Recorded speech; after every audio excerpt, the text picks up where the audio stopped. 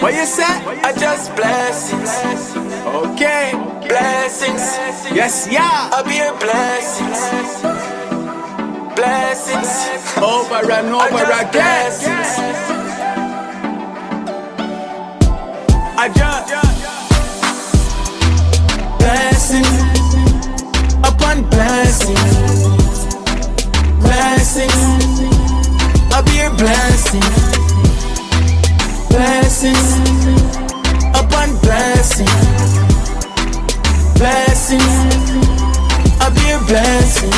Even when I'm stressing, I'll be your blessings. I'm taking every lesson as a blessing to increase my abaya. Me a blessing, I'll be your blessings. Every breath is a blessing. Blessing upon blessing. Blessings, I'll be your blessing. Blessings upon blessings. Blessings, I'll be your blessing. From I have mouth for talk, that's a blessing. I'm a foot for walk, another blessing. Me in the outline with chalk, add up the blessings. And my heart no dark, cause of the blessings. Cause me know who bless me, and who not left me. When me wrong, me know who correct me. Through the valley of the shadow of death, yeah, take me. And then him bless me. Blessings upon blessings. Blessings, I'll be your blessing. Blessings upon blessings. Blessings, I'll be your blessing. Genesis 12 and 2. And I will make of thee a great nation, and I will bless thee and make thy name great, and thou shalt be a blessing. Blessing upon blessing. Blessings, I'll be your blessing. Blessings upon blessings. Blessings, I'll be your blessing.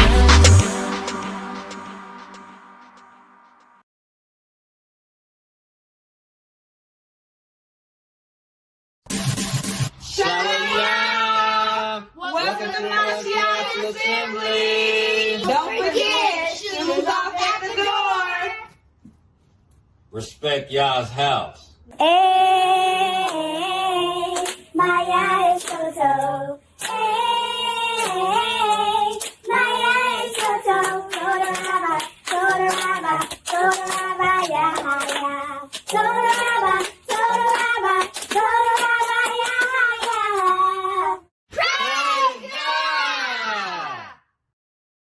yeah.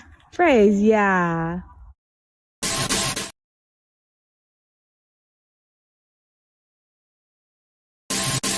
We sing praises to your name. Oh yeah. We sing praises to your name. Oh yeah.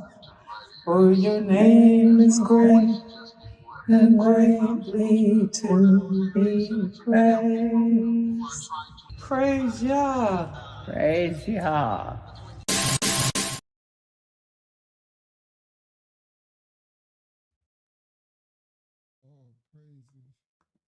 All praises, all praises. Hold on, let me check my mic level. All right, mic level, mic check. 1, 2, 1, 2. Go here, then go to here. Turn this up, up, there, up. Nope, it's not getting loud enough. Okay, so I know what to do. Stop, take it to there, then take it to here, then close it. Open it back up, then turn it up. Nope, it still ain't work. Okay, so why didn't that work? Go to mixes, mix effect, back to there. 1, 2, there it go. That worked. All right. That worked. Oh, I can hear the fan really loud. Well, let me turn that down. Give me 1 second. Close that. Right. Come back to y'all. Right. I can make it a little. Where am I at? It's too big. Way too big. There I go. All right. Peace and blessings, everybody. It's going down. It's going down. Yeah, yeah, yeah. Tonight's lesson going down. All right. Let's get started. Hold on. Let me turn this fan down. Fucking hold on. I squeeze my clothes. Turn these headphones off.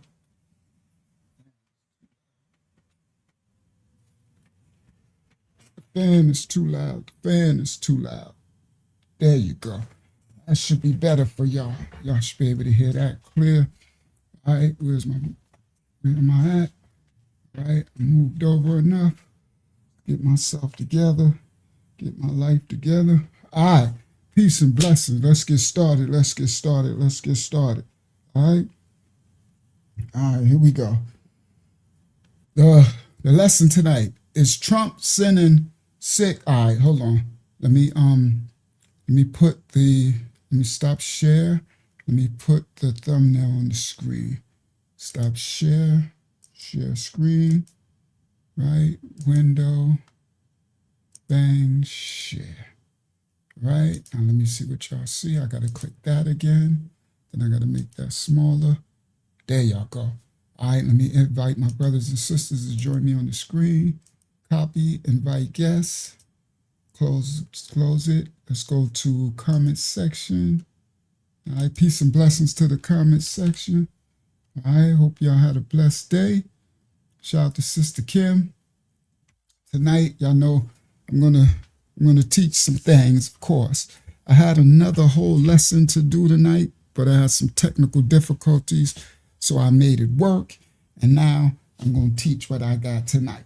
Let the Most High's will be done. We should learn some things. Shout out to 2001 Cindy in the building. Shout out to everybody coming in the building.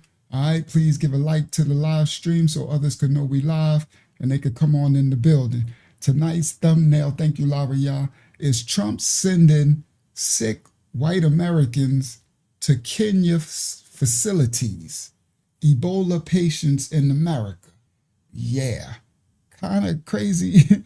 Kind of a crazy topic, all right? But it's really like the news today, in today's world, the news is crazy work, right? We live in this crazy times, crazy prophetic times, right?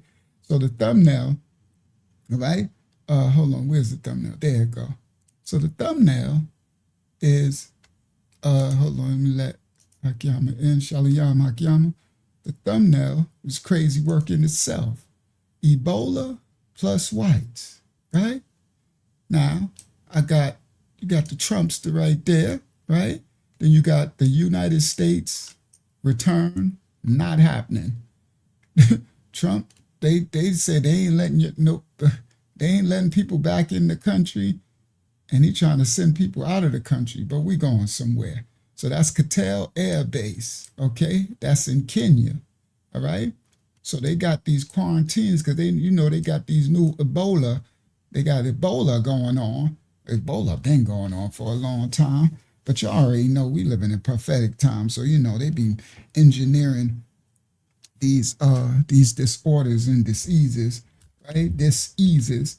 And so you got the plane, right? Flying in, right? Then you got the centers, you got the quarantine stuff. All right. Look like a movie to me. When I finished it, I said, this look like a Netflix movie. The world is a stage. The world is a movie today. It's going down. All right. So now let's get started. All right. So hold on, let me put my cushion back in my chair. I'm kind of low. 1 second. Get the cushion back in, right? Because I've been sitting here for a while. That should make me a little bit taller. Sorry, guys. All right, there we go. Oh, I got my wallet in my back pocket, too. That's hurting my butt. All right, there we go. All right, let's get started. Get the stage all set. Let's go. Now, shout out to Sophie sowing seeds in the building. I've got some things. We're going to learn some things tonight, too. All right, hopefully y'all had a blessed weekend. Shabbat Shalom to everybody. The seventh day. Remember the seventh day, keep it forever. That's the fourth commandment of the 10 commandments. The Most High keep it forever, ever, forever, ever. 6 days he ayadad, he worked. The seventh day, the Most High Rabba Yah, he rested. You know, the Most High don't tire or slumber. So that's symbolic for us to what we are to keep. You understand? We are to work, and seventh day, we are to reflect. We are to rest and reflect on the areas where we transgress and areas that we can get back in lineness and oneness with the Most High. All right? Peace and blessings, everybody. All right, let's go. All right, so here we go. Now we're getting started. Shalom Tamiyah, Shalom Hayazak. Hakyama. Let's get started. So, how I'm going to start this off? We're going to, because I got video clips of the night. All right? I got something. We're going to get a little laugh in. Y'all go and get your snacks. Go and get ready because y'all know how we do. We teach the word. We teach modern day events. We keep you updated on what's happening in the world. And we keep a little laughter in your soul. You heard? Keep a little smile on your face. Some of us might have had a rough day. You know what I mean? You might not even had a good laugh or smile today. Oh, well, we're going to get a nice little laugh today as well. All right? But everybody, something is happening in this world today, right? We're living in prophetic times and manufactured events. They got so many different things. I created we created the product for your help you with your finances. That's going to come out a little later on part 2 section of the live stream tonight, because what they're doing, they're manufacturing and they're doing things with AI and with money and with currency and going digital systems. And we need to know what's happening so that we can adapt and adjust. The Bible says, woe to those who don't prepare. So we need to be able to prepare for the things that they're doing and what's coming. All right. So I created a product for all of you guys. Like I said, that you don't have to learn how to the whole crypto digital currency system, but you will have to set up your infrastructure. You understand? You will have to have digital wallets, all right, and be able to store your currencies and be able to use and utilize the markets, because the stock exchange just went digital as well, all right? So we created a product. I'm going to show you it a little later when we get to some of the stuff they're doing and about finances. When we get to that in the lesson, I'm going to show you some images of the product we created. The Most High said, always prepare his children for all times and troubles. You heard, woe to those who don't prepare. So it's a beautiful product, and it will be so simplified for you guys to be able to supplement or replace your income, because the AI is coming for your jobs, all right? It's coming for your jobs, all right? So all of these things that they're setting up, right? So they're going to be setting up events, you know, setting up disorders, viruses, outbreaks, events, world wars, you know, these prophecies, you understand? So we, the Most High's children, we have to prepare, and he always prepares his children. All right, so you guys will see some of the product later, and then you'll see I'll be explaining it to you guys and everything, and it is a way for you to make yourselves some income and even replace the income for your jobs, because a lot of us are losing jobs. A lot of people are losing their income. They're pricing us out, right? They're raising the prices of everything, the price of living, the price of food and everything, and they're keeping our wages the same, and now AI is coming to take all our jobs. All right, so they're trying to usher us into a universal basic income system, but the Most High always going to prepare his children. So you guys will see it tonight. So for those who joined the investment group on the Patreon, stay right there. You in the right spot. You in the sweet spot. All right. So you got first dibs. Y'all already in, and then I'm gonna introduce y'all to it tonight, and then in the coming things as well. Thank you, Hakyama, for posting the Patreon. Y'all can sign up over there for free. Then on the coming things. So for those who already in the investment space and signed up, then you're going to be the first ones to be able to utilize your tool. I'm going to show you it later. And it's your own tool on your phone and on your computer that you can log in, and you'll be able to generate your income. You'll be able to learn how to work your tool. You understand? And AI is implemented into the tool. You understand? You use the devices. You heard? The Bible says, be wise as a serpent and harmless as the doves. We got to use these devices. You understand? They'll leave us behind. All right? But the Most High never leaves his children. He keeps his children abreast. So this is for all of you. You got it? We've been working on it for a while. We've been working on it basically for 2 years. But we had two different, we got another one, but this one is tailored for the Most High's children. So we got one that's for the masses, for the world. Y'all see the commercials everywhere and the advertisement, but we got a separate one for the Most High's children of every nation, kindred, tongue, and people, for those who find it, for the Most High allow you to find our channel, all right? You have your own separate instrument that you will be able to generate your income. And if you want, you could, the more that you work the product, the system, and the more that you can make. All right, praise the Most High. All right, let's get started. I'll show you that a little later when we get to the financial section, because they're doing some things. Y'all gonna be like, whoa, bro, this is crazy. All right, but right now, something is happening in the world. You heard? Some stopped. It ain't new. They doing some new strains of viruses. Okay. A headline hit the news that sounds crazy, unreal, like, like nuts. All right. And the headline is, will the president of America send Americans exposed to Ebola abroad to a new facility in Africa? Now, the title says, is Trump sending white people, white folks? All right, let me just explain the reason why the title says, come on, Delira, are we going somewhere? Let me explain why the title says, is Trump sending the white folks? You know what? The white folks. Because they really don't care about the blackity blacks. I'm just 110. I'm raw and cut with no chaser. Love us. We love each other. Nobody like the Igors. Nobody like Igors. We don't like white Igors. We don't like black Igors. We don't like Hispanic Igors. We don't like Asian Igors. Nobody like Igors. But the blackity blacks, what you call blacks, really nobody even like us, even if we ain't Igors, even if we good black folk. All right.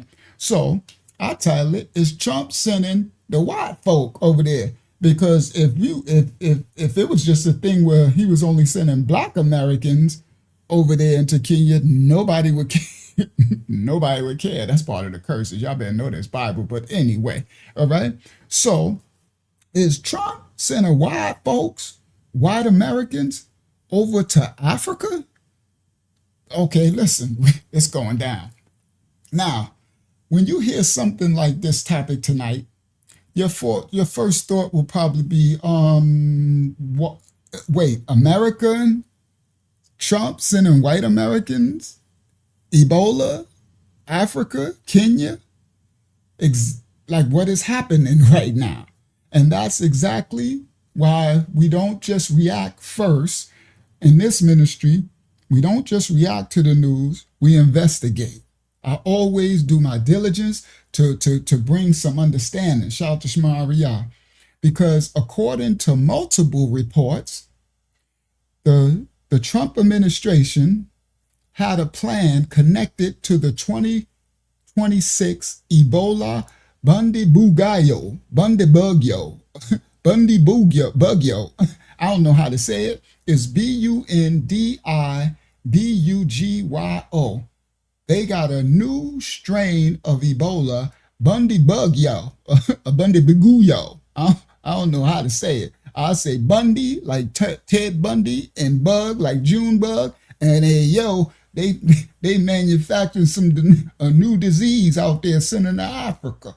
You understand? Yeah, a new strain. The Bundibugyo. It's the boogeyman. That's all it is. All right? So they got a 2026 new Ebola strain outbreak in Central and East Africa. Now, the idea of the Trump administration was this, because everybody like to always be like Trump. Y'all gotta understand in the administrations, in the government, the president is not the one that's doing everything. He got actual handlers. They actually got administration, and they got higher people. They even got the serpent seed at the top of their top. Somebody done told y'all wrong. Y'all better understand. But anyway, because, people got such a limited scope, they so involved in politics, the left fools and the right fools. You're both fools if you believe anything them fools say. You understand? But, they plan to divide and conquer, right? So this thing is just bigger than just one man in an office, okay? It's administrations, and then it's hierarchies, and then it's the deep state, the serpent seed, the puppet masters above it all. You understand? So anyway, let's continue. They done made a new Ted Bundy Junebug version of the Ebola, and it's an outbreak in Central and East Africa. Now, the idea of the administration, the Trump administration, was if Americans were exposed to Ebola while abroad, all right, especially anywhere near the outbreak zones, that they would automatically be flown back to the United States. All right, so this was the idea, right? That's how it usually is done. If Americans are somewhere in another country and the virus breaks out, they're immediately flown back to the United States and taken to the hospital, quarantine, and try to get help, right? But this is what happened now. Now they're saying instead, they now are going to send them to a quarantine facility in Kenya. Now this part is crazy work. So the administration, the Americans said, if Americans catch the Ebola in Africa somewhere, instead of them Americans, white Americans too, black Americans, I don't care who you is, you're American, you get caught with the Ebola, you get caught with the bugaboo, the bugaboo outbreak of Ebola, they ain't flying you back to America. They flying you instead to a facility in Kenya. Now they playing some real games with the African countries, bro. Boy, they always been doing it, but this is crazy work. All right. So they not gonna fly you back to America. They flying you to Kenya. Now, I got mixed emotions about that. Okay. First of all, I don't want no Ebola coming back to America, but I'm gonna try to stay out of it for the most part. We got video clips that's gonna show. And then I guess I'll give my opinion, but I don't know. Definitely got mixed opinions about this, all right?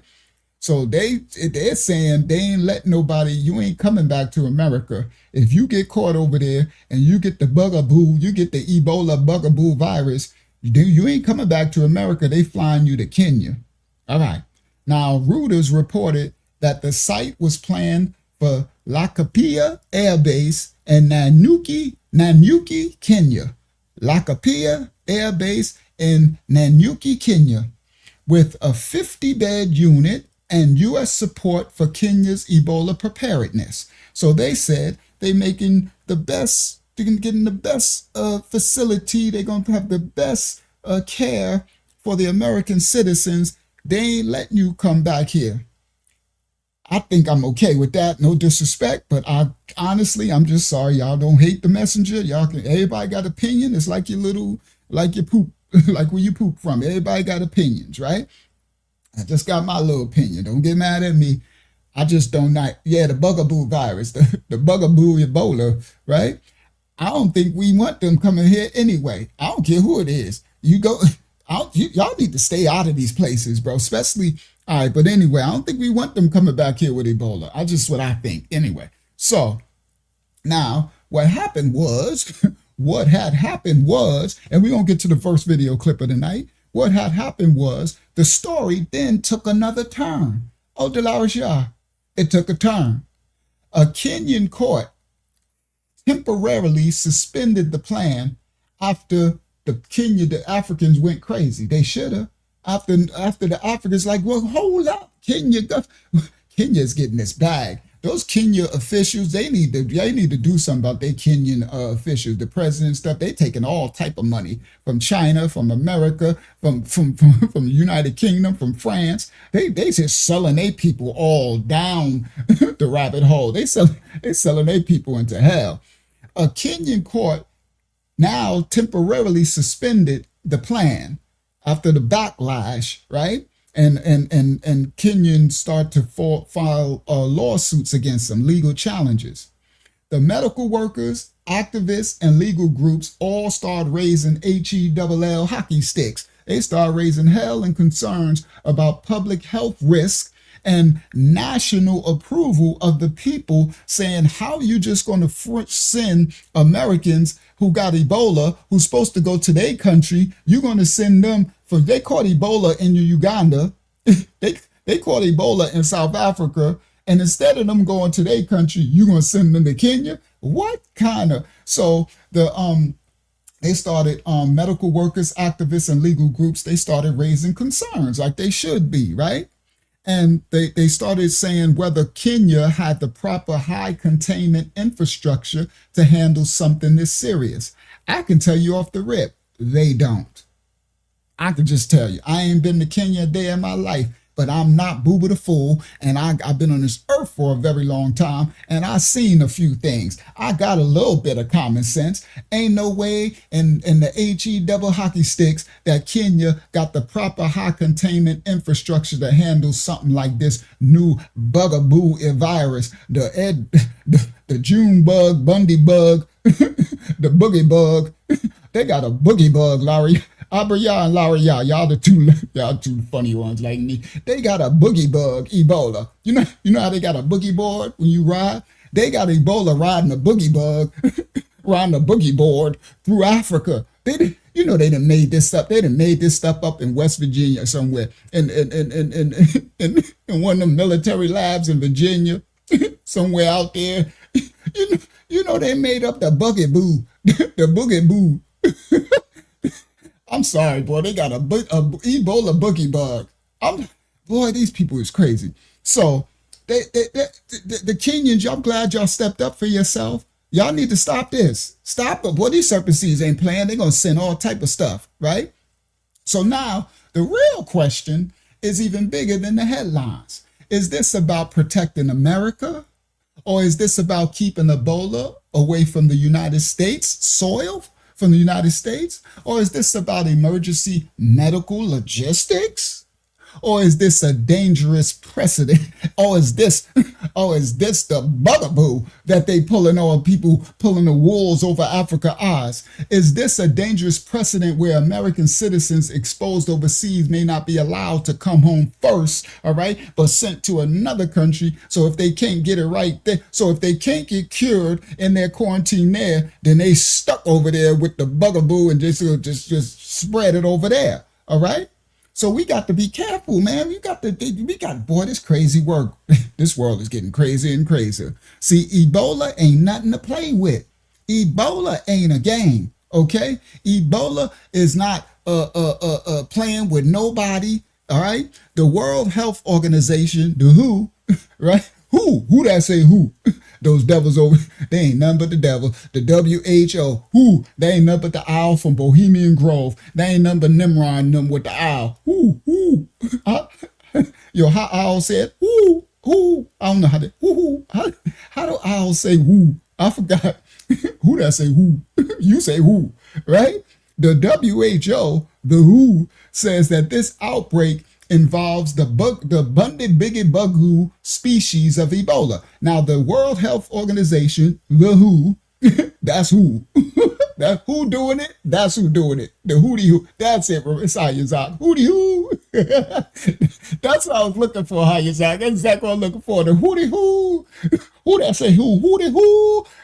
Them serpents out there, they the ones who making this stuff. Them in the CDC. I'm sorry, not don't hate the messenger. I'm just hypothetically, allegedly, we're just making jokey jokes. I'm a comedian. I used to be at the Improv in Orlando. I was doing my thing. All right, so I gotta start saying that so that I can do content and they can leave me alone, because comedians get a little grace, right? I can make jokey jokes. I'm an actual comedian. I was killing the improv stage. All right, let's go. Standing ovations and all that. I was killing the game. All right. So the who, right? Those are the ones that be making this stuff up. So the WHO says that this outbreak is called the Bundibugyo species of Ebola. Bundibugyo. That's what it is. Bundibugyo. It's the Bundibugyo. Oh my goodness, I am so stupid. This, all right, see, this ain't funny because it's the Ebola outbreak. Let me just we getting serious in a second. Let me be a comedian for a hot second. All right, let me just enjoy myself for a second, right? And we're gonna get into the first video clip of the night in a minute, right? Then it gets dope, right? But it's the Bundibugyo. That's the name of the virus. They be making up stuff, the Bundibugyo. We making a Bundibug. All right, so the WHO say who that say who. See, Tommy, y'all, you just foolish as I am. Who that say who when I say that? Who say who? Who? The WHO says this outbreak involves the Bundibugyo species of Ebola, and the CDC says there are no FDA-approved vaccines or therapeutics specifically for the Ebola Bundibugyo at this time. So they literally said, they said they ain't got no vaccine, they ain't got no therapeutics, ain't nothing FDA approved for this Bundibugyo, right? And so they sending the Americans who catch the Bundibug over to Kenya. What kind of, that's like, how you just gonna send it to somebody else's house? That's some gangster stuff. If I ain't never heard no dark gangster stuff, that's gangster stuff. All right, because we don't need no Bundibug over here, right? Because the little what's his name, Bill Snakes, and the little Fauci, what's his name, Mother Teresa, little gnome looking son. These little half devils. They will make up some vaccine, like they did with the other thing. Nah, we good. We don't need no Bundibugs. We got enough bugs over here. We got June bugs. We got roaches. We got all type of bugs. The last thing we need is a Bundibug. We get Ted Bundy. We already locked him up. We don't need no Bundibug. Y'all keep that right over there.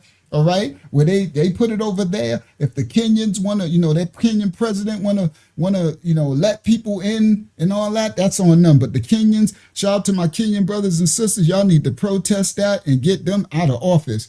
All right, so the FDA and the CDC says that this Bundibugyo strand has no FDA-approved vaccines or therapeutics specifically for this one at this time, though supportive care can improve outcomes. So they say supportive care and concern can improve the outcomes, but we're shipping them to Kenya. That's crazy work. But the fear spreads faster than the facts. Proverbs 18:13 says, he that answereth a matter before he heareth the matter, it is folly and shame unto him. So what do? Dolores Yah? What do? House of the Most High Yah Ministries? What we do? We try to get the facts, the understanding, and the receipts. He that answereth a matter before he heareth, meaning before he diligently seek it out, is a folly and a shame unto him. So tonight, we're not just answering this. We're not just bringing out this news before we hear the matter. We're not panicking before we read what's really happening. We're not spreading fear before we separate what's confirmed from what's still developing on this world stage. Because in moments like this, information moves lightning fast. Every time you turn around, they got a new story. But the truth moves very carefully. The truth moves step by step, diligently. You heard? Walking it on out. You heard? So tonight we ain't reacting. We not assuming. We gonna break it on down to the very lowest compound. All right? Now let's start to break it on down. So everybody, I start to think, all right, I got to find out what's really happening, because you gotta sift through the mess. Come on, Hayazak, sift through the papers and find out, because they just be making up stuff. So what is being reported right now is the Trump administration reportedly planned to send Americans that got exposed to Ebola abroad to a quarantine facility in Kenya instead of them bringing directly back to the United States, which they always did. Now they getting rerouted. No, you ain't coming back here. You going to Kenya. Now, what are the verified facts? Well, what we can actually confirm right now at 9:57 p.m. Eastern Standard Time, May 29th, 2026, what we can actually confirm right now is the outbreak is called the Ebola Bundibugyo, and it's confirmed in the DRC, in the Congo, and in Uganda. So they didn't release the Bundibugyo Ebola strand in the Republic of Congo. They keep that, boy. They be messing with these countries, boy. And Uganda. And the World Health Organization, the WHO, they declared it a public health emergency of international concern on May 17th, 2026, but said it did not meet the criteria for a pandemic emergency. All right. So they say we're going to keep it right there in Africa, and it don't meet the criteria for a pandemic emergency yet. The CDC issued travel notices for the DRC, the Congo, and Uganda, telling everybody, don't go to the Congo, don't go to Uganda, and you probably don't want to go to Kenya because they about to let all the people sick go to Kenya, which is crazy work. And the CDC, Center for Disease Control's May 19th health alert said no suspected, probable, or confirmed outbreak-related Ebola cases have been reported in the United States as of May 18th. So the CDC says as of May 18th, we have no confirmed outbreak, probable, or suspected cases in the United States. And I guess the president and them want to keep it that way. So they said any American, blacker than black, whiter than white. Yeah, even if you white and you get caught with it, they send your butt to Africa. Now, I don't know if, well, let me not. I was going to say something, but white people, shout out to my righteous white brothers and sisters, but white people, y'all nosy as crap. Y'all be everywhere anyway. I was about to say, I don't know what y'all be doing over there in Africa. I don't know why y'all would want to go over there. Then I had to think about it. White people, y'all be everywhere. I mean, y'all know y'all do. Shout out to the righteous white brothers and sisters. You know, we keep it real. I talk about the black of the blacks. I talk about the white of the whites. I talk about everybody. But y'all know the nosiest people on the planet Earth is white people. You go anywhere, they over there like, what is it? What is the sea here? They be like this looking at the map.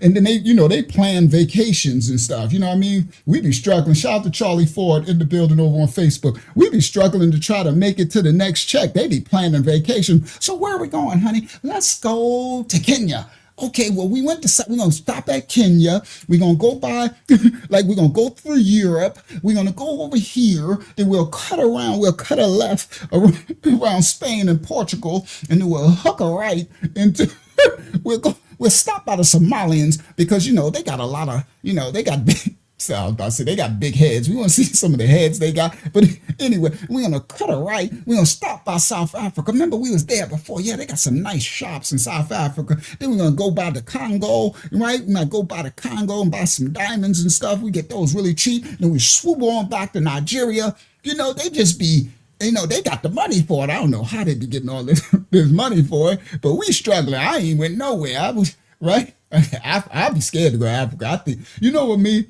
I'm sorry. I'm going to get to the study. I'm a little scared. I was always kind of scared to go to Africa because I think they might not let me back. I swear. Y'all might think I'm stupid, but I swear I'm telling y'all all true facts. Come on, Charlie Ford. I used to always, because, back in the days, I'm from the 70s, 80s, New York City, Hempstead, Strong Island, Jamaica, Queens, Brooklyn. I'm from New York City. You heard? And we grew up in the 70s and 80s. We grew up like Africa, the motherland. We from Africa. We want to go to Africa. That was the dream. Go to Africa, the motherland. Go see the motherland. But I used to be kind of scared. Like when I got my money up, I was selling drugs. I went to jail for all the crime I committed back in the 80s and the 90s and stuff, right? But I had got my money up. I was balling in my sin and transgression. And I had the money. I could go to Africa. I could go to Africa in first class and live it up. I got scared when it was time to push that Africa button, I was like, hold up. I remember I looked at my sugar booger, my baby mom. I'm like, she's like, we going to Africa? I'm like, yeah, girl, we're going to Africa. We're going to go for like 2 weeks. We're going to see the safari. I'm thinking I'm going to do the safari. Yo, Sister Kim, when it got time to push that button, to grab the tickets and the travel agent, I was like, hold on. My black, but I'm from the projects. I'm like, I'm kind of scared to go to the next hood. I got the strap. I used to have to strap up. I used to have to strap up guns to go to the next hood. How I'm going to Africa? They might not let me back.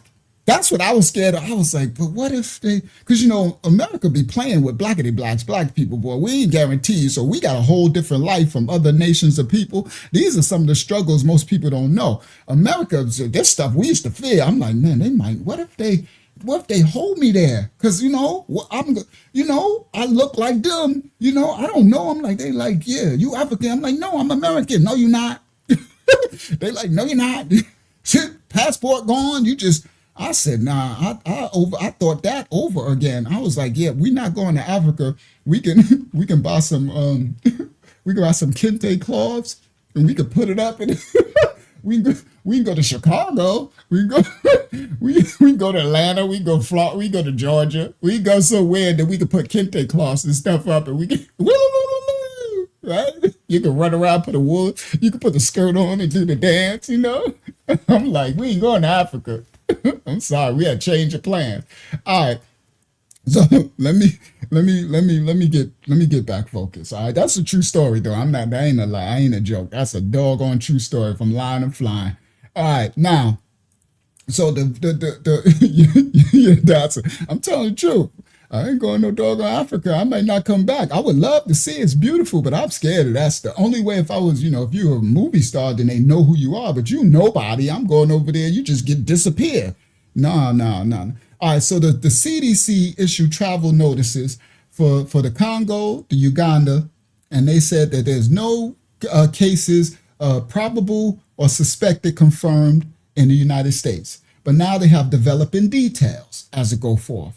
So things are still unfolding. So Kenya had a plan, like the Kenyan government, they was going to let the American government set up their facility and send their Americans with Ebola over there. But it got temporarily suspended by the Kenyan court. All right.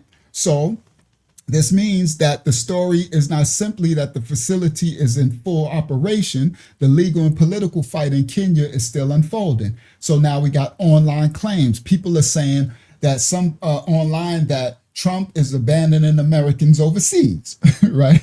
Right? It's crazy work. That's why I'm like, let me do this story, right? Because this story's nuts, right? So, you know, you got the people online like Trump is abandoning American citizens overseas. How dare him? Others may frame it as Trump is protecting the country from Ebola. So you got two sides. You got one side, you know, you got your glass half full, glass half empty or something, however you say that thing, what they call it, optimistic and pessimistic. Some are saying Trump is abandoning Americans, right? Get Ebola and he ain't sending it. They sending them somewhere in Africa. Others are saying Trump is protecting America from the Ebola, all right? So the careful framing is officials planned an overseas quarantine pathway for exposed Americans, but the plan is now being legally challenged in Kenya. Now, what holds up versus what doesn't? What holds up in the truth is the U.S. planned a Kenya-based quarantine for Ebola exposed Americans. Reuters reported a 50-bed facility at Laikipia Air Base and U.S. funding for Kenya's preparedness. Now, Americans are already being broadly, what's crazy is, you know, when people just grab news, they just make all type of TikToks and stuff. So the news out there is that Americans are already being broadly shipped to Kenya, right? Not pointing out that it didn't happen yet because the Kenya court suspended it for now, right? While it's go to court. All right. So what does this mean going forward? That's what's important, right? Because I look at stuff and I try to see what they really mean, what's behind it, the bigger context, what it really means. This story and this title that we about to show the first video raises major questions about public health, citizenship, medical evacuation, international sovereignty, outbreak responses, and trust in the government during the health emergency. You know what it says to me? They got a new strain. I'm going to tell you what I think, and now I'm going to get to the first video clip of the night. What I think, they got a new strain of this Ebola, and they releasing it in Africa as they always do, and it's so bad that they ain't trying to even have no traces of it coming back here. So they're going to, anybody who gets sick, they're going to send them there. Now, they got this thing coming up in a couple of weeks. And it's the, what do you call it? The World FIFA Cup, the soccer world thing, right? Everybody, anybody who go to that FIFA World Cup thing, you are boo-boo the fool.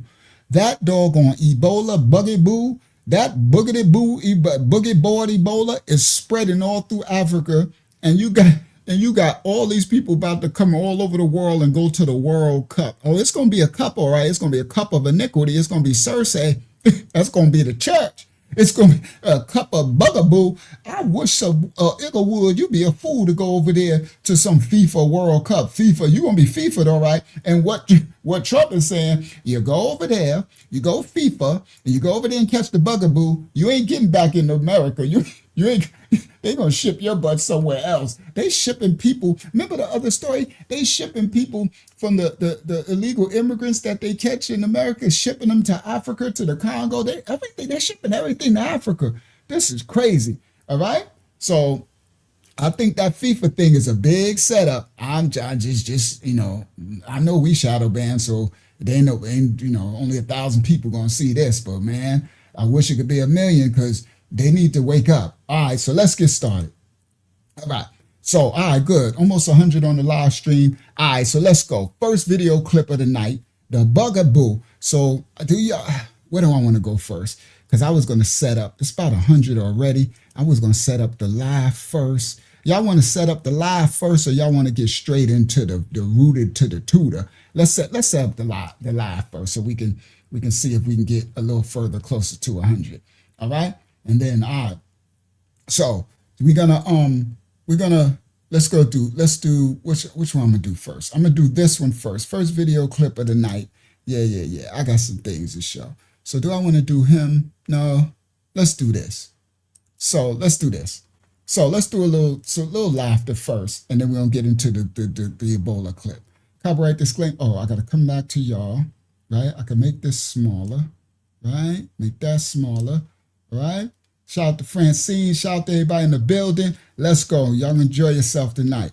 All right, here we go. Stop share, and we're going to learn something. Y'all know I got some teaching to do a little later. Y'all already know how we get down.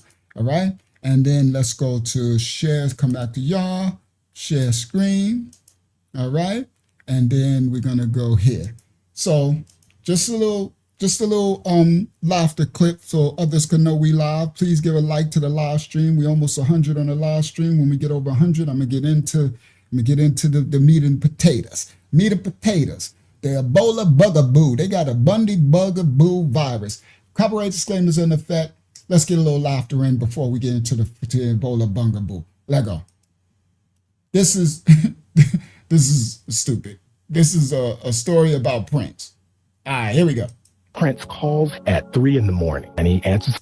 Now, this is David Alan Grier. He's from, what do you call that show with Damon Wayans and them? I forgot what it was called, right? That's the Funny Show. That's where Jim Carrey come from. That's where they all come from, the Funny Show. David, look at him. He looking good with his little white beard. He looking like a Hebrew should, all right? Aging well. I like to see people aging well. All right. So he's telling the story at 3 about Prince. All right. Here we go. In living color. Thank you, Yalene. In living color. All right. Here we go. Prince calls at 3 in the morning and he answers the phone. He says, "What's up?" And he says, "That mother voice is coming from the mother wall. You better come to my room." So he goes to Prince's room. Okay. He knocks on the door. Prince opens it up. 3 in the morning. David Alan Grier says Prince sounded paranoid at first. So David Alan Grier is telling a story about Prince. He said Prince called and said there's somebody talking in the walls, right? And these, Michael and Prince, they kind of got a little weirdo-ville, so people think they tripping out, right? Prince calls at 3 in the morning and he answers the phone. He says, "What's up?" And he says, "That mother voice is coming from the mother wall. You better come to my room." So he goes to Prince's room. He knocks on the door. Prince opens it up. 3 in the morning. David Alan Grier says Prince sounded paranoid at first until security found what was really going on inside that room. He has white satin pajamas, white satin full perm, makeup, and white satin high heel boots. And he says, "Dude, what's going on?" "I told you, man, this mother voice is coming from the mother walls." And so he comes in the room and he says, "Okay, Prince, what is going on?" The mother listen, and they hear a female voice. So he calls the hotel security. They call the police. They do a complete sweep. Now, first of all, Prince got on white satin pajamas, a white satin do-rag with white satin boots and the boy, I swear these entertainers is nuts. But anyway, let's continue. The hotel security, they call the police, they do a complete sweep. They find this woman, so he calls the hotel, coming from the mother balls, and high heel boots. And he says, dude, what's going on? I told you, man, this mother voice is coming from the mother balls. And so he comes in the room and he says, okay, Prince, what is going on? He said, mother, listen. And they hear a female voice. So he calls the hotel security, they call the police, they do a complete sweep. They find this woman who is in the crawl space behind Prince's bed with a flashlight and a Bible, and she's reading Bible verse to try and convert Prince. As they were dragging this woman screaming, Prince is sitting at the table with his legs crossed, and he says, I told you, motherfucking mother voice is coming from the mother balls, but y'all motherfucking Just saying, in your life. All right. So this crazy Christian, y'all know these Christians could be crazy. I'm sorry. That whole, yeah, they can. This crazy Christian in the wall, in a crawl space, trying to convert Prince, right? Right? So anyway, all right, here we go. Copyright disclaimers. Now, this is the funny clip right here. This one, I had to do this one. This clip made me laugh. All right, here we go. Watch this one, guys. And then after this laugh, then we're going to get straight to the bugaboo Ebola virus in Africa. Let's go. I know, a wall evangelist. All right? Crazy work. All right, here we go. balls, but y'all motherfucking Just saying, in your life, Yeah. you're a successful black man that beat all the odds. You came from Section 8. You came from pulling All right. So this is a podcast. So the podcast host, she's talking about this brother's successful, right? So she's interviewing him. All right, here we go. voice is coming from the balls, but y'all motherfucking Just saying, in your life, Yeah. you're a successful black man that beat all the odds. You came from Section 8. You came from pulling mattresses out of the hallway. You came from special classes, not being able to read. Damn. Run me down there, huh? Take me through there. I thought we was done with them conversations. Trauma, like you went down, you stop and look at me dead in my soul while I'm saying it. Like, you hear me, don't you? You pulling the mattress out. Like, you remember, like, you didn't have to say that one. You could have just. Yo, first of all, he said, damn. She started talking about you just, hold on, let me put it back again. I listen. Listen, you like, Jay, you ain't have to go there. Just saying, in your life, Yeah. you're a successful black man that beat all the odds. You came from Section 8. You came from pulling mattresses out of the hallway. You came from special classes, not being able to read. Damn. Run me down there, huh? Take me through there. I thought we was done with them conversations. Trauma, like you went down, you stop and look at me dead in my soul while I'm saying it. Like, you hear me, don't you? You pulling the mattress out. Like, you remember, like, you didn't have to say that one. You could have. You could have said, you just could have said you overcame some things. Yo, but that damn just hit from his soul. He said, you looked me in my eyes right to my soul. He said you could have just said you overcame some things. Oh my goodness, this dude, he said, all right, so hold on, let me go. Trauma, like you went down. Run me down there, huh? He said, you brought me down there, huh? All right, I'm going to just let it play. Let me let it play. Let me put it back again. I'm going to just let it play. All right, because I don't want to interrupt it. All right. In your life, Yeah. you're a your life. Just balls, but y'all motherfucking Just saying, in your life, Yeah. you're a successful black man that beat all the odds. You came from Section 8. You came from pulling mattresses out of the hallway.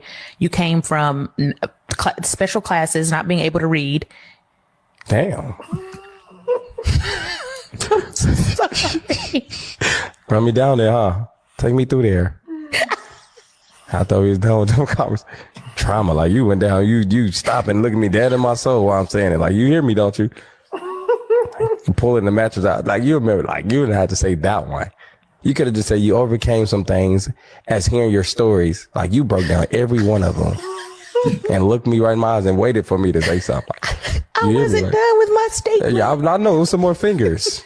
I had to stop you. I'm gonna say some shit I remember. And He said, I know I had to stop you. You had some more fingers. You about to say something I don't even remember. He like you about to remember some trauma I didn't forgot and put in the past. You know how you put stuff away? He like you pulling up old stuff. You had more fingers to go. I had to stop you. All right, let's continue. You could have just said you overcame some things as hearing your stories. Like you broke down every one of them and looked me right in my eyes and waited for me to say something. I wasn't done with my statement. Yeah, I know it was some more fingers. I had to stop you. I'm gonna say some shit I remember. And you're still here and you healthy. Yeah. Thank you, God. That's good. And you done being wet. You done had everything. You've been bald headed. You had long hair. Jesus. You've been chubby. You've been skinny. My God. What? You're right. What? Keep going. I was doing my list too. I received that. Yeah. Go ahead. Well, what I'm trying to say is you've been beautiful through every stage. Oh, Marco. And that's the most important thing. Still single. I ain't got no man. And I wish I could hit you. Yeah. You done every version of yourself. Every version. You are the problem. Because these dudes are like big dudes, little girls, bald head women. Like you done been every version. Rich, you didn't have money, lost it, got it back. Shopped at H&M, Gucci, Bloomingdale's. Yeah.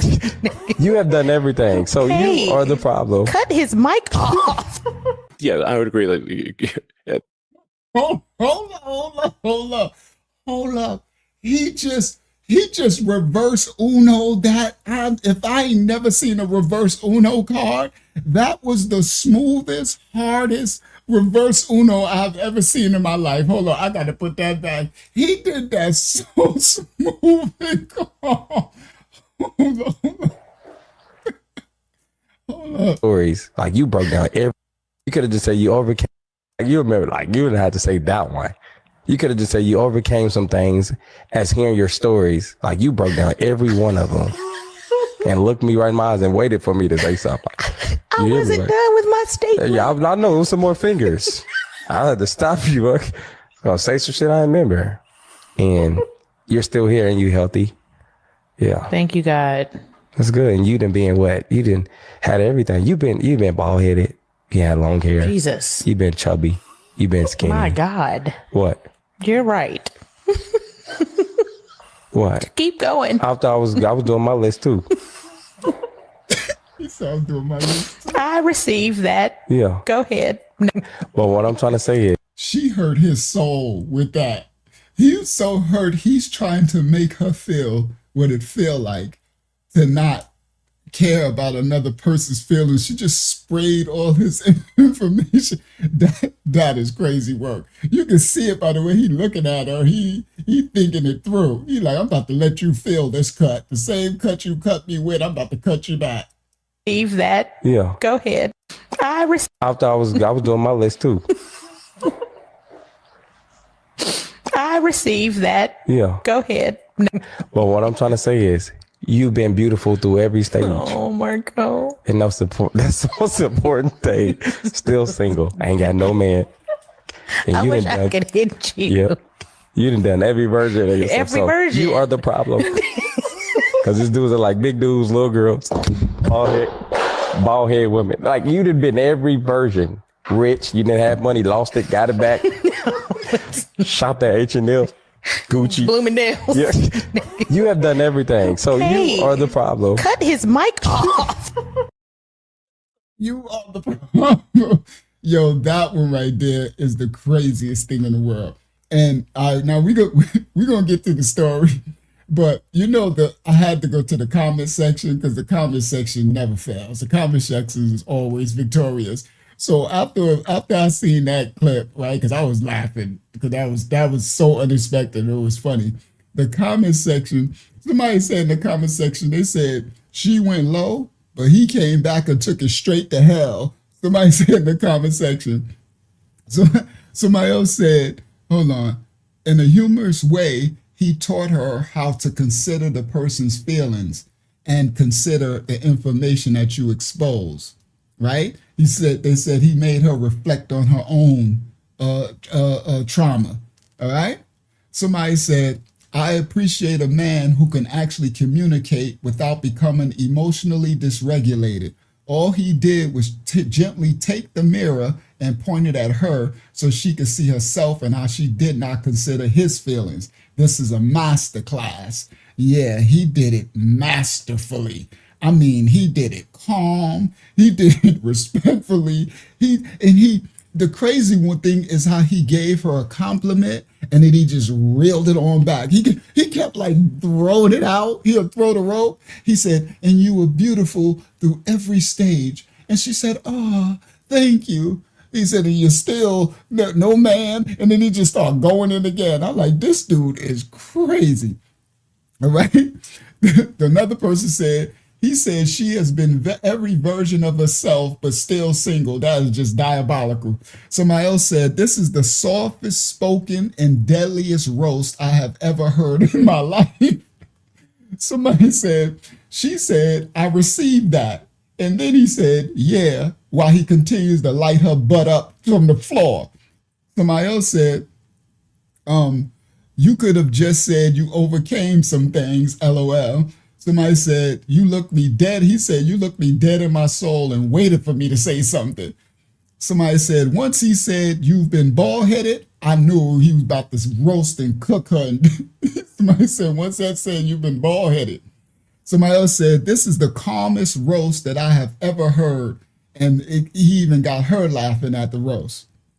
So somebody else said, he said, you've been beautiful through every stage, but still single. He said, how are you encouraging and discouraging someone at the same exact time? That's masterful. The other person said, he roasted her so eloquently. Another one said, he said, you're going to open up my wounds? Well, we're going to have to open up some of your wounds too. We're going to bleed together today. That's a good comment. I said, we about to bleed together today. All right. Somebody else said she shot bullets, but he came back with missiles. Facts. All right. So I just wanted to get a little laugh in. All right. Somebody else said, the girl said, it was the you've done every version of you that took me out. All right. Somebody else said that get back was priceless. He did it like a silent assassin. Yeah, he did. Somebody said, this is pure comedy gold. She said, cut off his mic. Someone else said, when she threw the phone at him, that's what had me on the floor. All right. And somebody else said, if backhanded compliments was a person. All right, let's get started. Hopefully y'all enjoyed that little laugh because that was funny as all outdoors. All right, now, video clip of the night. Ebola, okay? America, Ebola. Is Trump sending sick white Americans to Kenyan facilities? Ebola patients in America. Copyright disclaimers on effect. We don't own rights to the video. We're reacting to the video. Here we go. The Ebola Bundibugyo Ebola virus is sent. They sending Americans that are sick to Kenya. Let's go. Did you read this yet? Have you seen this? Are you in total shock? I'm in complete, I don't even know what to say about this. Trump will send Americans exposed to Ebola while abroad to a new facility in Kenya. What? U.S. citizens exposed to Ebola will not be coming home, apparently. The New York Times, citing 3 people with knowledge of the plans, reports the Trump administration is sending them to Kenya for observation and treatment. It is a break from normal practice. Citizens are usually repatriated, especially when their home country can offer a higher standard of medical care. And by the way, we're equipped to do it. Back in 2014, Dr. Craig Spencer contracted Ebola while treating patients in Guinea. He was in intensive care in Bellevue Hospital right here in New York City for 19 days. Other Americans were evacuated. Well, sister, that wasn't the buggy-boo. This is a whole new strand. Somebody done told y'all wrong. Y'all better understand how these systems, these serpents be moving in this world. Shout out to Ryan Anthony.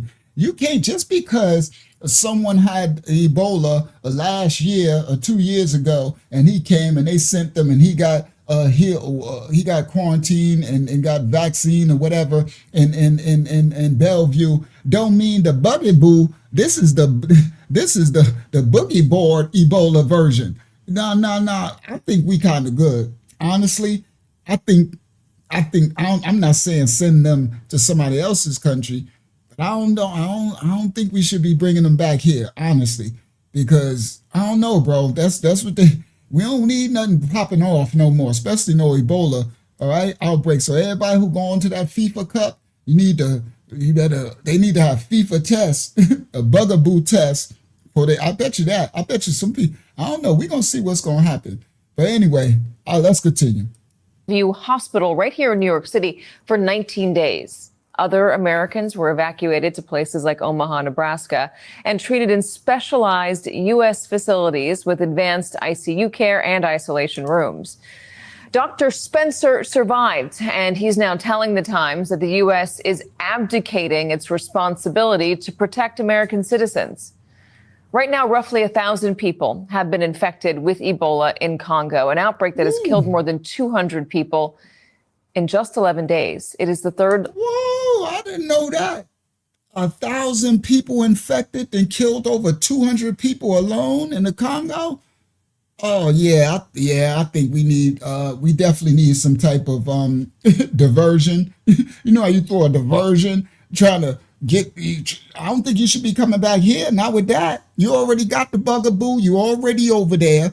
Get yourself together over there. Get yourself all cleaned up and stuff. It's shiffy and shine. Get your shoes shine. Get yourself all spiffy. Come on back, and you could come on back with a clean bill of health and come on back. I would say stop going. Don't go nowhere then. I think we're going to get to a point, especially, boy. So if it's 1,000 people and over 200 unalived already, and that World Cup thing, oh, that's going to be nasty. They might be having, boy, I'm just saying, they might have some plan with that. That don't look too smart.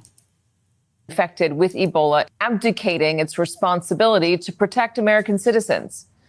Right now, roughly 1,000 people have been infected with Ebola in Congo, an outbreak that has killed more than 200 people in just 11 days. It is the third largest outbreak right now so far on record. The Trump administration has sent one American doctor with symptoms to Germany and monitored 6 other Americans in Germany and the Czech Republic. The original plan was to monitor high-risk Americans in Kenya while transferring anyone who developed symptoms to Europe for treatment. But now dozens of U.S. public health... I like what they doing. They trying to send them to Europe. So, sorry, but I'm kind of digging what they doing. They like, listen, y'all get yourself sick over there and wherever you going, right? You get the Ebola, the buggy boo. You gonna get the boo boo. You gonna take the boo boo. We'll send you to Europe. We'll send you to Africa. We'll send you to Boogistan, right? But you're not coming back here. That's some crazy work. Hello to you, Ghetto Roach. Yeah. Ham de Bonilla. Well, hello to you, your ham and cheese sandwich. we got a ham and cheese troll over here. So hello, ghetto people. Hello to you and your mama. Hello, Buggy Boo. Ham de Boogie. So you welcome to the house, right? You came to the right one. All right. Welcome to the Roast Fest. All right. Sorry, not sorry. You can take your little bugaboo self right on there too. Right. Trump, we got a ham and cheese sandwich over here. Send him on over there too. We got a baduga. All right. But anyway, let's continue.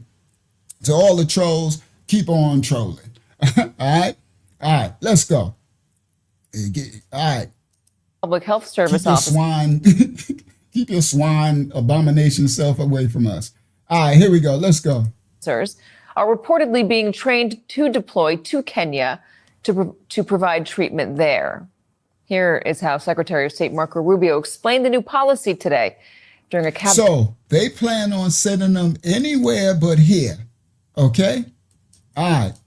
They can send them to Ham de Bonilla's house. Send them to this little this little devil's house. Little troll over there. Little Epstein troll.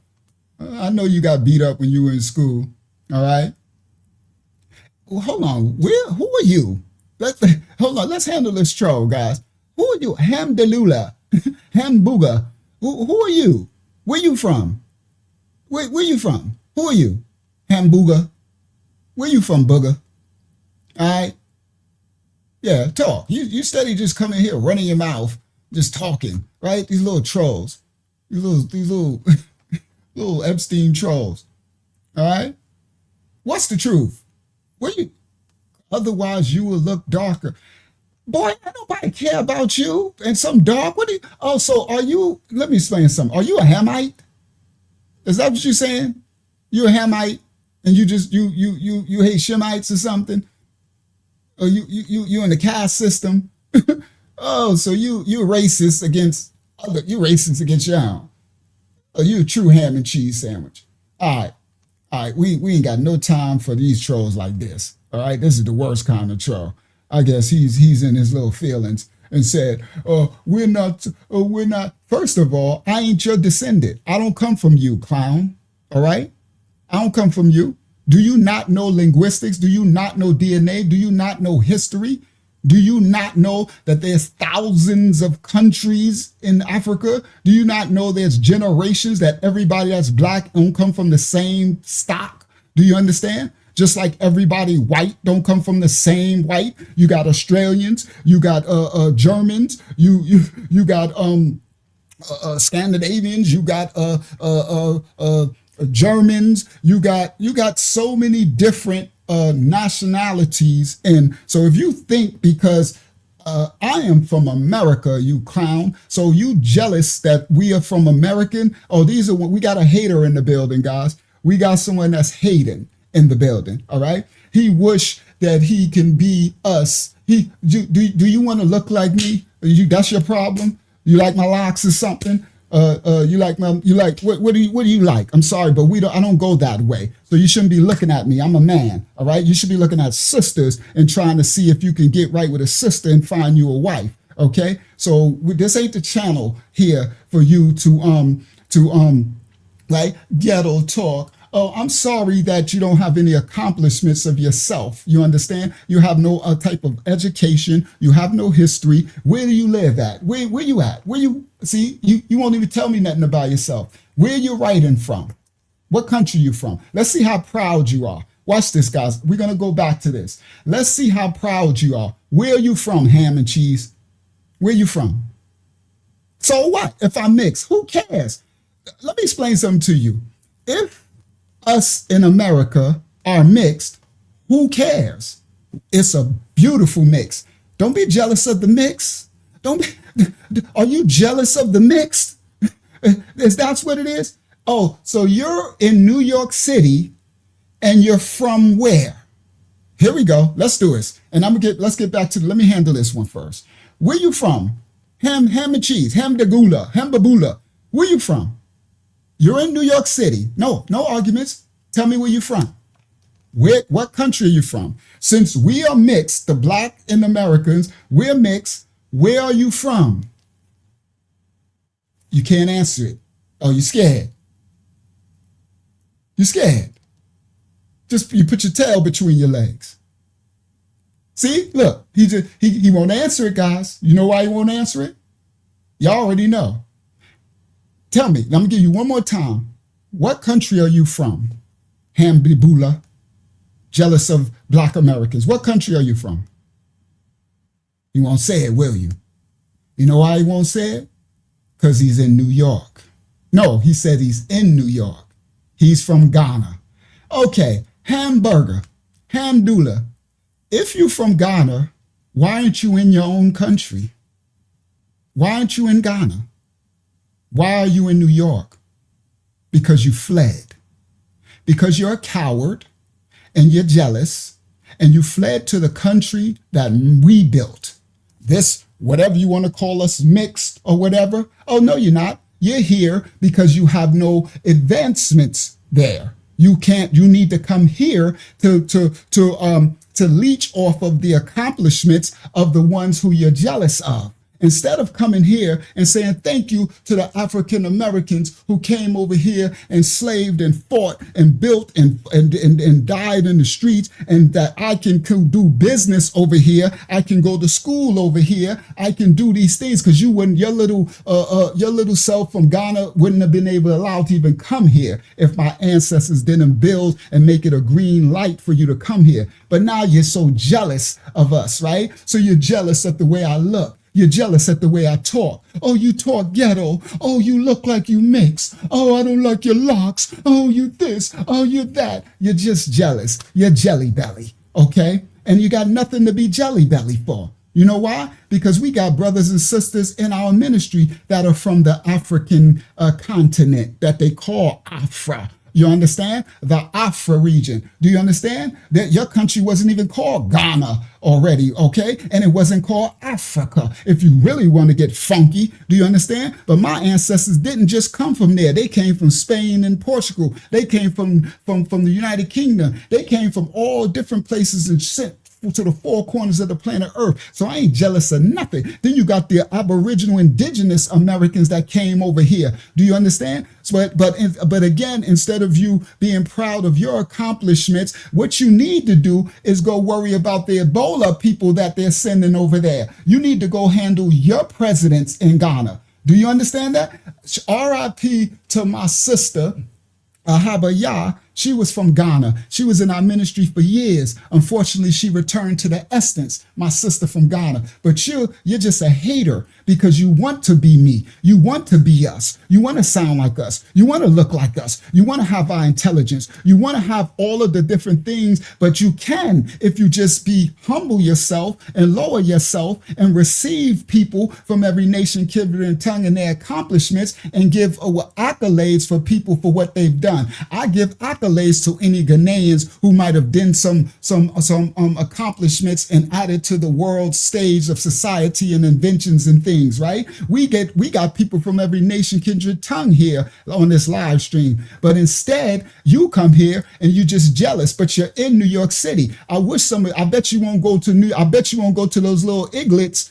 I bet you won't go to those African American iglets out there and tell them how you feel. Right? No, you run around, your little jelly belly, you're a little scared coward. These are cowardice. You're a yellow belly. Okay? I don't care how black you think you are. You're really yellow. You're a chicken. You're a coward. And you need to man up. Okay? Man up and stop being so jealous of other men. It's very effeminate. Do you understand? Any man that's jealous and looking at other men instead of you building yourself up, lowering yourself, trying to get yourself mentally, physically, and spiritually into a place where you can add value to the world stage and system. Do you understand? This ministry, we've been pouring out to people from all over the world for years and years. And here you come in here and you all you do is hating. All right?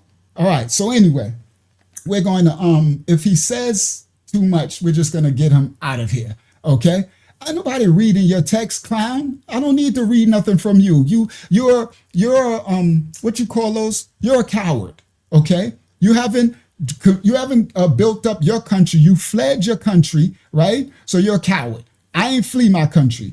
I'm right here where I was born and adding to and helping people from all around the world. But you come here and hate on people. It's like me imagine I went to Ghana, right? And I'm in Ghana trying to come up, and then I'm hating on the Ghana people, Ghanaian people. Yeah, clown, troll. All right, so let's get back. All right, and we're gonna kick him out, because if he keeps talking all this noisy stuff, we're gonna kick him out. All right, but anyway, I wanted to do that. I entertained the troll. Sorry, guys. I did that for a reason, because I want to we need to share light as well, because you have so many people, right, who hate others from all over the world, and it's because they are they're very emasculated if they are men, and they're very weak. You know what I mean? Men are called to stand. We're called to be providers and builders. Right? We're called to build people up, build one another up. The people who come and just try to hate, all right? He has a sad little life, and he's a sad little individual, and it's actually very pathetic. Okay? Very pathetic. All right. And so for the younger brothers and sisters from all over the world, from any nation of people, never ascribe to be this and never even entertain these people. I'm just doing it because this thing exists and he needs to be called out. All right. All right. So let's get back to the story. All right. So now they are shipping, they're saying they're going to ship people who catch this new Ebola virus. Okay. Already 1,000 people got it, they said in. While transferring anyone who Germany and the Czech Republic have been infected with Ebola in Congo, and indicating its responsibility to protect American citizens. Right now, roughly 1,000 people have been infected with Ebola in Congo, an outbreak that has killed more than 200 people in just 11 days. It is the third largest outbreak right now so far on record. The Trump administration has sent one American doctor with symptoms to Germany and monitored 6 other Americans in Germany and the Czech Republic. The original plan was to monitor high-risk Americans in Kenya while transferring anyone who developed symptoms to Europe for treatment. But now dozens of U.S. Public Health Service officers are reportedly being trained to deploy to Kenya to provide treatment there. Here is how Secretary of State Marco Rubio explained the new policy today during a cabinet meeting at the White House. The number one priority of our foreign policy is to protect the American people. We cannot and will not allow any cases of Ebola to enter the United States. So we've surged assistance to make sure that is being contained there. And obviously, multiple agencies involved here are also very involved in tracking people just to make sure that nobody comes into this country that has Ebola and creates a problem for us. These are American citizens. And again, we have treated them here at home before and done so successfully. MS Now senior medical analyst and critical care physician with the U.S. Air Force Reserves, Dr. Vin Gupta, says Kenya, while better than Congo, is not the U.S. He says it lacks the same level of critical care infrastructure and warned Ebola can turn rapidly and unpredictably. Quote, from a moral standpoint, he told us, we are leaving Americans behind with substandard care. We owe them better. This comes, by the way, as the U.S. has already arguably made it easier for Ebola to spread, cutting U.S. aid and the very systems designed to stop outbreaks before they get out of control, like laboratories, medical supply distribution, and disease surveillance in places like Eastern Congo. Things that could have stopped or at least mitigated this outbreak, which experts worry was spreading undetected for weeks. Now, there's something nasty that is about to happen here in Kenya, Africa, right? So you will know that there is a certain outbreak of a disease called Ebola. This Ebola disease, they say that it originated on the Congo. Hey, we about to get this dude out of here. Oh, that's another one? Okay, what? So what we getting? Some African haters in here? Listen, shout out to the brother on the screen. He seems like a cool African brother. Shout out to my righteous African brothers and sisters across the whole continent or whatever. But for you African haters, I'm sorry that you think that us African Americans, well, we're not African Americans, that Jesse Jackson made that crap up. So-called Black Americans, okay, so-called. If you think that we don't descend from you, do you not understand? For those of you who not even in your country, in our country, there were Africans that sold a group of people into slavery, that helped round them up for Europeans, all right? So shout out to the righteous so-called Africans, right? But yeah, this thumbnail's triggered them, okay? Here they come, right? With they little, all right, see, you know what I'm doing, guys? I'm trying my best not to really roast, because if I did that, then I could be offending some of our righteous African brothers and sisters. You see what I mean? So that's why I kind of, if you see me, I'm kind of slow reacting, because I could just light them up. You understand? But it's like it would offend some of, you get it? And this is devices of devils. You understand? These devils, they come in and they're hating, right? So this person excuse me, Paula, if you live in America or Africa, your ancestors were colonized and we are still oppressed. Paula, my ancestors were enslaved. Okay, let me explain the difference. You can call y'all was colonized or whatever, right? Y'all still colonized, right? Y'all over there, and China's over there, France is over there, United Kingdom's over there. Some of y'all speak French, some of y'all speak, right? That's your countries. It's colonized. My ancestors was enslaved. Okay, it's a huge difference. All right, and all right, so what are you saying? What you're doing is you're trying to teach a Africa to America thing. Like, we are grown folks in this building. Okay, we don't need no bridging to say we were colonized and none of that. All right. No. You understand? There is actual historical records and travel and enslavement documents and records of generations of people and where they were. There's books from the 13, 14, 1200. They got historical records to understand the migrations and the slaveries and because there was a bunch of different slaveries. All right. So thank you so much, Latanya. So we good with your info. All right. If you're not the type, for you, Paula, if you're not the type that can't respect our culture, that been over here for almost 500 and something years, generations, that built my blood in this land, in this sand, do you understand?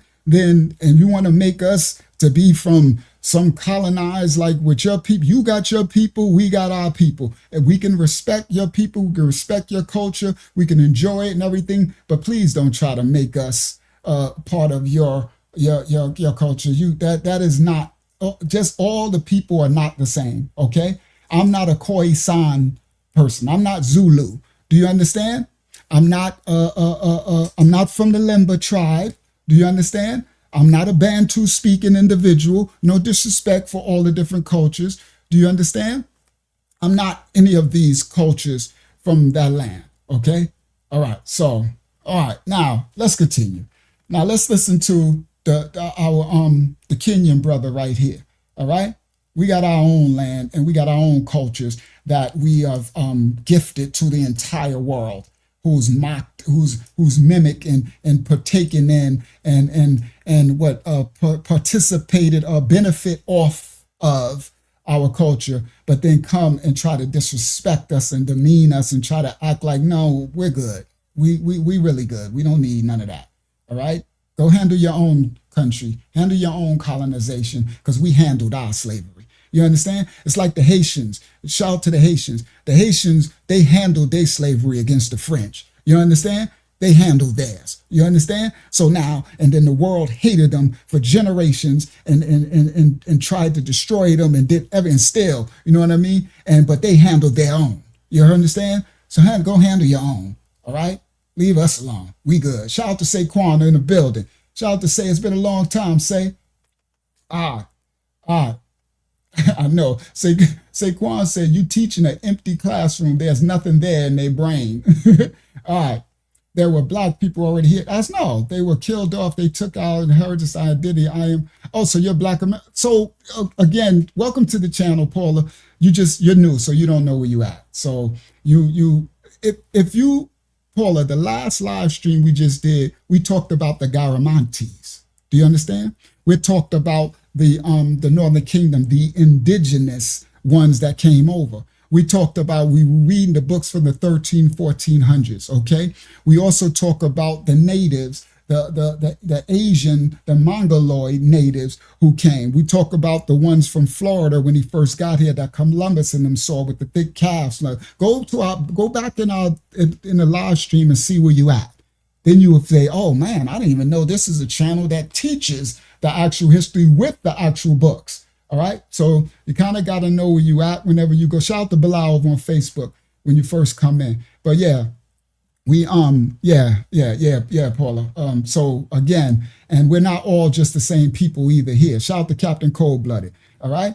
Now, we're not all just the same because we have different iterations of people that came. all right, over to the, it wasn't Americas, Amaraka in the Bible, in the book of Esdras, they called it Avarat, all right? You got some called Turtle Island and all that type of stuff. So anyway, let's go. Let's get back. Let's get to Trump sending white Americans to Kenya. Watch this, because it's about to get crazy in a second. Hold on, let me stay focused. I gotta stay focused. I can't, I'm gonna ignore any trolls. So moderators, y'all handle the trolls if they come in, because I need to stay on go. We going somewhere. Designed to stop this comes, by the way, as the U.S. Welcome to the channel, Sister Paula. Welcome to the channel. And when you click the live tab and you see the titles, you're gonna be like, whoa, I hit a jackpot. Yeah, and we open the ancient texts and books and everything. Facts. Substandard care. We owe them better. Critical care infrastructure so successfully. MS Now senior medical analyst and critical care physician with the U.S. Air Force Reserves, Dr. Vin Gupta, says Kenya, while better than Congo, is not the U.S. He says it lacks the same level of critical care infrastructure and warned Ebola can turn rapidly and unpredictably. Quote, from a moral standpoint, he told us, we are leaving Americans behind with substandard care. We owe them better. This comes, by the way, as the U.S. has already arguably made it easier for Ebola to spread, cutting U.S. aid. These idiots in this office, these little politicians on both sides, they'll open up the gates for let these fools come back over here with some new strand of Ebola and get everybody under court and sick and everything. And it's like, bro, please miss us. All right? Miss us. And the very systems, things that could have stopped or at least mitigated this outbreak, which experts worry was spreading undetected for weeks. Now, there's something nasty that is about to happen here in Kenya, Africa, right? So you will know that there is a certain outbreak of a disease called Ebola. This Ebola disease, they say that it originated on the Congo forest, right? Some people say that it also originated in West Africa, countries such as Guinea and Guinea-Bissau, right? That really does not matter right now. So this Ebola is contracted from dead animals. If someone touches a dead animal that is having this specific virus, they get affected by Ebola. And right now in DRC, there is Ebola infections. Some parts of Uganda have also shown cases of these Ebola infections, right? And another thing is that this Ebola is not just confined to African countries only. It is also found in the United States of America, right? And if you look at it, right now the president of America, Mr. Donald J. Trump, is proposing, right? He's proposing that he wants to bring those Ebola patients in America to come and get quarantined here in Kenya, right? Kenya is still not having that disease, but he wants them to come here in Kenya and get quarantined. Many Africans are not happy about this. Kenyans were now. What some of the Africans, a lot of them probably do know, but what some of them might not know, like they think that it happened in Uganda, it happened in New Guinea, it happened in a lab. We see, this is where the so-called Black Americans and the so-called even white Americans, the Americans who were born and bred here, those of us who got a reality check, a dose of the realness, we understand that they manufactured all of these viruses and disorders. We going all the way back to AIDS and AIDS. Boy, they be cooking the way same way they released crack into our neighborhoods in the 80s. Do you understand? In New York, I mean in America, all right? The same way that they release heroin into the ghettos, that hamburger, ham and cheese hater who came here was hating on Black Americans. The same way they released all of these things into the ghettos is the same way they released these diseases. They made and manufactured these, right? These are allegedly military diseases they make in the labs, and then they send it off. Bill Snakes and they funding all this crap, but they've been doing it way back when Bill Snakes was a little snake.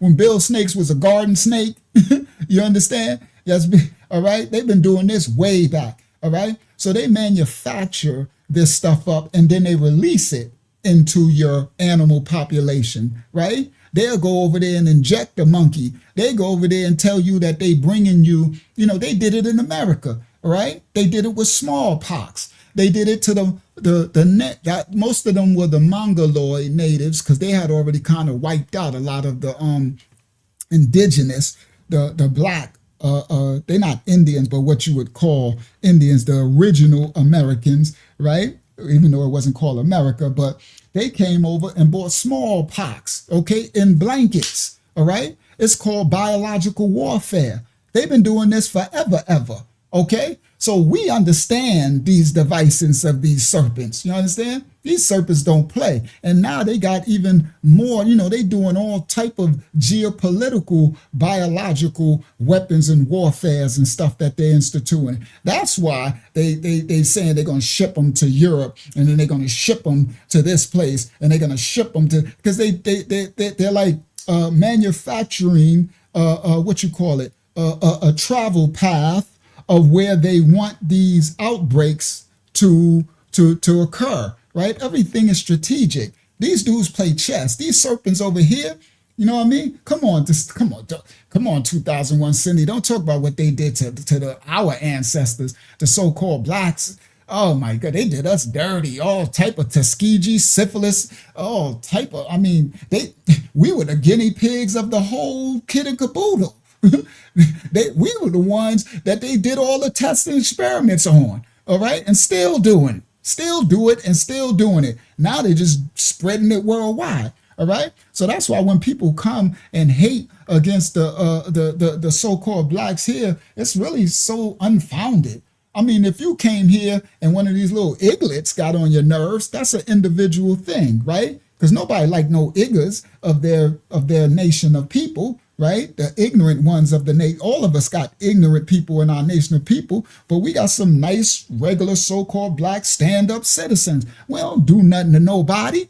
You understand? We don't really do nothing. We just congratulate. You understand? Basically. All right? But anyway, so when you come and hate on that, that's some real jelly belly coward stuff. You understand? It's really unfounded. And so, honestly, just to be honest, it hurts. That's something that they know that, so they try to instill that hurt. Yeah, it hurt. It hurt. It hurt me. And I know it hurt others. That's why the chat got a little quiet for a second.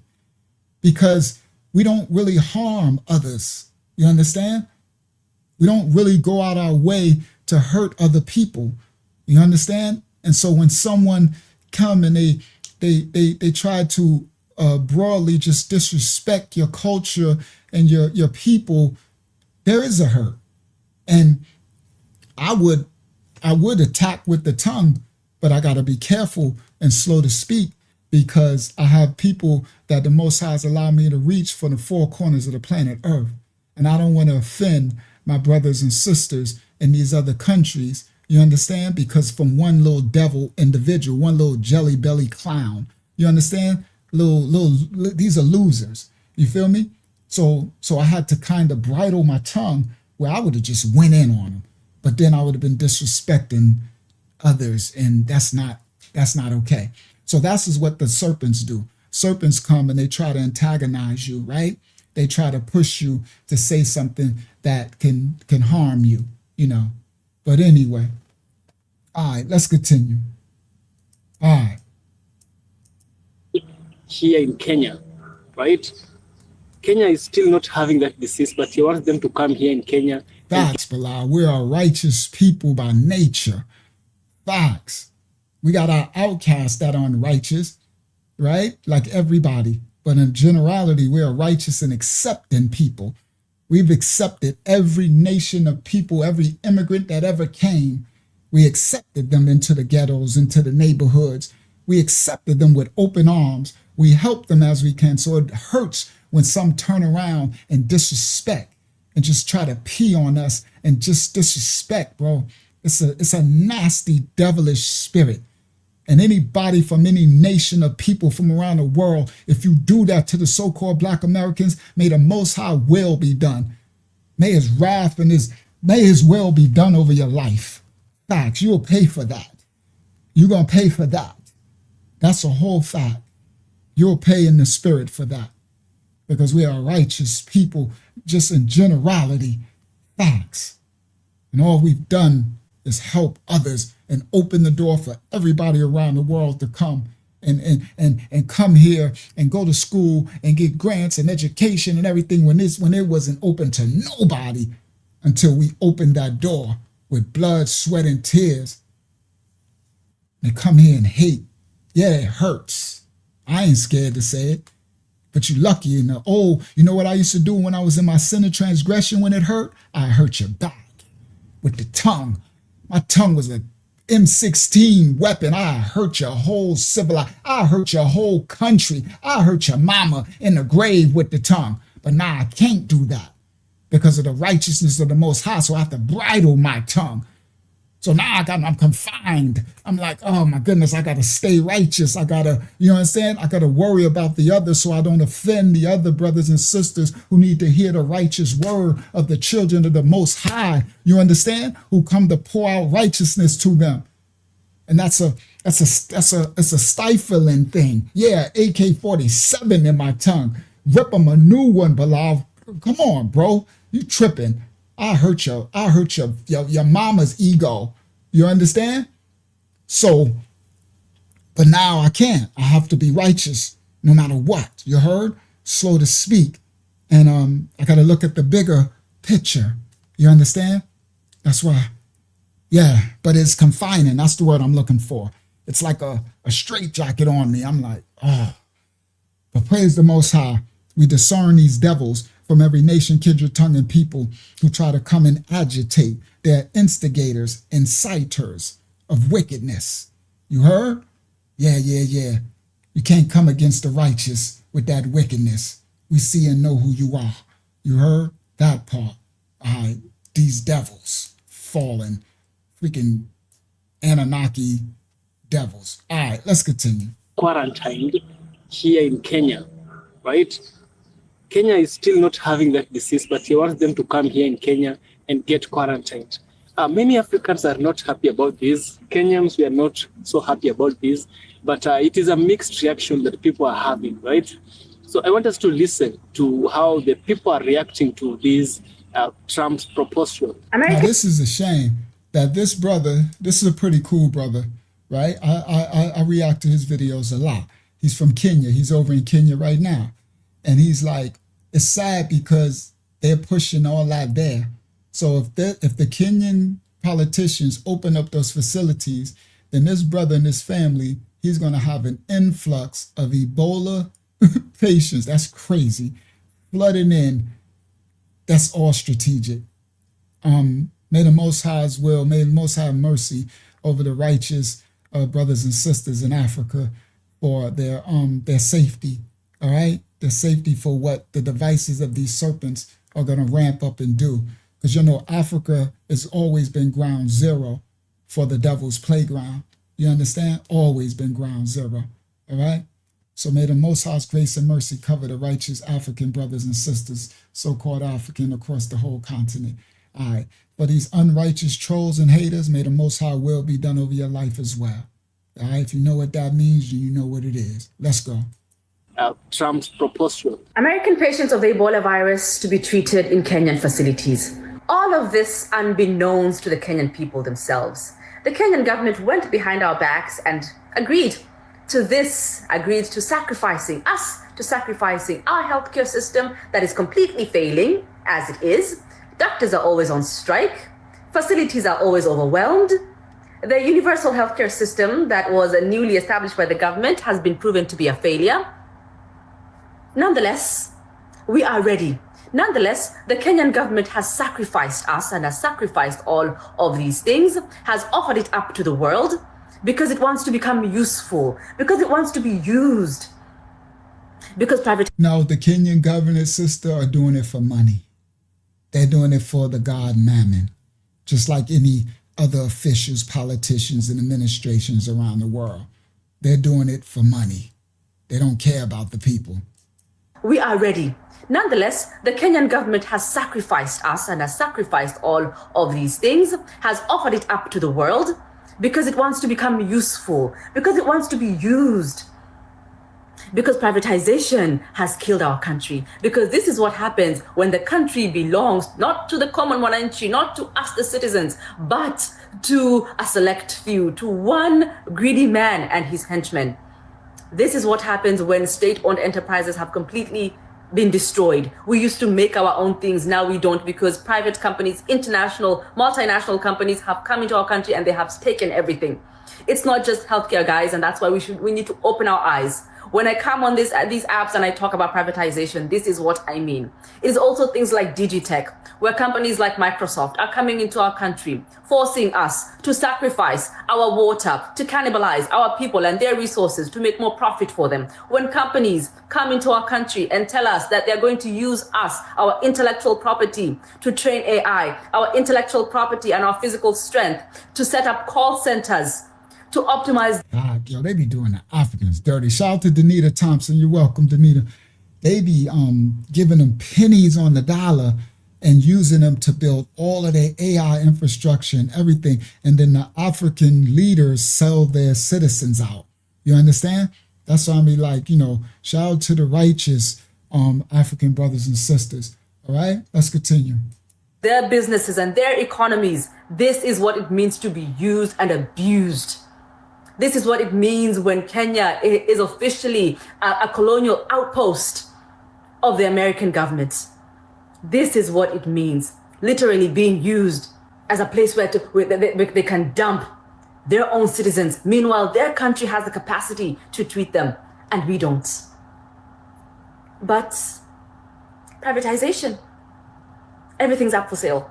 When we go to the polls in 2027, guys, we need to choose a person who believes in dignity for our people. We need to choose a person who believes that Kenya can stand on her own 2 feet. Well, well, well. Now, this video is going to be a long one, dear. We're going to talk about 2 subjects here. Yes, the current regime that's at play today, the Ebola crisis, and, well, how the big backbone skirt Biff wants to send people back to Africa and import a few. The caucasity over fucking floweth with this dude. First, let's get into the Ebola crisis, boo, because this headline hit the airwaves today. The Pedo-in-Chief's regime to send Americans exposed to Ebola to a new facility in Kenya. I would be remiss if I did not drop a little bit of really transparent information on this. Normally, if we have Ebola here in the United States, we either quarantine them here or we send them to Europe. But the big backbone spud Biff that he be wants to send any Americans that get Ebola to Kenya. There's a new facility there. And I'm not saying you're not going to get good care. Of course you are, dear. Of course you are. But we have to acknowledge the fact that this Ebola outbreak today is spreading across the borders in Africa. It's made its way into Uganda, which borders Kenya. This is on the eastern side of Africa. It is spreading rapidly. This particular strand of Ebola does y'all not know her, so help me with this because I'm a little lost. What is she, right? So I think she's South African, right? But she looks like, I don't know, white, Portuguese maybe? I don't know. All right? So, all right. So anyway, so y'all have heard of her before. I never heard of her. My first time seeing her. But I think she's from South Africa. So y'all let me know, is she from South Africa? Because she's about to, she cuss a lot. I wish she stopped cussing. I wish people can get their, oh, she's from Louisiana? Okay, that's the accent. That makes sense. But they said I think she's South African. She's going to say it. So I think she's South African. So, but anyway, let's see. I think she's going to say it. So, all right. So I wish she stopped cussing, though. I wish people could make their point without cussing. But let's continue. the eastern side of Africa. It is spreading rapidly. This particular strand of Ebola does not respond to treatment. I don't want you to be scared that you're going to catch Ebola. I really doubt you are, dear. We're pretty good. She said Ebola. Shout out to the South, Louisiana. You hear the accent, Ebola. At keeping it out of here. It happens occasionally. We're pretty good at keeping it out. I don't want you to be scared that you're going to catch Ebola. I really doubt you are, dear. We're pretty good at keeping it out of here. It happens occasionally. And while this disease is devastating, far be it from Shout out me to to Drew Wiz. Now I kept this box. Now look at the dude who made the video. Look how many bugs are flying around him. So for a second, I'm gonna put it back. I did this on purpose because then I'm gonna cut this out and have her big on the screen. But he's so used to it. They all on his face, they all on his shirt, and if you look, they're flying. It's like 1,000 of them flying all around him, and he's just, because I guess he's used to it. Now he's by that water, right? But it's 1,000 bugs flying all around him, and he's just acting like that. At one time, he did like this because I guess they tried to go in his eyes and his ears. But that's crazy work. So I'll put that up there just so you can see. All right. So let's continue. we're pretty good at does not respond to. This is on the eastern side of Africa. It is spreading rapidly. This particular strand of Ebola does not respond to treatment. I don't want you to be scared that you're going to catch Ebola. I really doubt you are, dear. We're pretty good at keeping it out of here. It happens occasionally. And while this disease is devastating, far be it from me to tell the current regime how to do their job today, but how can you send Americans to Africa while simultaneously you've mustered up your caucasity to raise the U.S. refugee cap, but only for white South Africans and all of that? Firstly, baby, there's a white South African here. Well, there's actually 4, dear, that is affecting the pollution in our water, in our air, and our soil, too. Maybe we should send their fucking ass back to South Africa or Kenya today, because they're much like a disease and they're absolutely infecting the United States. But let's get into why the big back bone spur biff dude Okay, now I get it. I thought she said she was South African. She said there's like 4 South Africans here. She's probably talking about Elon and what's his name? The one who owned all our privacy, that devil, Peter Thiel and them, right? So she's talking about, all right, so anyway, so I thought she said she was South African. So all right, so she from Louisiana. I still don't know what she is. Right? I don't know what she is, but it is where she seemed pretty cool. All right. But anyway, let's go. wants to bring more white Afrikaner refugees here. You remember the first ones he brought, dear? Well, there was that one guy that got here and then immediately bone spurred bit back to South Africa or Kenya today, because they're much like a disease and they're absolutely infecting the United States. But let's get into why the big back bone spurred biff dude wants to bring more white Afrikaner refugees here. You remember the first ones he brought, dear?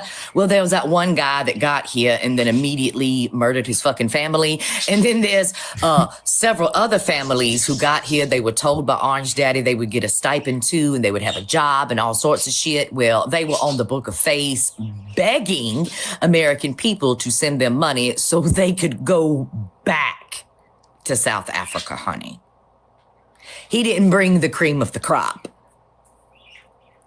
No, it was not the cream of the crop. See, I saw he finally wiped his face and his hat. I mean, those bugs are just all in his face and he just, wow. Dear, let's take back to the article.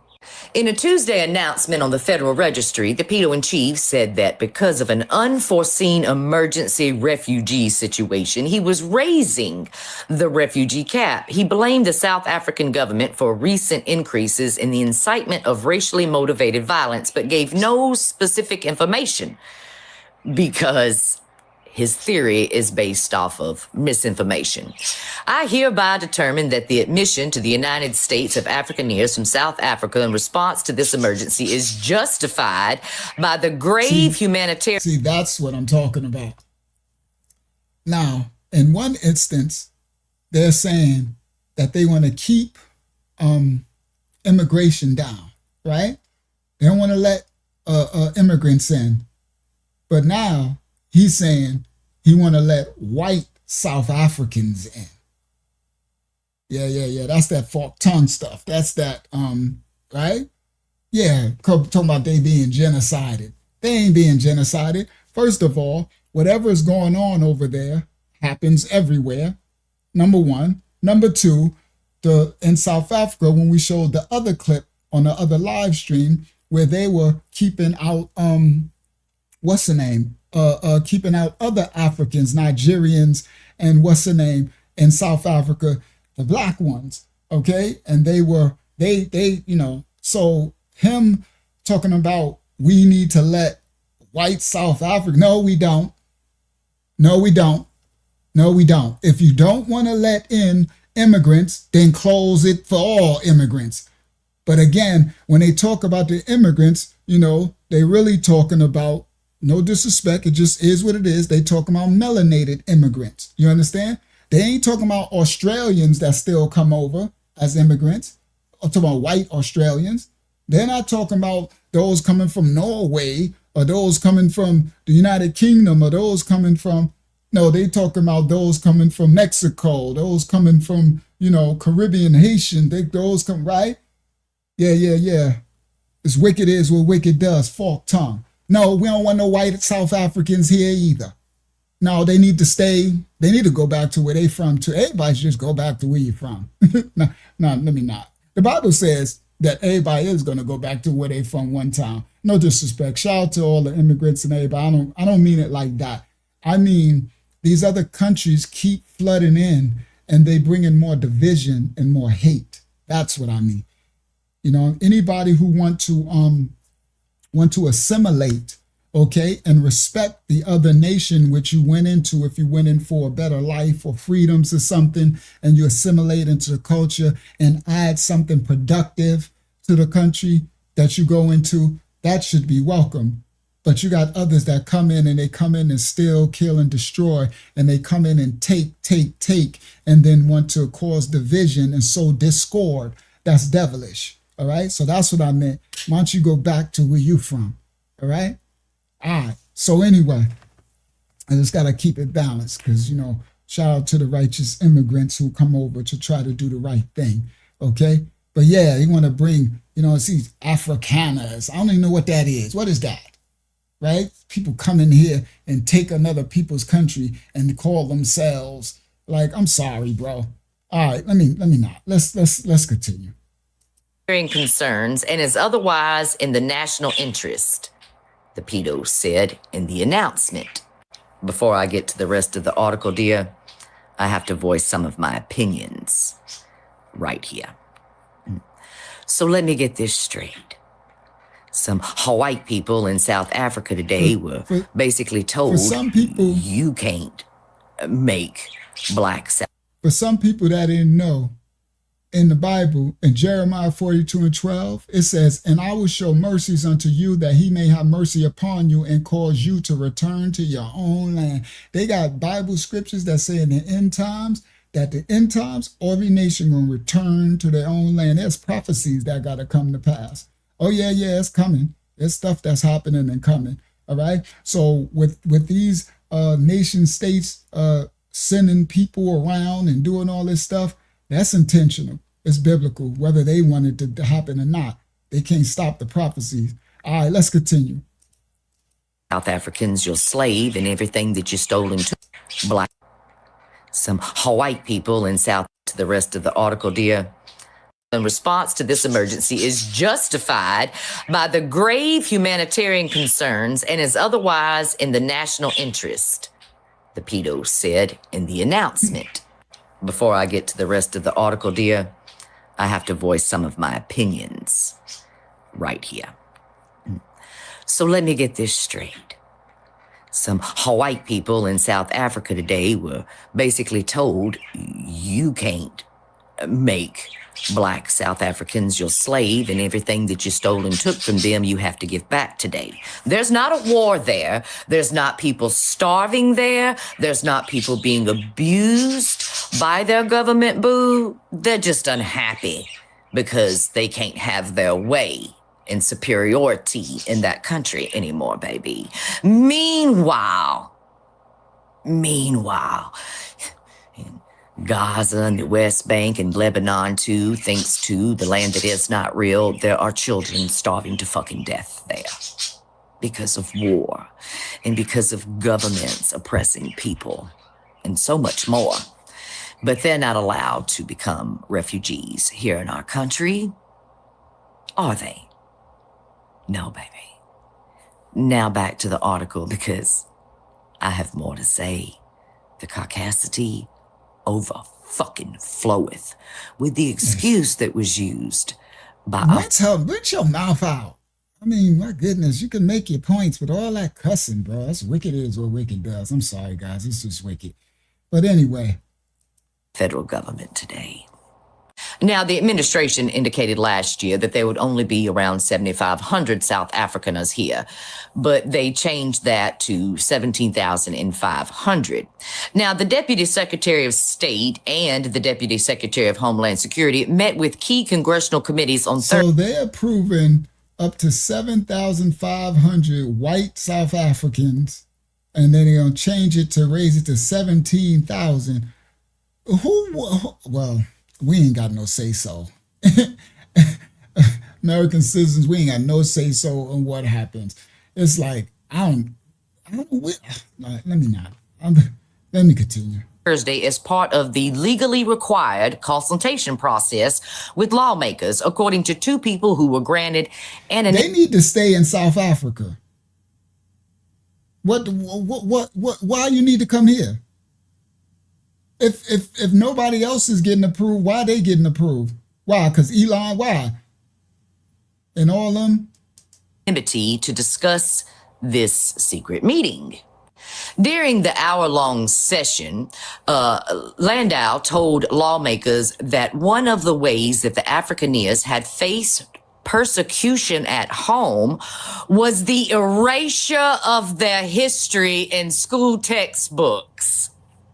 According to people with knowledge of the meeting, the discussion infuriated Democrats who called the approach and the consultation indefensible. The State Department did not return a request for comment on the interaction. So there it is. They're not being oppressed. They're not being starved. None of that. They're not in a war zone today, but they need to escape to the US of A because their history is facing erasure. You mean how the DOJ is erasing the history of J6? Or do you mean how the current regime is currently erasing Black American history, baby? Or just American history in general, trying to revise how our country began in the first place? You mean like that? You mean like what the current regime here in the US of A is doing to the American people in their history in which they do not fucking agree? You mean like that? Oh, honey, the caucasity.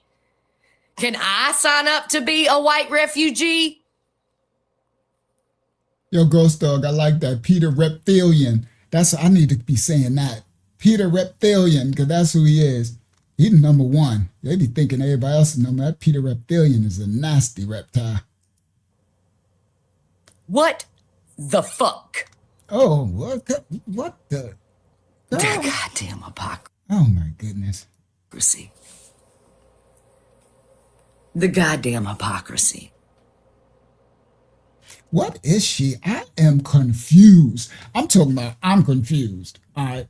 Honestly, I'm really confused. Because, I mean, I know that some say I don't see blacker than black nothing at all. I'm sorry. Y'all can, I know y'all probably like, you too old school, New York. Yeah, where I come from, I don't see no woolly hair. I don't see no, I'm like, I don't know what this is. It sound blacker than black. I know, if you don't gotta be from the nation of people that I come from to be received and accepted, but I would like to know what you are. This world is so, it's crazy now. You can't tell. I'm like, what is this? I don't know if she's Portuguese, if she's Spanish, if she's white. Is she South African? Is she European? Is she, I don't know what, right? It's crazy work. I'm like, what is going on? She talking about all the caucasity and all that type of stuff. I'm like, well, what are you? I just want to know, first of all, right? All right, let's continue. Goddamn hypocrisy. What is Cajun? I thought Cajun was food. I'm sorry. I could be a little slow sometime. I don't really know stuff about that. I thought Cajun was the stuff they put on food, right? Spicy food. The fuck. Oh, I just went back too far. The goddamn hypocrisy. The goddamn hypocrisy. Stop cussing. First of all, clean your mouth out.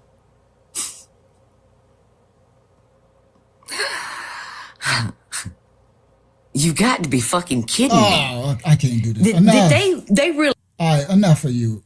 Cajun lady, whatever. I just can't. All right, let's continue. I'm sure we'll be safe. I gotta take. From the abundance of the heart, the mouth speaks. Take a break and run to the store. I'll be back. Can you imagine you're an American citizen and you can't go home? You can't seek medical treatment in America?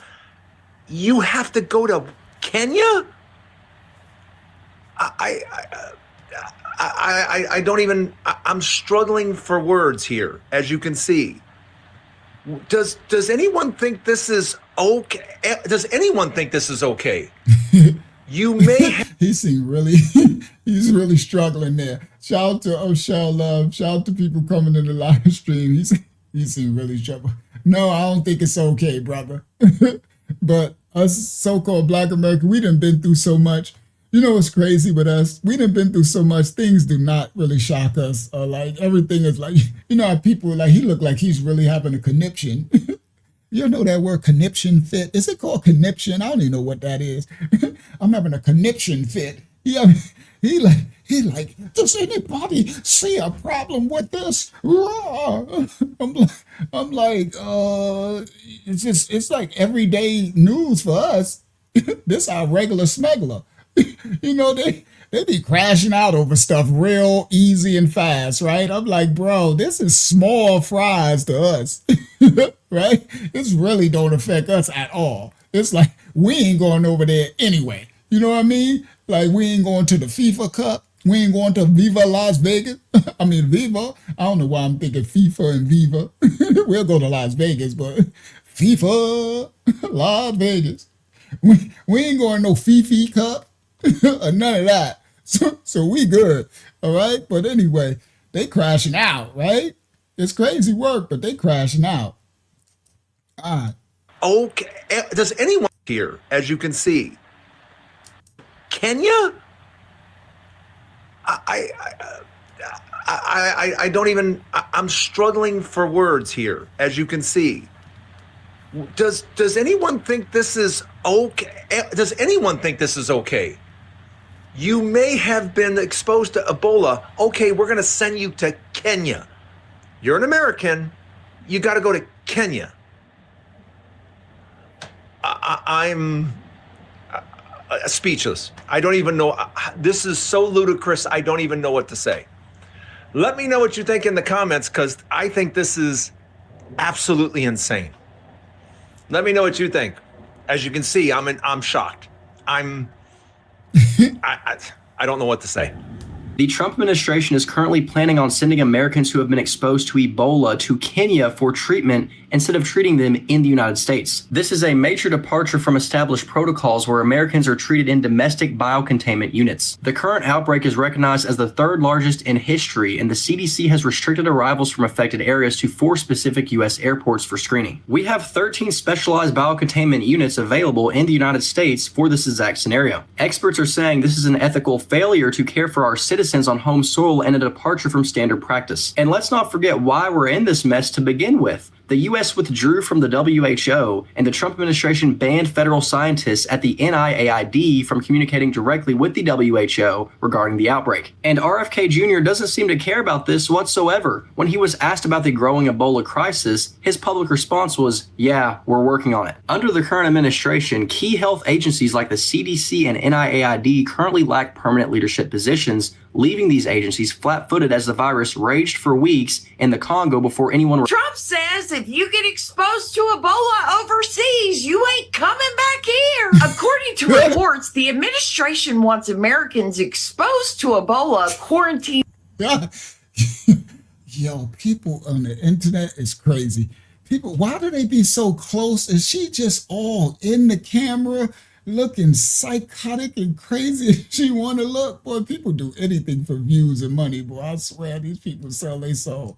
Says if you get exposed to Ebola overseas, you ain't coming back here. According to reports, the administration wants Americans exposed to Ebola quarantined in Kenya instead of being brought back to the United States, which is like mama yelling at her kids through the screen door. Oh, don't you bring that mess in this house. Right now, there are over 1,000. That was hilarious. She said, mama yelling at her kids through the screen door. You ain't coming back and bringing that in here. Oh, my goodness. According to reports, the administration wants Americans exposed to Ebola quarantined in Kenya instead of being brought back to the United States, which is like mama yelling at her kids through the screen door. Oh, don't you bring that mess in this house. Right now, there are over 1,000 suspected cases, 220 deaths, and thousands of contacts currently being monitored. And I don't know about y'all, but that sounds like a lot, because Ebola is not one of those illnesses where people go, honey, grab me the vapor rub. I'm feeling a little peakish. No, Ebola's the kind of sickness where all of your inside... Yo, I'm sorry. This thing is crash out. This is crash out city, Liddy. I'm hollering too. I think... shout out to S. Renee. I just can't. This stuff here is comedy show. Let's continue. Suddenly want to come outside where your body because of screen door. Oh, don't you Ebola quarantined in Kenya instead of being brought back to the United States, which is like mama yelling at her kids through the screen door. Oh, don't you bring that mess in this house. Right now, there are over 1,000 suspected cases, 220 deaths, and thousands of contacts currently being monitored. And I don't know about y'all, but that sounds like a lot, because Ebola is not one of those illnesses where people go, honey, grab me the vapor rub. I'm feeling a little peakish. No. Ebola's the kind of sickness where all of your insides suddenly want to come outside, where your body starts opening exits you didn't know existed, where your immune system sends thoughts and prayers to itself. Basically anything bad your body can do before it explodes. And we've seen how this country handles a pandemic. We ain't ready for Ebola. It looks like if you're in America... Yo, TikTok is a psycho place. She said Ebola is when your insides want to come outside. I swear they want to come out and play. That's something like that. Ebola, they got a bugaboo virus. They got the Ebola bug, June bug virus. I'm like, we good with the Ebola bug, the June bugs. Y'all keep that right on over there. Before it explodes. And we've seen how this country handles a pandemic. We ain't ready for Ebola. It looks like if you're an American and you're exposed to the Ebola virus in Uganda or Congo, baby, you won't be coming home. Oh no, they're sending your ass to Kenya. U.S. government is setting up a quarantine-based facility in Kenya for Americans that catch the Ebola virus in goddamn Uganda or the DRC. Just for Americans, y'all, nobody else. Typically in the past, if you caught a virus of any kind, you were flown to America to one of our facilities here in the States, or you go to Europe for specialized care. But because we are not equipped anymore to handle any fucking thing when it comes to an outbreak. Stop cussing. Why they got, oh my goodness, bro.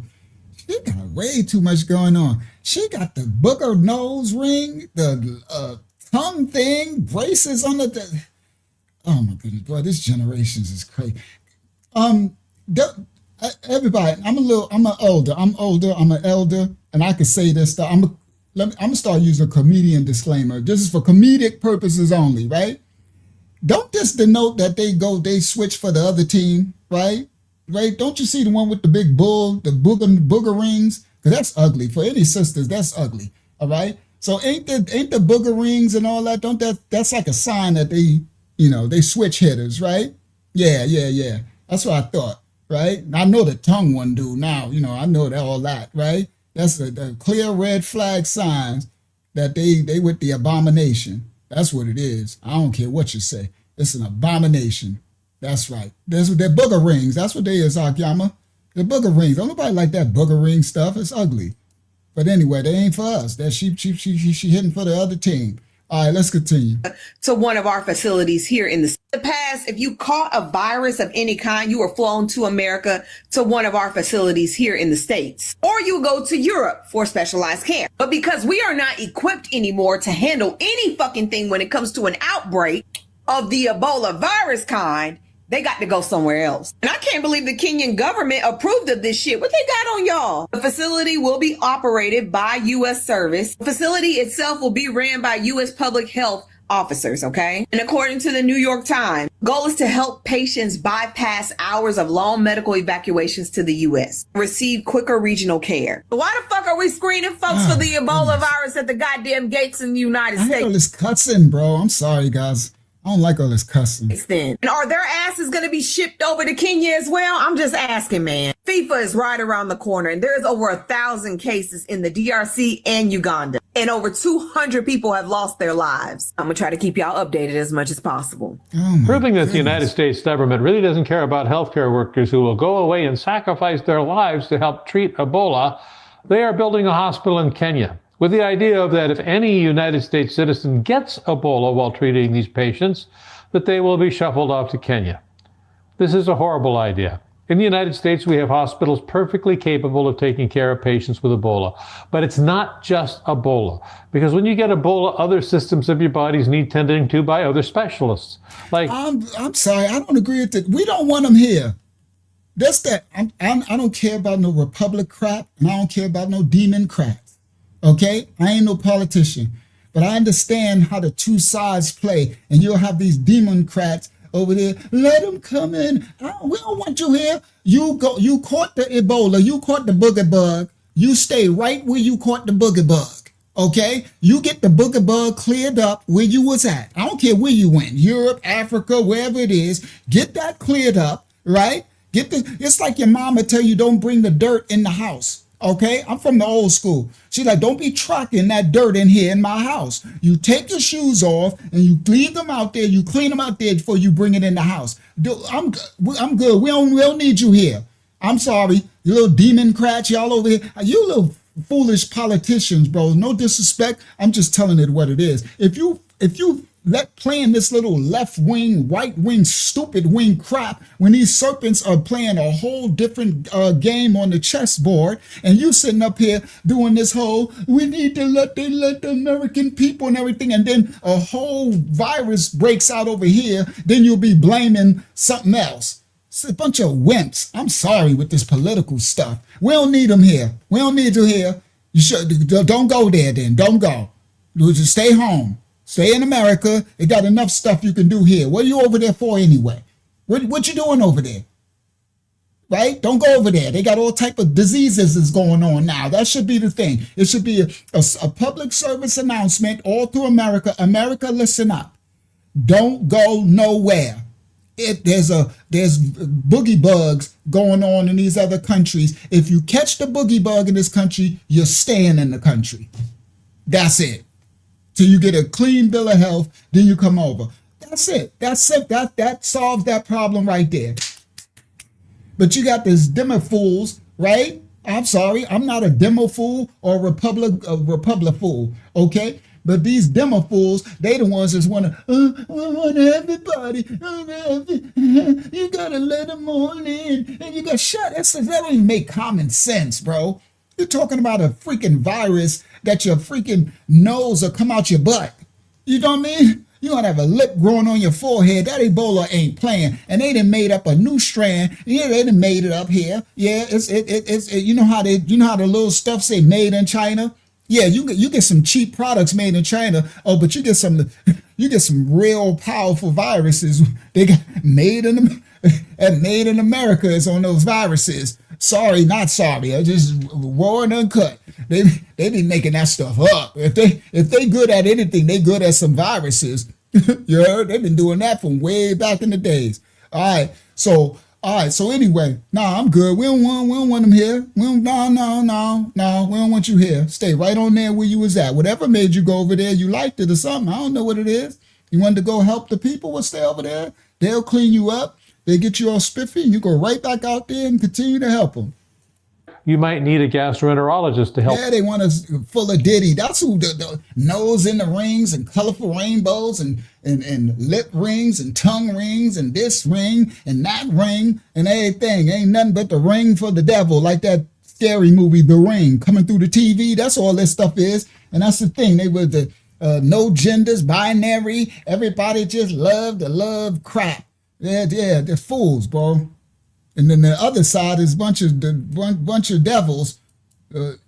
Man, this thing is a mess. This prophecy. Get righteous with the Most High. Get yourself together with the Most High, and stay righteous and stay alert. Stay watching the channel, because we're gonna keep exposing. Well, I'm about to show something in a minute. Then I got some real important. I got some teaching I'm gonna do before we close out. But what I'm gonna do before, I was gonna get to the teaching right now, but I'm gonna get to the next segment first. And I'll get to the teaching later. I know a lot of people will be going to sleep by then, but it is what it is. I'm going to get to the teaching later. But it's a really good teaching. I don't know. It depends. I don't know. I'll let y'all decide, because this clip is about to end. Y'all tell me which way y'all want me to go. With the idea of that if any United States citizen gets Ebola while treating... Yeah, that's what I said. The other one, okay, so that's what I was talking about. The other side is the devils, the Republic devils.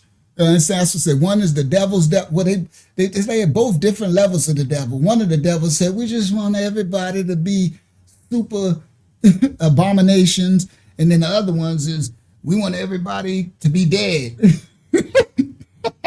Oh my goodness. Well, there's two wings of the same bird. Just stupid stuff. Just get out of the politics, bro. Y'all tripping. You think these they all serpents. All right, they all work for Mammon. The God of this world is Mammon. Okay, neither side of them got the best interests of the masses of the people at heart at all. Right, and that's what the next clip about to show. Matter of fact, we going to the next clip. I'll do the teaching after. Yeah, thank you, Father. He already told me where to go. We're going to the next clip because it's gonna talk about exactly what Stephanie just talked about. I'm gonna show you what they doing. You heard what they doing to all of us. You heard? Let's go. United States citizen gets Ebola while treating these patients, the hospital in Kenya, with the idea of he doesn't care about healthcare workers who will go away and sacrifice their lives to help treat Ebola. They are building a hospital in Kenya, with the idea of that if any United States citizen gets Ebola while treating these patients, that they will be shuffled off to Kenya. This is a horrible idea. In the United States, we have hospitals perfectly capable of taking care of patients with Ebola. But it's not just Ebola, because when you get Ebola, other systems of your bodies need tending to by other specialists. Like you might need a gastroenterologist to help take care of your liver or your intestines. You might need a surgeon to help operate on you. You might need a nephrologist to take care of your kidneys, or a hematologist to take care of the many blood dyscrasias that you might have, or a neurologist to help take care of your brain. And we can go on from there. That's what you have at places like Emory, at places like MD Anderson, at places like the University of Chicago, at places like MGH. I'm sorry, little nice little white man. He sounds like a nice little white man. We don't want an MDM in Anderson, I guess that's South Carolina or something. They don't want them in Chicago. No. They caught the boogie bug. And wherever they was at, they can get treated for the boogie bug right there. That don't make no sense at all. To me, that don't make no common sense. Sorry. You didn't catch it here. You understand? It'd be different if you caught it here. Now, the crazy thing is Trump trying to make a law where even if you catch it here, they're going to send you. That's crazy work. But y'all know, this stuff is crazy. This is prophecy. It's going to get worse before it get better. All right. That's what I'm telling you. You better get your relationship, get your repentance game on. Do you understand? Get your righteousness on. You see me do it tonight. I was a living example of it. That little dude came here and disrespected all Black Americans for no reason, calling us all type of names. And did you see how I handled that? That's my repentance game in full effect. You heard? That I ain't like that. I'll punch him in his face. I'll knock his whole head off his shoulder. And I could knock him off with my tongue. I could rip him a new one. But you see what I did? I bridled my tongue. I tried to be as I was struggling. I was having a battle, bro. I'm telling you, bro. I'm talking. You see, I'm still talking about it. I was hurt. I ain't gonna lie. It hurt my feelings. I had to get quiet. I was trying to.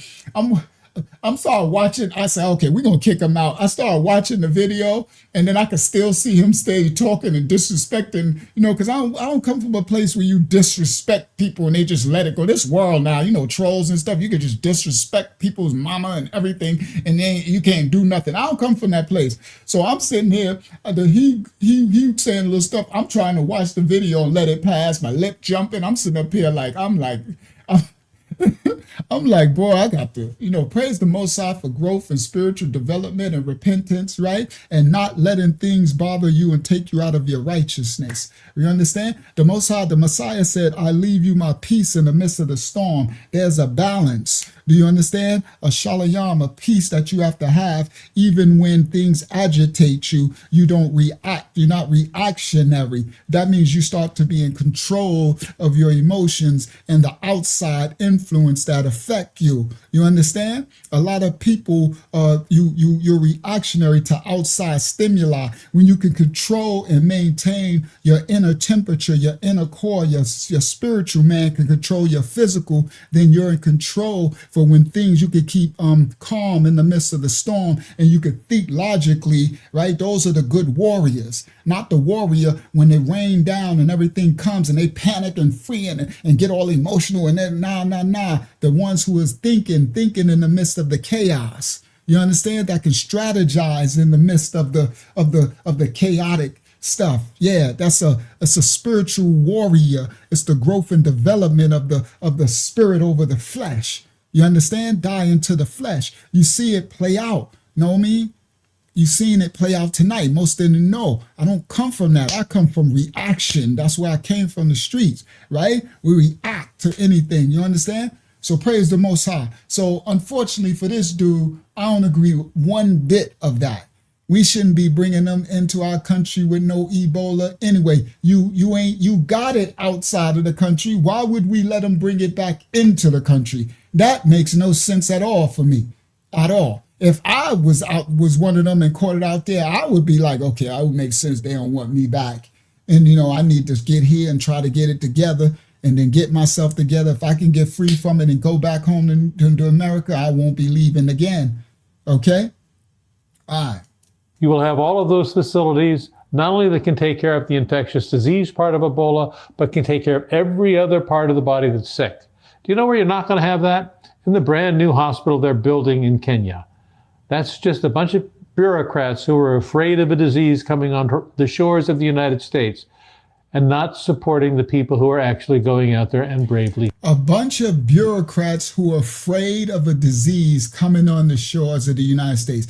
I'm sorry, but this new political sentiment of these individuals is really insanely, what you call that, mental retardation.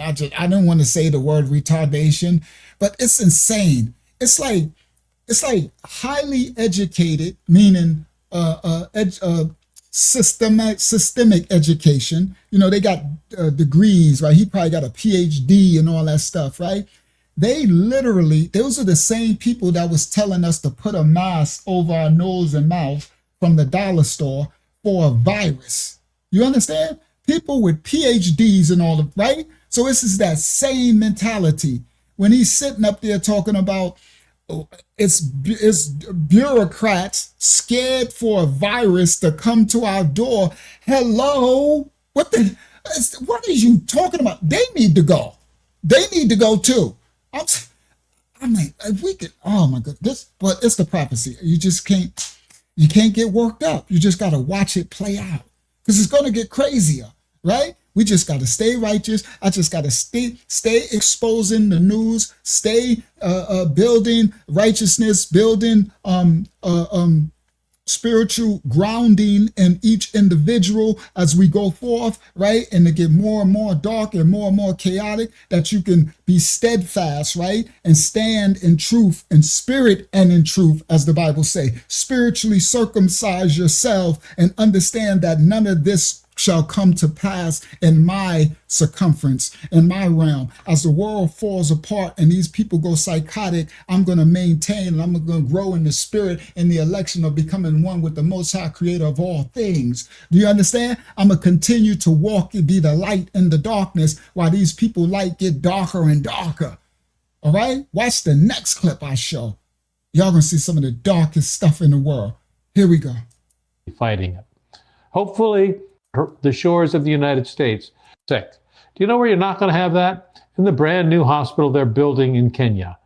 That's just a bunch of bureaucrats who are afraid of a disease coming on the shores of the United States and not supporting the people who are actually going out there and bravely fighting it. Hopefully, this nonsense will stop. And what we will be able to do is take back to the United States those people who bravely sacrificed themselves and become sick with Ebola. That's what we should do, because No, we shouldn't. You want to let them in your house. And you know, that's those same people that be saying, let all these people in here, no disrespect, they be saying, let all the Muslims in. And then when you ask them, well, do you want them to live in your neighborhood? Oh, no, not in my neighborhood, right? That's the spirit. These people need to go too, bro. Americans, and we want to take care of our own. And we want to No, we don't want to take care of Ebola. No, we don't. That's what we should do, because we're Americans and we want to take care of our own. And we want to take care of those who have volunteered to take care of. That the US has gotten the Kenya government to open up CDC facilities in Nairobi for monitoring and observing Americans coming out of DRC. Not Africans. Not Africans, not Kenyans, not anybody else. But why are we offering Americans to fly people suspected to be in an area with Ebola to come to Kenya when they could make a quarantine area in DRC? What is the benefit to Kenya? Because, yes, Master, Uncle Sam's children, what America wants will smile in a false teeth and pretend that this is all right with Kenya.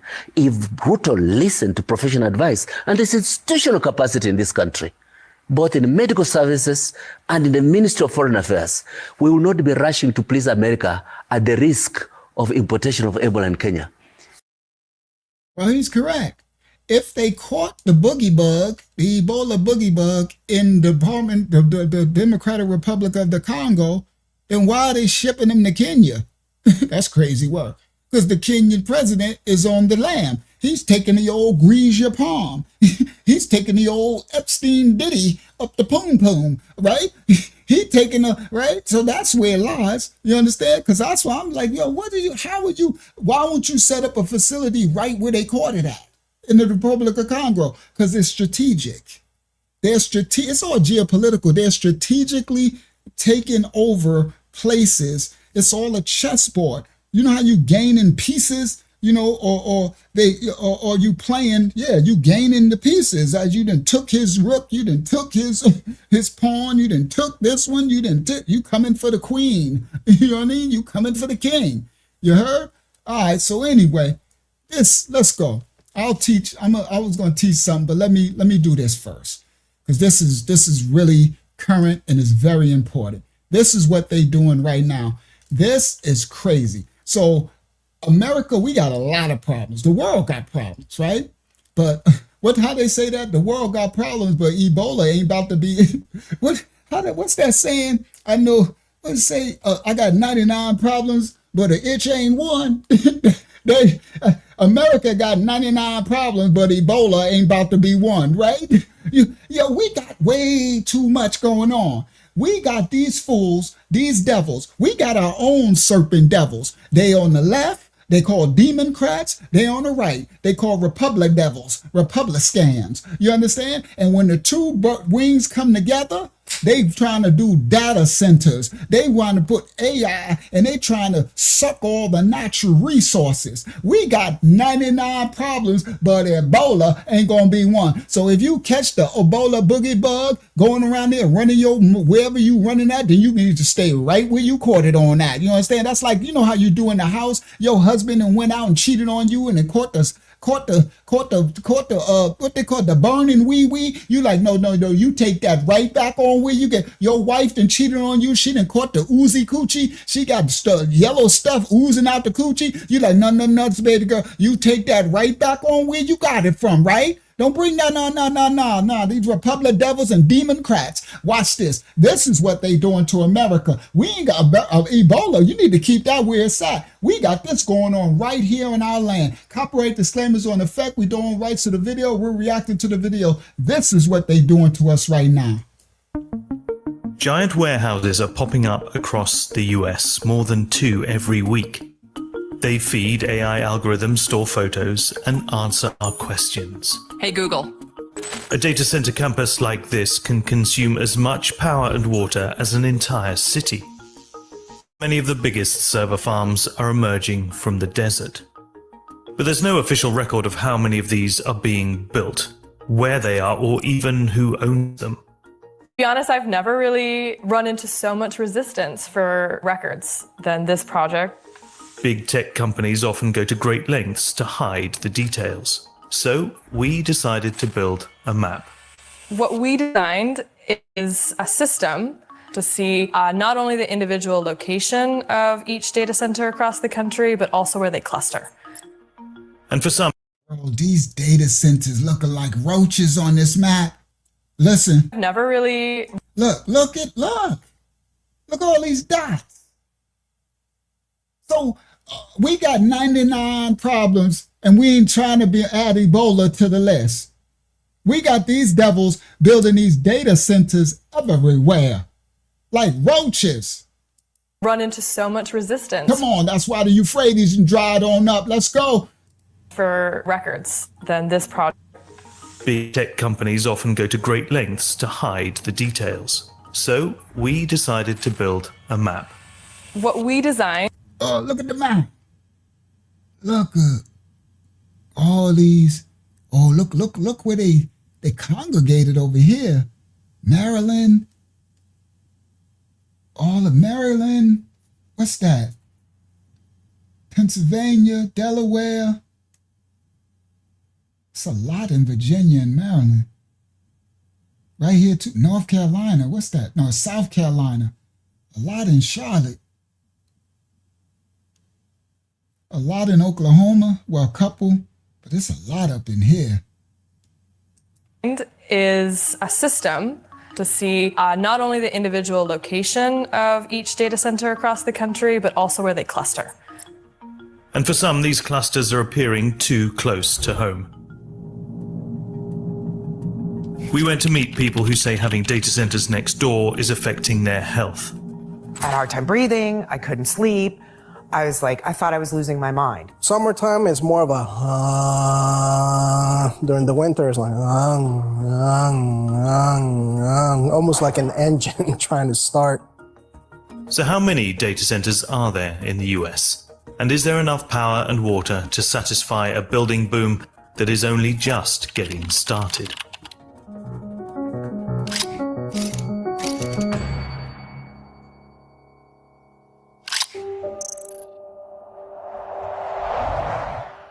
Where I am standing now is at the middle of the data center capital of the world. This is Loudoun County, Virginia, otherwise known as Data Center Alley.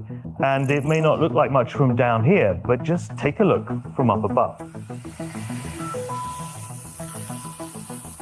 These are Amazon data centers.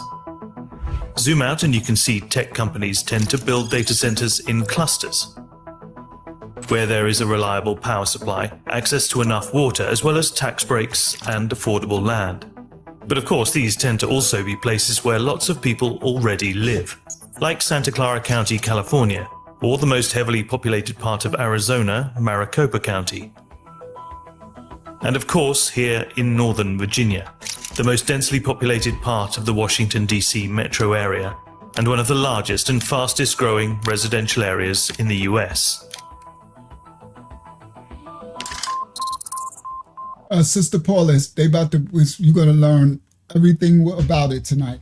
So we're going to have a full understanding of what's going on. It's the AI, it's the digital infrastructure, it's the marks of the beast. It's the beast.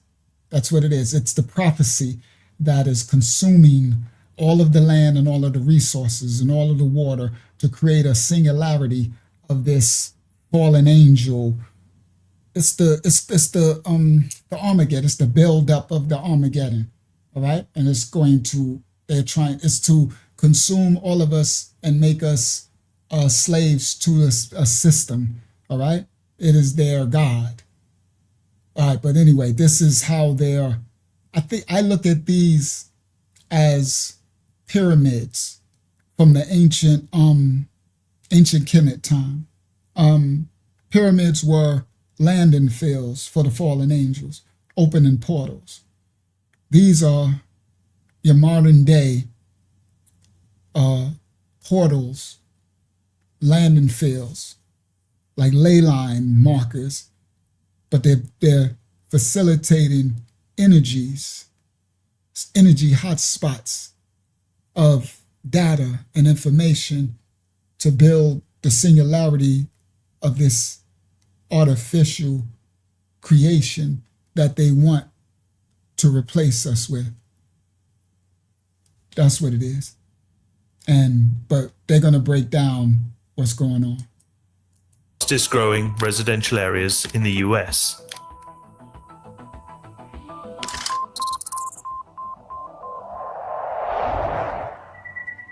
Yeah, I mean, I was the fourth homeowner in this neighborhood, fourth to occupy a house in this neighborhood.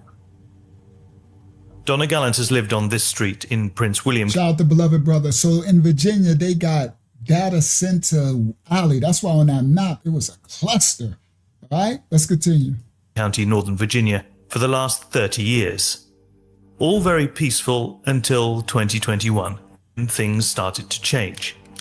These are Google data centers, and ever since they started rising from the ground, Donna has been looking for answers. There's no transparency, and with the data center companies or with local authorities? Or both. Yeah. So anytime you ask a question, it's, oh, we signed an NDA, we can't talk about it. Oh, we're under NDA, we can't talk about it. So there's no transparency at all.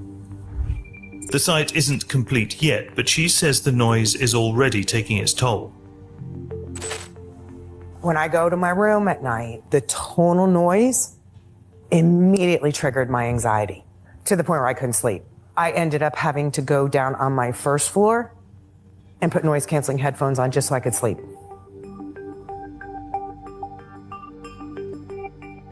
So that thing is right there, and look at the smoke coming out of it. And their houses is right there? That's crazy. That reminds me of those nuclear facilities they used to put up in the 70s. But for Donna and her neighbors, this is just the start. Over the next few years, they will find themselves surrounded by a string of new data centers. That's going to go from this road here all the way and around my neighborhood. That's where the data center is going to go. And that's going to be 75 feet tall, dead smack in the middle of a neighborhood. Zoom out a little more and you can see this plot of land. It was originally meant for housing, but in 2023 it was rezoned to clear the way for the construction of data centers instead. Prince William County already has over 70 data centers, but if this master plan for a data center opportunity zone is fully realized, together with Loudoun County to the north, they'll have more data centers than Russia. Donna set up a local campaign to challenge the rezoning, but the lawsuit was dismissed. Yeah, it's heart-wrenching. It's heart-wrenching. Do I have ill feelings towards the data center industry for that? Yes, I do. I think we all need it. It's the y'all need to move. Shout out to beloved brother. They need to move. That's crazy. All right, so anyway, way the world is going, but do I think dropping it next to people's homes is the right answer? No. There is no definitive public directory of data centers, no official map, no single regulator to ask, or government agency to FOIA. So, it's been really tricky to kind of get these records because the companies don't want to disclose all of that information. By tricky, we mean redacted records and requests denied on the grounds of trade secrets. It turns out there is one that most data centers need: backup generators, in case the grid fails. And anyone who wants to install a generator needs to apply for an air quality permit. So what we set out to do was request all of the permits that are issued to data centers for those backup generators. That meant filing public record requests for air permits in every state. They list the capacity of the generator, so we can extrapolate the power needs of the data center. They also provide clues about who owns it. Take this hotspot rapidly expanding close to Columbus, Ohio. There are at least 164 emergency generators permitted here. This is a data center where the air permit was applied for by an LLC called Magellan Enterprises LLC. Yeah, I agree. Everybody can't move. That was a general way to address it, and that's not the proper way to handle that. You're right. Everybody just can't move. It's prophecy, bro, and it's coming. So you're just gonna have to really get righteous, and the Most High can cover you. Because the Most High, everybody listen, the Most High will cover you because y'all know they've been spraying chemtrails, they've been poisoning our food. We all should be dead by now. Honestly, we should all be vegetables. And we're not. Why do you think we're not?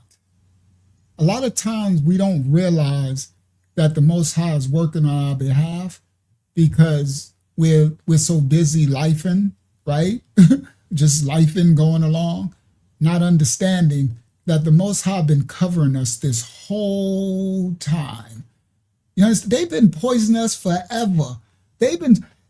Streaks all in the sky. They've been jabbing us with all type of vaccines. They didn't put fluoride in our toothpaste. They didn't put all type of toxins in the waters. They used to have lead in the paint. They did everything that they can possibly do, and we still ain't dead. You understand? Now some get sick and stuff, but I'm talking about the general. That's the Most High's grace and mercy, because they would have already reduced the population by a sane amount, like they want to reduce it. You know what I mean? By they want to reduce it by 2/3. 2/3 will perish. Okay? But I'm telling you, you got to understand, most people not giving the credit, understand. I know my father has been taking care of me because I ain't, I done been on this earth for 5 centuries. 500 years. I done been here. You understand? I done been here for decades and decades. I done seen it all. I done seen them pump crack and coke and heroin and chemtrails and everything. They just keep doing everything and they still can't wipe us. It's because the Most High, yeah, Georgia Godstone, the Most High is covering this church, and he's going to continue to cover us. Excuse me. But the company has. Go ahead. We have a question when you're ready for it. Okay. Go ahead. Go ahead. If it's one, go ahead. Just ask it. It's from Cindy. She asked how much they pay them to make them sick.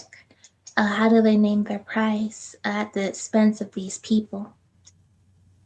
Oh, she's saying to go over there and try. I think she's speaking on those who be going over there to try to help people. I honestly, it's a mixed bag because a lot of the white people who be trying to help and be going to these countries, a lot of them be really trying to help. They be actually good people that be going into Africa and they be trying to bring in resources. A lot of them be trying to help. Now, the ones they got agents that they send over, right? And those usually be the ones, let me explain, running the company that the missionaries or volunteers, right? That it be honestly American whites. There's a lot of American whites that are actually good people, and they actually want to help, and they go into the jungles and they be like, we're gonna help the people, but the crazy part is a lot of the times the companies or the ministry, right, because it be churches and stuff too, that's sending them over, they have the different agenda, right? So they use them, they're like sheep, pawns, right? So the ones who be the like supervisors or the managers of it, right? They'll it's the same thing like they did in Haiti under the Clinton administration, right? When they went in and they sent the volunteers that was going over to help when the Haiti earthquake, right? And the Clintons sent theirs, and they was kidnapping the children into the Epstein stuff, right? So a lot of the lower people, whites who were going over there trying to actually help, they get caught up. So what happens is a lot of them be volunteering and thinking they're helping, trying to go forward. Yeah, I'm about to go and spend 6 months in the Congo, and I'm going to help the little Congolese people and everything. And they go over there and they get caught into some whole Ebola thing, right?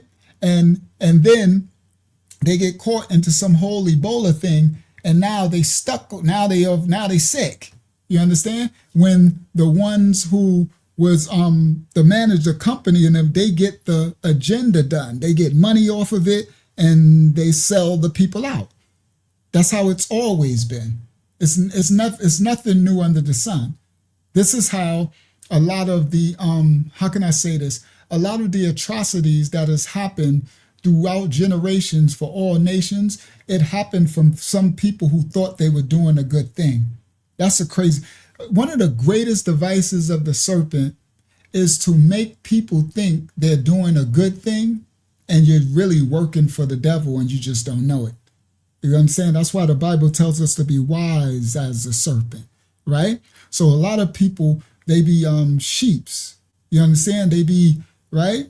Just like the nation states be having people. All right, let me explain. They had, back in the, whatever year that was, they had a bunch of white people that signed up to be $5 Indians, right?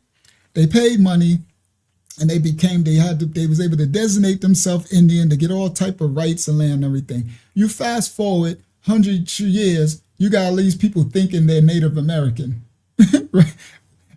I'm like, it's crazy work. So the people who descend from it, it's kind of they don't even know. They were just thinking they born. It's the same like those people into it's not real land, right? That land over there, you got a lot of those people in that it's not real land. It is not real. They think they think they real, and it is not real. Okay, so now you got you got the how can I say, the puppet masters, the controllers. So they always bank on people's ignorance. The Bible says my people are destroyed for a lack of knowledge. So again, they play on the masses to, just like you have, no disrespect, but you have a lot of people who so busy, they listen clearly, they hate Trump, right? They're like, Trump this, Trump is bad, Trump is the devil, Trump is this, Trump is that, right? But then they think Kamala is better, or Joe Biden. I'm like, or the Clinton. I'm like, bro, they all. So it's crazy work that it's like, bro, you just like Trump. So what? Biden was good. That's how you know the people are dumbed down, the masses, and that's the most dangerous. The most dangerous person is a fool. Because let me explain. The fool is the most dangerous because the fool can be used as a tool. He can be manipulated, okay? And he can think he's doing something for righteous sake. The wise person ain't the most dangerous because the wise person is doing things strategically And when you're doing things methodically and strategically, there is a what you call a pattern that another wise person can detect the pattern and mount a defense against. But a fool does things just willy-nilly, haphazardly. So you can't really map a defense against a fool because they're liable to do anything. Do you get what I'm saying? That's the whole spiritual warfare fact that you really have to understand spiritual or physical military prowess to understand that the most dangerous thing is a fool. That's the most dangerous thing. And they've dumbed the world down. Do you not understand that they've dumbed the education down so much that a lot of people are just fools? They just ignorant. So if you got a whole generations of fools, then you got a whole generation of easily manipulated tools that can be used for destruction. That is a bomb drop right there from the Most High. It's a whole fact. That's why the wise, we have to sit back, okay? And we have to watch the devices of the serpent, but watch what he's using as tools. Yes, an MK Ultra army of the whole population. So the political system is able to manipulate them. So they got them, pro this and pro that, and don't even understand you're both being used. Right? So you got the far right being far crazy, and you got the far left being far crazy, and both of them think they're righteous. Do you get it? And they both doing it in Jesus' name. Oh, somebody told you all right. And they both doing it in the name of Jesus Christ. And if you don't know where this religion come from, if you don't know this made up, that ain't the Hebrew Messiah. That is not from the Safariyah that they call the Bible. That is the Roman, Greco, Diddy, Epstein, devils, Baal worshipers, all of it. So it's it's nothing new under the sun. They've been doing this since ancient times. That's why the Bible says, study to show yourself approved, diligently seek, be wise as a serpent, as you harmless as a dove. Know the devices of the serpent. That's why I do current events. That's why we break down scripture. I'm about to break down something crazy. I should just get into it. You understand? Because there's something called a gray area. Let me get into it. I don't care. I'm gonna get back to this data center. Let me do it. Let me do it. It's still 90 something people here. All right. Let me get into it now before I get too late. All right. Let's drop the teaching. All right. Because y'all know I could do this stuff all day. Here we go. Let me teach y'all something. Have y'all seen this symbol right here? Right. Everybody tell me this. Let's go. Time to teach. Come on. All right. I know y'all come here for the teaching. Time to teach this word. Time to teach some fruit. Right? Y'all seen this symbol right here, right? Hold on, I think I already opened it up. Yeah, there you go. So click it and then come back to y'all.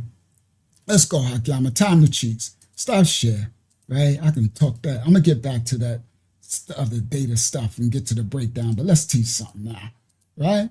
Y'all seen this symbol right here before, right? Everybody seen this symbol, right? And that's the yin and the yang, right? That's a Chinese symbol, right? The Asian symbol, right? So the yin and the yang, right? So the yin is the black, and the yang is the white, right? All right. Now I'm gonna teach y'all what this is. Now the symbol is really not called the yin and the yang. It's actually called Taiji, but they call it Tai Chi. The symbol is actually Taiji, all right? But people think it's the yin and the yang. All right, now let me do this. Let's go. I'm about to break something down. Now, I got something I'm gonna show, and I'm gonna slow it down because it can get you sick, meaning you'll see when I get there.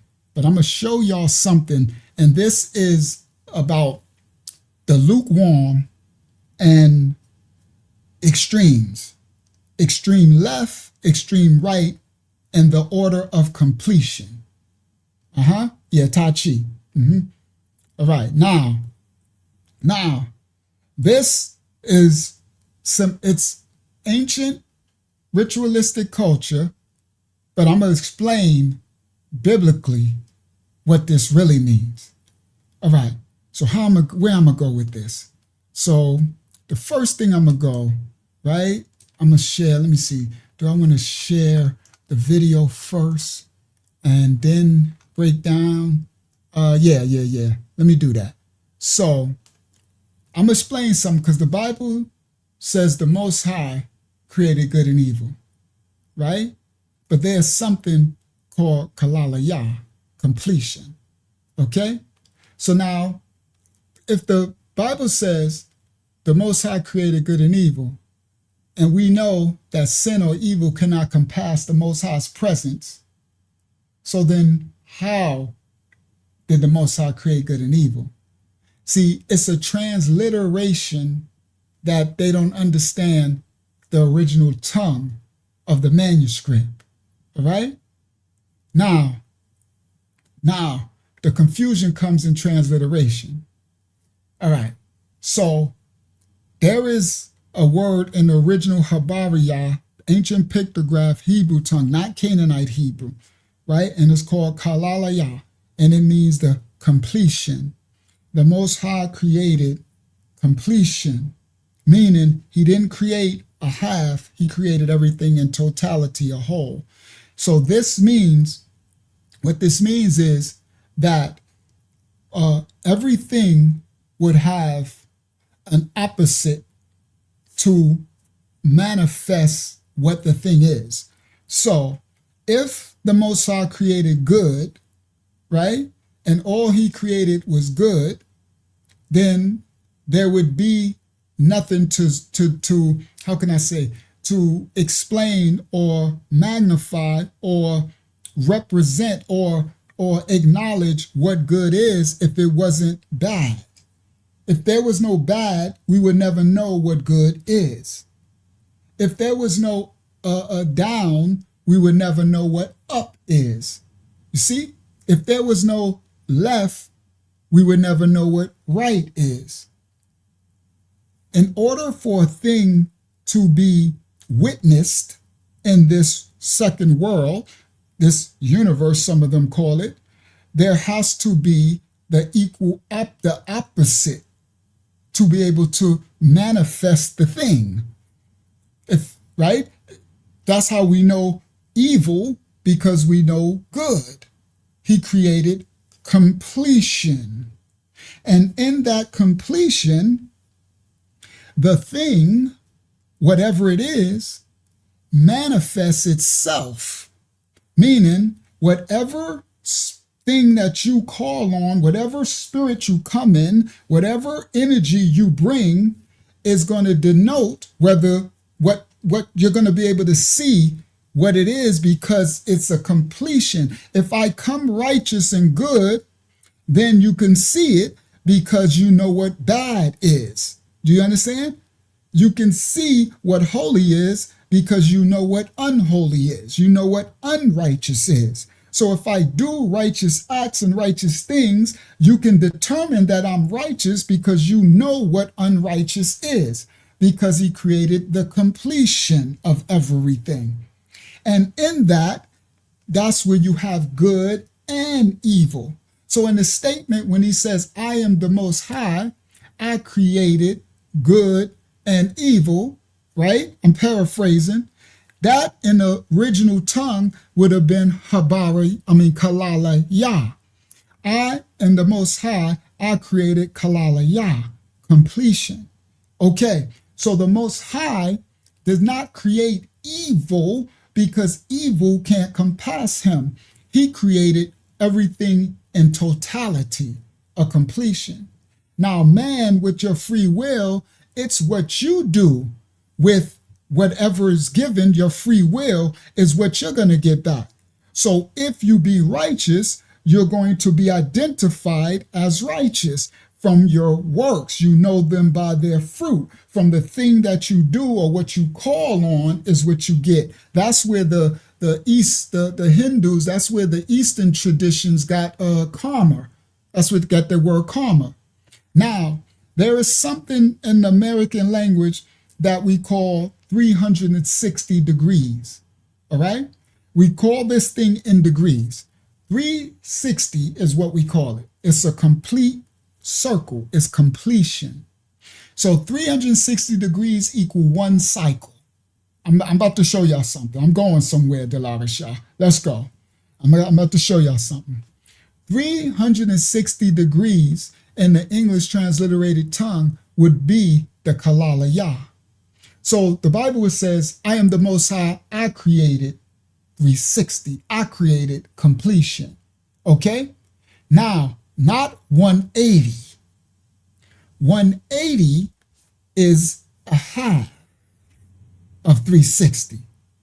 Now, this is where they get the philosophy of karma and the yin and yang. It is the great equilibrium. It is the stillness. Everybody, the complete totality of the what they call 360 degrees is the stillness. I'm going to show you a representation with your eyes, and you're going to see that when everything spins and rotates, all right, I'm going to show y'all something. Everything is energy and everything is movement. All right? Your molecules, the atoms, everything spins.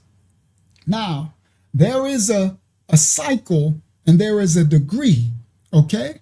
And when a thing spins and completes 360 degrees, it completes one full revolution or cycle.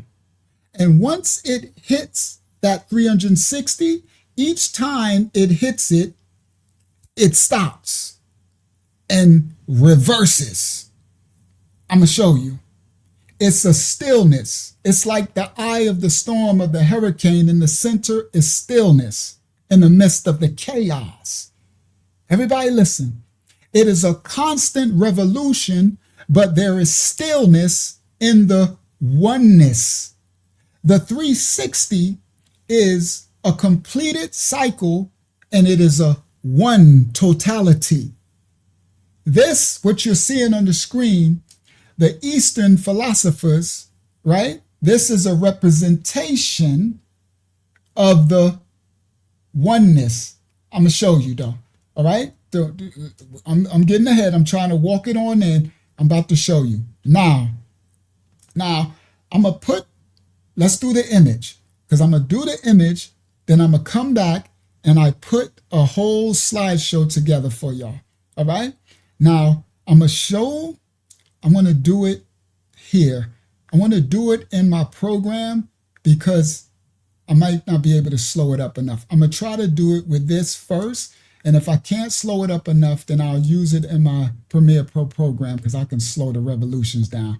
Now, I can't play it because it can give some people, what they call that thing. It can make people epileptic. People into an epileptic shock, all right? But so I'm going to stop it and slow it down. And it makes me a little sick when I try to watch it a little bit, right? So this is I'm not going to show it in its fullness, so I don't have to really do the epileptic disclosure. Yeah, vertigo, all right? So here we go. I'm going to, where is it? It's this one, come back. All right, watch this. We're going somewhere. This is going to be very, very key and important, all right? To our life and what they're doing. Here we go. All right, and our Bible. Stop share. I'm gonna go share screen. Right here. Now this right here is a presentation. And this is the image of the yin and yang. Now it's gonna rotate. But as you see, I'm gonna play it. It's gonna start off slow.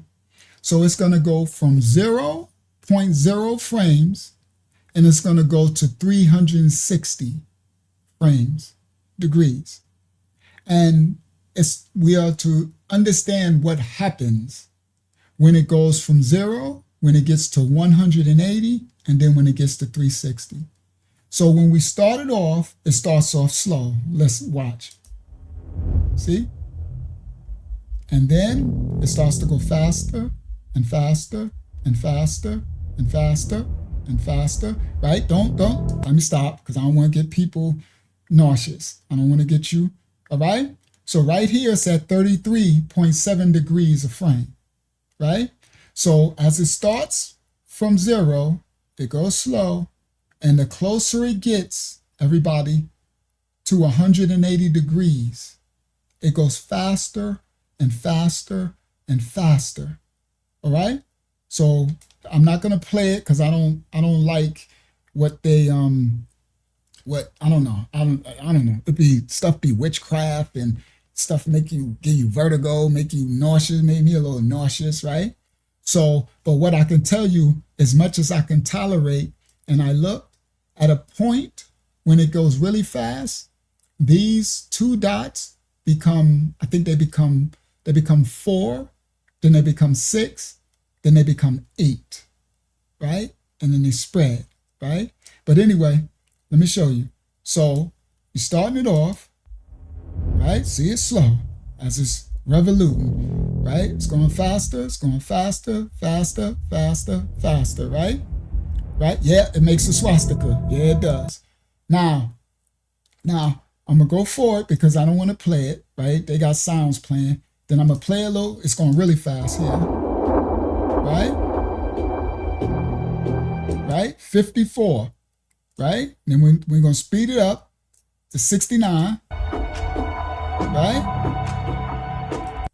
Right? Some people can sit there and watch it the whole time. It'll make me really dizzy.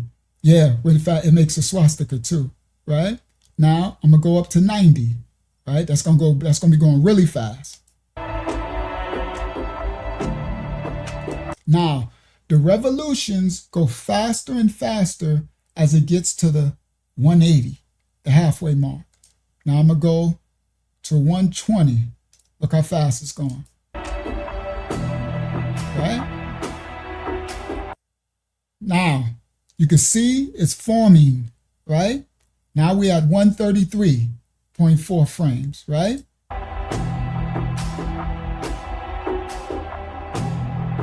Faster and faster.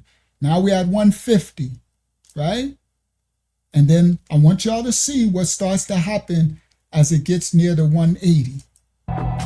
It's going fast. All right, now y'all see that right there? As it got to the 160, the closer it's getting to 180, it starts to merge. Let me explain. It's starting to merge. Look.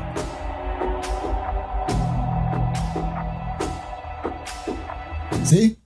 So now about 166, it's starting to merge. All right? Now let's continue. Shout out to Dirty Clean in the building. And E-Qualls. Now, did y'all see that? The closer it's getting to 180, it starts to turn gray. Everybody listen. The white and the black starts to merge and become gray. All right? I'm going to put it back a little bit. And as the faster you see, it's starting to turn gray.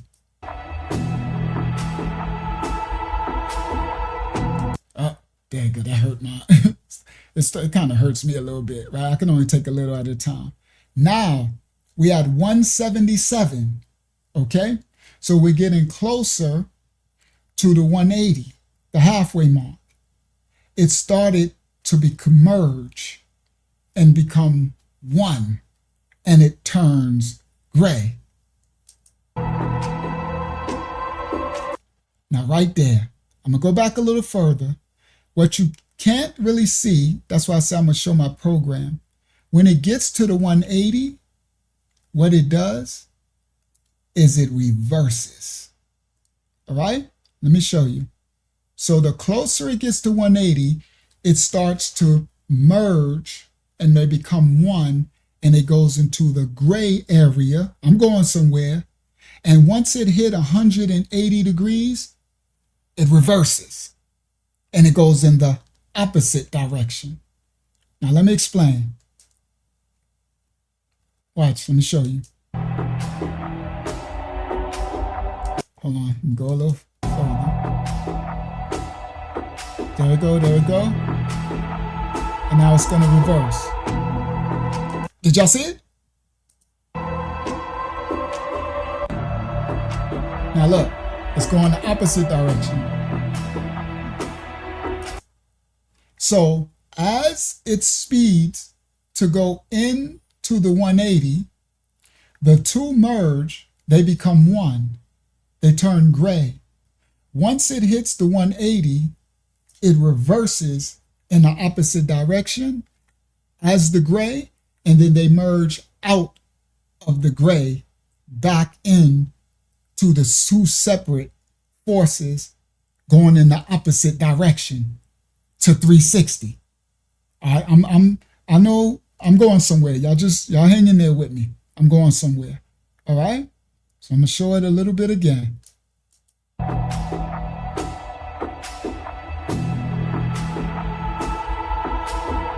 See it? Yep, and then it went the other direction. Now it's going this way.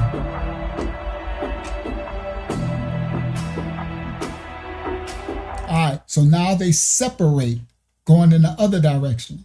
Now it goes from 200, right? So now it goes from this direction. So in this direction, it started off slow, right? See? And it went all the way, and the fastest point, everybody listen, the fastest point was the halfway mark, 180 degrees. That was the fastest rotation of speed. And it merged and turned gray. And then once it hit the 180, it reversed in the opposite direction. And it's at its highest speed, and then it starts to slow down. So on the way to 180, it's gaining speed. On the way from 180, it's reducing speed. Now, I'm gonna go from 190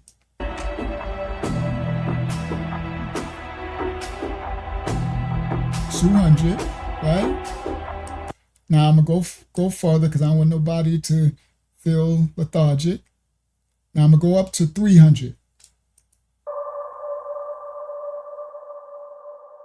That's that swastika thing, if y'all seen it, right? Let me continue. See how it's slowing down? 290, 300, 310, 316, 320, 330. See, 340.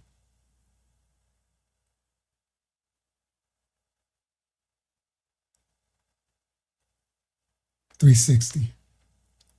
All right. So I stopped and made a still frame at that to the 360. Now let me explain.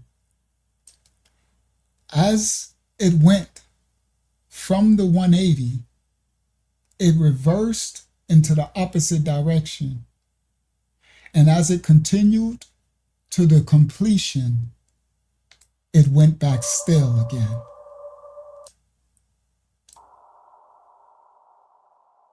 Right here. So the 360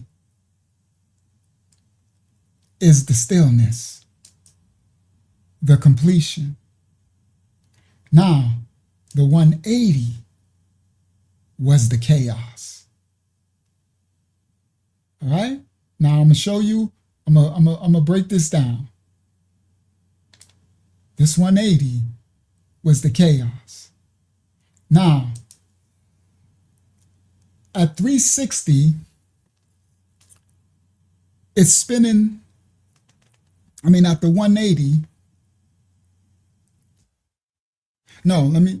at 360, it is spinning so fast in the right direction that it appears to stand still. Let me explain. Everybody, this is when it's not spinning. Everybody listen clearly. 0, it's not spinning. Now watch this. Now it starts to spin. here, it is spinning so fast. Look. Hold on. It is spinning faster and faster that it's appearing to slow down. And when it gets to 360, it's spinning so fast that it appears to stand still. Now this presentation is a physical, or what do they call that when you have those type of physical presentation? I'm sorry, I can't think of the name. But at 360, it is actually spinning so fast that it appears to us as standing still. So what is concluded from the experiment, that's what it is, an experiment, is that stillness is the highest and fastest frequency. Everything is in motion. The completion of the 360, which is the Kalalaya, is the highest frequency. So stillness is the peace. As it left from standing still at 0, and until it sped up so fast that to our senses, it went to 180 and it reversed. There is something at the 180 mark that a change happened, and it actually looked like it started to reverse and slow down, but it actually was speeding up. And when it got to the 360, it went back to appearing totally still. They call this frequency or speed rotation the frequency, the highest frequency. The Most High exists in that frequency. He said, I exist where? In the stillness. It is the completion, everybody. He says, I am the Most High. I created good and evil. Completion. The Most High would not, evil can't compass the Most High. It didn't say evil. In Habariyah, that's the word Kalalaya. In the completion, in the stillness, I exist. So that stillness, that completed state, is where the Most High exists. At 180 degrees of rotation, the things became a unified shade of gray. Oh, everybody, come on, y'all listen to me. Now, that's called the gray area. In the Bible, it is called not being lukewarm, not being half. The Most High caused us to be complete because he created completion. We're not to be gray area, lukewarm. It's the danger zone. So when it got to that 180 mark, it was spinning so fast that something happened at the lukewarm, at the 180, it merged and it became gray area. The Messiah said, I will spit you out my mouth. Do you understand? Be hot. Oh, come on, Hayazak. Listen, the hot is 360. It's spinning so fast that it's still. And the cold is the beginning part where it was actually not rotating at all. But if we don't rotate, we cease to exist. Let me explain. We are atoms spinning in molecules at high rotations, so everything is constantly moving. If it doesn't move, then it won't exist. It is cold, it is still, meaning dead still. But at the completion of the frequency of the Most High, it's spinning so fast that it is in peace. It is total, it's in its totality. At the 180 degree rotation, everything became a unified shade of gray. All right. Now, everything is in constant motion, but it is a peaceful, ordered motion. That is called mayam. Everybody, mayam is the Habariya ancient Hebrew letter, was an Adiyat letter for water. Okay, they call it mem in the Canaanite Hebrew. It's mayam, it's movement. So everything is in constant, perpetual movement as mayam.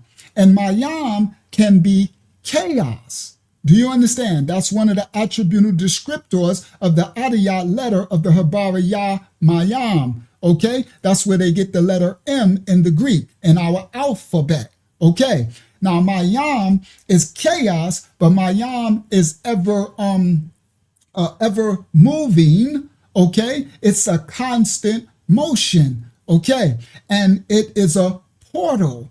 All right, so technically, all that is happening is every frame. The image is being, what we just saw, the image was being rotated by a number of degrees. So if we rotate the frame by frame at the 180 degree mark, the image is rotating halfway around. So we see, with our visual eyes, that it flipped back and forth between the frames. That's why it looked like it reversed to us. So when we cram enough of these frames in each second of a video, and we go over the limit that our eyes can see, our brain tells us that we're essentially viewing two frames at the same time. So it combines the two colors and we get a gray image. This is what's happening at the 180 mark. This is, they do this in gematria, they do this in alchemy, they do this in sorcery, they do this in, okay? This is understanding the rotations, the revolutions, the vibrations of matter and energy, right? And all things, you understand? So we're what we're explaining now, and I'm gonna get back to this yin yang thing, right? This is a rotation of energy. A Jedi mind trick. That's what it was. All right. So when we go over the limit that our eye can see, the brain tells us that we're viewing two frames at the same time. So it combines and merges at the 180 mark, a gray image. Now, in this video that I just showed, they're constantly changing the number of degrees per frame. So we won't get to see the perfect invert for a long time. But if they held at the 180 degree mark for a longer period of time than just a few frames, it would have been able to be completely gray. Now, if what I'm explaining is because what we see here, because we can only see a limited amount, right? So we see a hint of the merging. See right there, gray. But you still see the dots and you still see, right? But if we had, if how can I say, because they're constantly changing the number of degrees, we won't see the full inversion because it is happening so fast. But if we was able to hold it at the 180 degree mark for a longer period of time than just a few frames, it will be completely gray with no indication of the dots or intersecting lines. It will be a complete gray circle. The dots would disappear, the lines would disappear. It would be complete union of the two, gray area.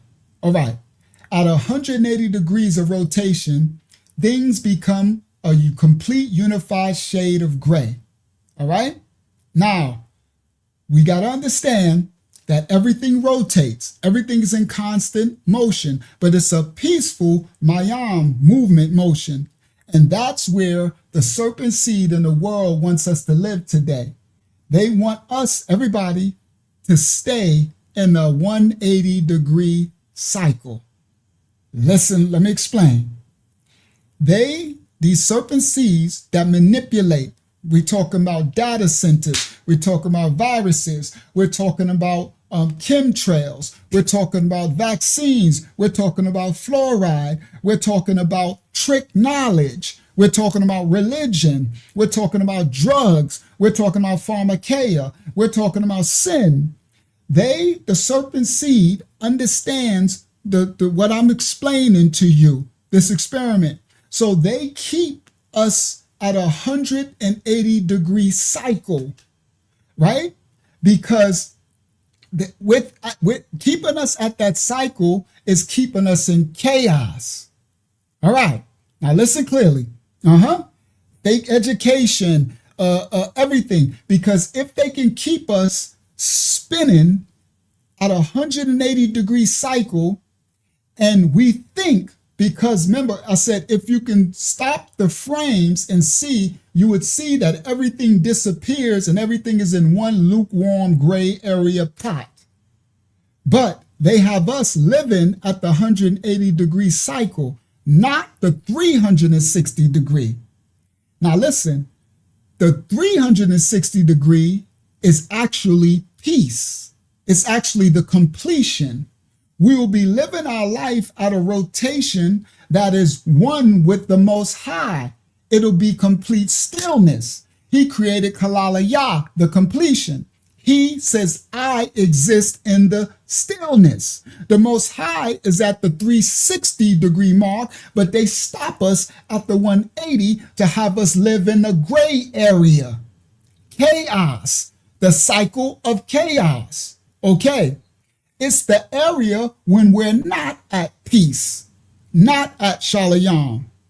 The 180-degree cycle is the realm of maybe. It's the realm of what if. The realm of I hope so. All right? It's in the space of if only I could. Or please let this work. You see, it's the space of uncertainty, chaos, not confidence, not belief, but doubt. It's the halfway there mark. Doubt is chaos. So they keep us, everybody, the Safariyah that they call the Bible tells us to believe and it will come to pass. 360, they keep us at 180. They keep us having just not enough. You get it?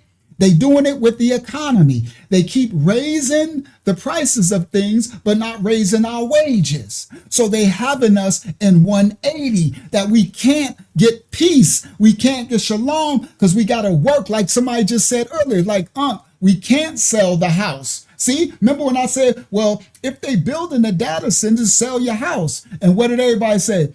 Well, what if we can't sell the house because the market, 180, dangling the carrot stick.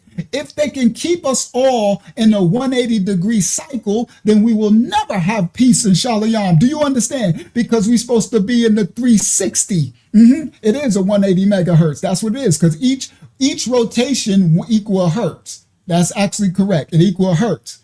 So the 180-degree cycle is not the completion. It's the gray area. All right. And they keep us constantly in the 180. That's where the serpent seed wants us, in an incomplete state, the gray area. They give us enough, then they pull it away to keep us in a limbo state. The 180 incomplete state, a state of manufactured chaos that looks like stillness. Shalom, Victorious Sharon. So the 180 state, it looks like stillness. That's why if I could slow the frames down, when it got to the 180, it turned totally gray, and it was a gray circle with no dots and no lines. It looked like it was at peace. If we could stop it and slow it down. But it wasn't. It was at chaos. It wasn't until it got to the 360 where it appeared to be still and we can see it. You can see it looked like it just stopped and it's at still, but it's actually spinning faster than it was at that chaos 360. That Mayam, everybody, that Mayam is chaos because in the Kalala Yav Mayam is chaos, chaotic like the waters, like the tides, right? But Mayam is necessary to bring forth life, the completion. We come through the womb, the water. We come through the water, the Mayam of the water, to come from the spirit realm to manifest into the physical realm. You understand? So the water, the Mayam, is needed. You understand? So this is the constant motion. All right? Now, they keep us in the 180, an incomplete state. It's called the gray area, lukewarm, the Messiah. The Bible says, I'll spit you out my mouth.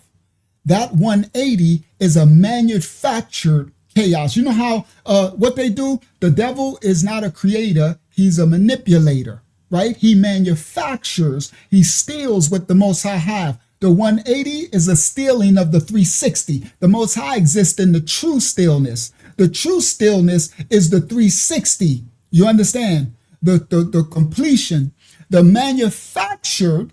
Let me explain. The true stillness come after the hurricane is gone. Now let me explain. When the hurricane comes, you get the first wind, right? You get the first chaos. But in the middle is what? Stillness. That is the 180. The eye, the center, they call it the eye. And everything goes back to sign. The sun comes out, the shine. But those who have the wisdom understands it ain't over. That's the manufactured stillness. It ain't still. It ain't still until the other half come and it's over and it goes past. That's the completion, the 360, the storm is over. So this 180 that happens is the eye. They keep us in the eye of the storm so that they can emit the chaos at any time they want. Do you understand? Now, the 180 is incomplete state of manufactured chaos that looks like the stillness. It's like the Antichrist. It's what they're going to say when the Bible says, don't follow it, don't listen to it. It is not the Messiah.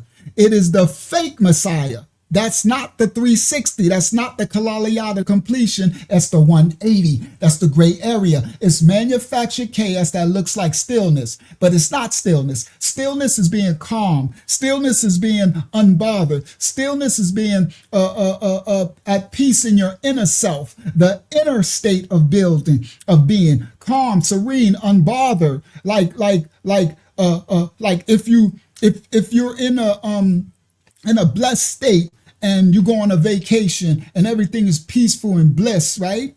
That stillness that you have is if you can have that same state while you're in a crisis. If you can be in a crisis state and have the same repose or the same energy that you had when everything was going good. That's what I showed tonight when that troll, the Most High sent him on purpose because it bothered my spirit.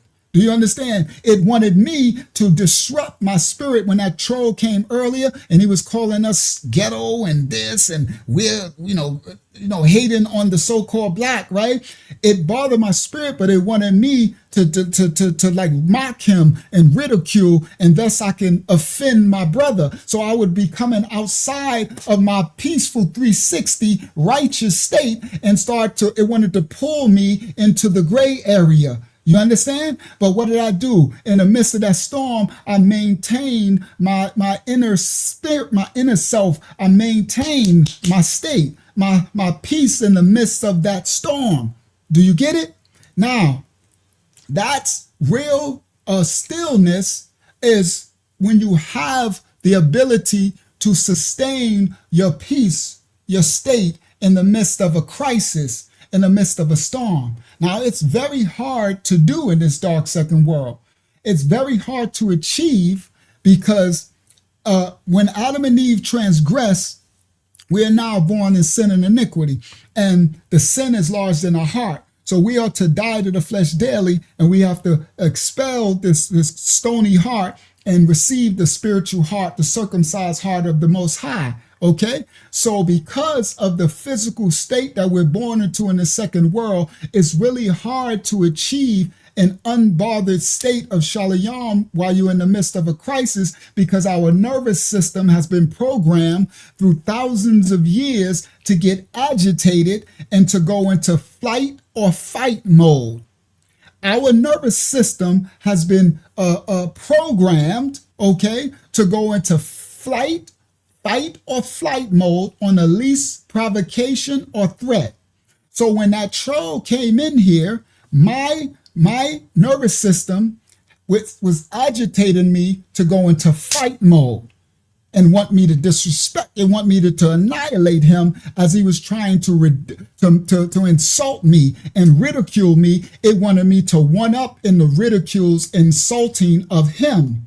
And in doing that, I could have offended someone else who might watch the channel from the African content. And by me talking about him and disrespecting him, I could have been disrespecting them and actually made them go away from the channel, when the Most High might have me to bring out some truth to bring them to the Father. So it takes me off my purpose. Do you understand? Because my nervous system has been programmed for thousands of years to fight or flight. Do you understand? Now, the difference between having control over the fight or flight response is that just because of a provocation or threat, the Bible says the devil is a provoker. He provocates. Okay. Now, the Messiah said, in the midst of the storm, I leave you my peace. Shalom. Now, shalom. So now, instead of flight or fight, when the provocation or threat happens, the first thing I'm supposed to do is be thinking clearly to make a strategic plan, whether to how I'm going to flight, if I'm going to move, or how I'm going to fight, if I have to fight. Okay? The wise person is the one who thinks in the midst of the war. Okay?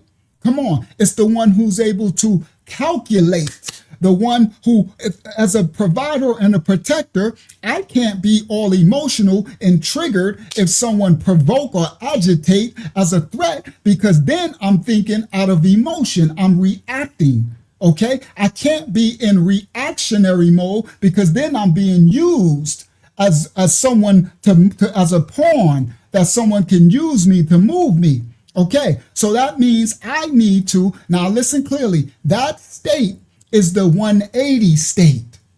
That's the rotation. 360 means I'm spinning at a higher speed. Listen, my rotation is on a higher, what they call that? What y'all call that, guys? They call it in the conscious community, I'm vibrating on a higher vibration. See what I mean? These are where these terminologies come from. All through the Eastern. That's why we're doing this yin yang stuff. I'm gonna get there in a second. Y'all, this gonna be dope, right? This goes through all cultures, right? It's mankind trying to learn the dynamics of the spiritual in relation to the physical, right? Yeah, they say you vibrating on a higher frequency, right? So if I allow people to provoke me and threats and everything to get me to react, then I'm on a lower frequency. But if I vibrate on a higher frequency, the 3, that's the 180. It's a gray area, a limbo. I'm easily reacted. It's a chaotic state. Okay, it can be manipulated. It can be controlled. It's a false sense of stillness. You know how some people think that they are in control, but they're really not in control? Shout out to Moody Knox. They're really not in control. They're actually, that's why I said, when I said to, when we was breaking down, when the question, when she said, well, why are they going over there trying to fight the Ebola and stuff? What money are they paying? I said, some of them think they're doing something good, right? They think they're doing something righteous, but they're actually being manipulated because they don't have the full of awareness. So they're vibrating on a frequency that they can't understand, the serpent's frequency. That's why the Bible says, be wise as the serpent. The serpents ain't dumb. So they're vibrating on a high dark frequency. Just because it's a frequency doesn't mean it's righteous, because it's kalalaya, it's completion. Do you understand? All right, so they reverberate on a high dark frequency. So you have to reverberate on a high righteous frequency, light frequency. Do you understand? And the light controls the dark. So in the righteousness of the completion, if we're both vibrating on the same frequency and I'm light and you're dark, I'm going to be victorious. Now, our nervous system has been programmed to go into fight or flight mode at the least provocation or threat. The point that we have to do is to reprogram our hardware, our nervous system, retrain again to make us relearn or, listen, remember the calmness. We have to remember the stillness. We have to understand that the stillness is within us. The Most High created us into this 360 degrees. He exists in the stillness. So what do we have to do? We have to retrain our nervous system, our hardware, our thoughts to remember the Most High. Shout out to Saudi Tate. That's why they had fringes on their clothing and stuff. Right? Remember the Most High when you're about to sin and transgress. When you're about to react on a 180-degree level. Okay? When you're about to remember the Most High. All right. Now we have to retrain ourselves to remember the Most High, because that's where the completion is. Not the false completion of Hasatan, the 180 that you think is the real. It's not. It's false. It's a fake illusion. That's why Hayazak said when we got to the 360 and it looked like it was merging, it was just an illusion. That's the illusion that Hasatan has people in religion and all that. Everybody's running around in a 180. So we need to retrain our hardware to relearn and remember the stillness, the calmness, the 360.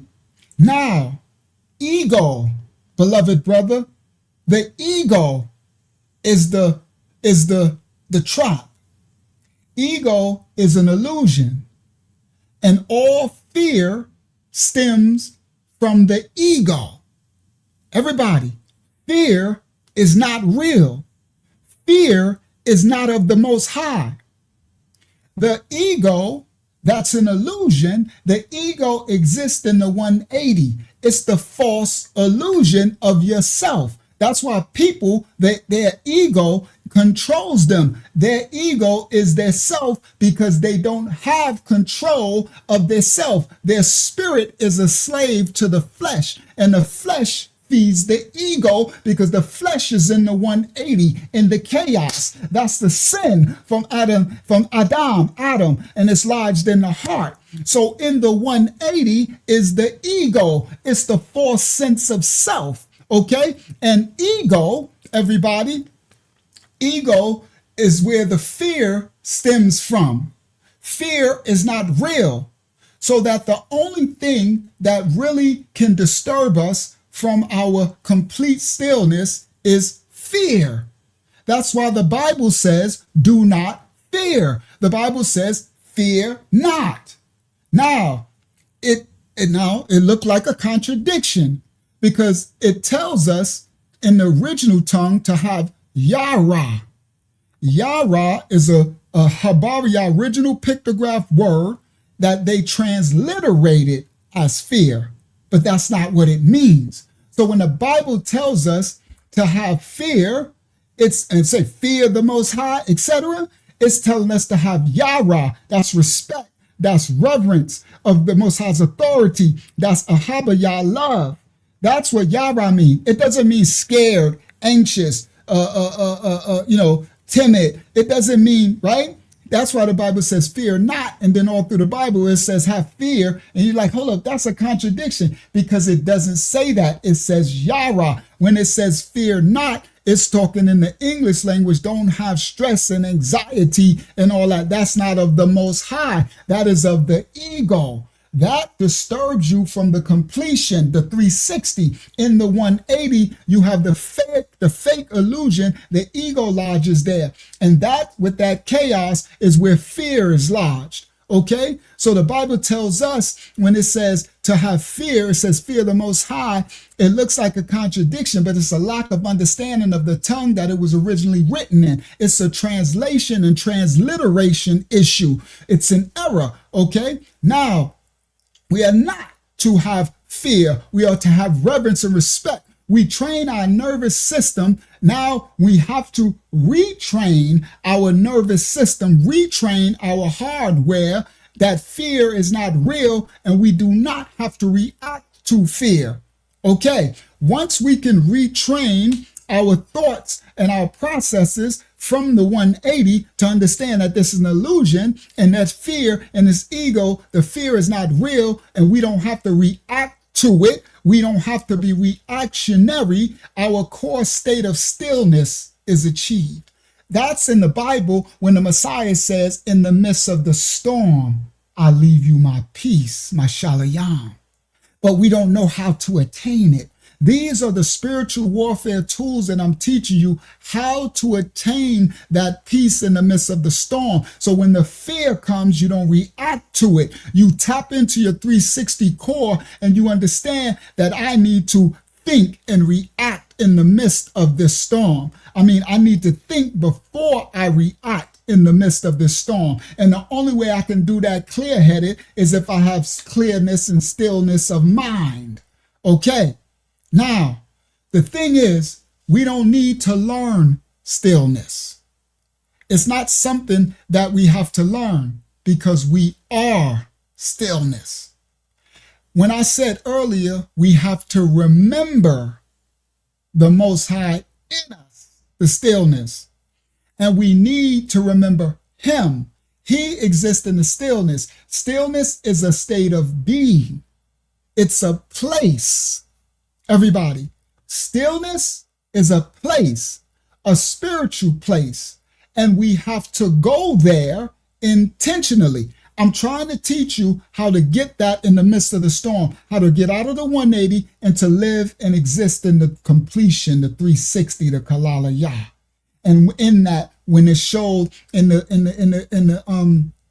presentation, when it got to 360, it looked like it was still, like it stopped.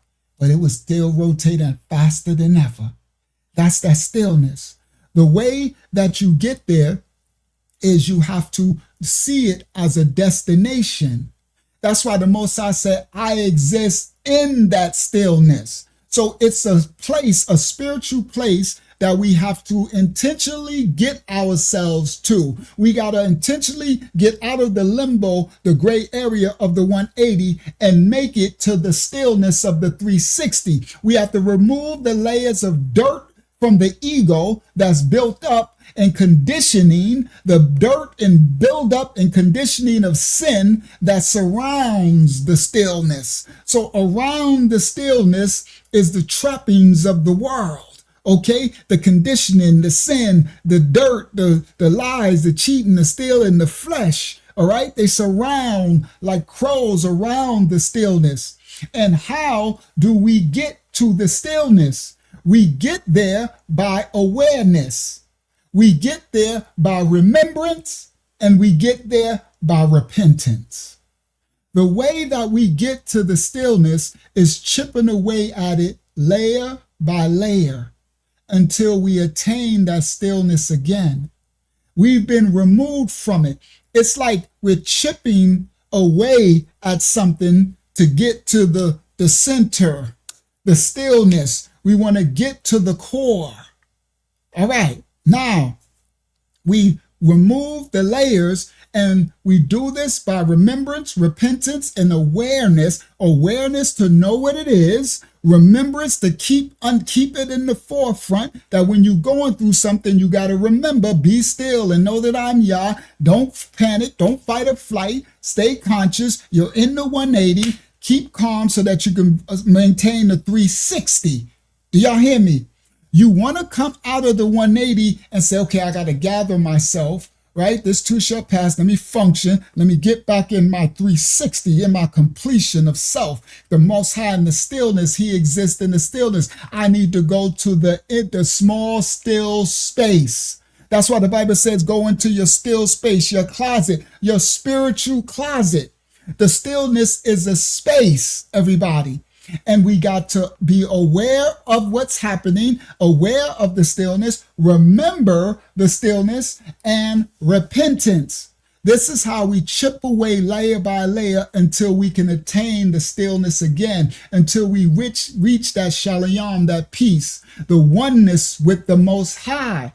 The stillness is the oneness. So the 360 is the reason why it looks like it stops when it gets to that rotation, is because it becomes one. It's a completed state. The Most High said, I created Kalalaya, completion, good and evil, both sides. That's why you see this yin and yang thing, right? That's what the East Asian, they're saying the both sides are in the one. And if you spin them enough, they become one to 360 when you get them to completion. I'm going to show you in a second because I got a presentation I'm going to show you. Now, after 180 degrees, it goes through each stage again, but it looked like it went in the opposite direction. Now, it goes back to what appears to be a zero movement at 360 degrees, a total stillness, the total stillness that Yah said I exist in. All right? Now, when it got to the 180, it started to look like it was slowing down, but then spinning in reverse at the same time till it reached 360, ending backwards instead of forwards. So it was like, everybody, let me say that again. When this started to rotate, right? And it hit the 180, right? Here we go. Sorry, guys, I don't want y'all to get blurry.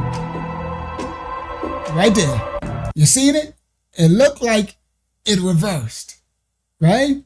And then it does that, and it goes all the way till it goes back to the 360. See? And then it goes to stillness.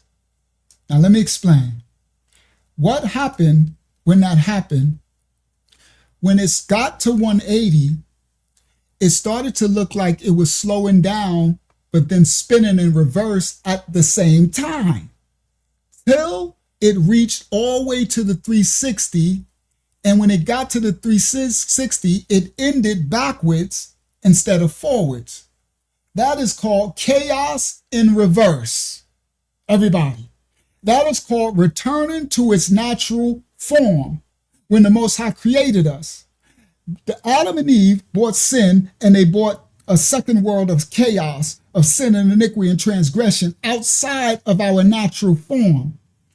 It's the healing, Yahakanaj, you got it. Y'all getting it, you getting it, y'all getting it. It's the 360 complete level of healing. It's chaos in reverse. The 180 is the chaos. When it goes to the 360, that's why it looked like it reversed and slowed down all the way. It's the chaos literally in reverse. 360 and then backwards instead of forwards. You understand? You reverse the cycle. You reverse Hasatan's devices back on him. You return back to whence you've come. Everybody, the Bible took us from Genesis, Barashiyat 1, right? In Genesis 3 and 6, we transgress, right? All the rest of the Bible, all the way from there, all of our ancestors, the Israelites and everybody else, all they did was go further and further away from the Most High. And the Bible is a book of instructions how to get back to the Most High. 360 degrees. Listen clearly. We spin and spin away from the Most High.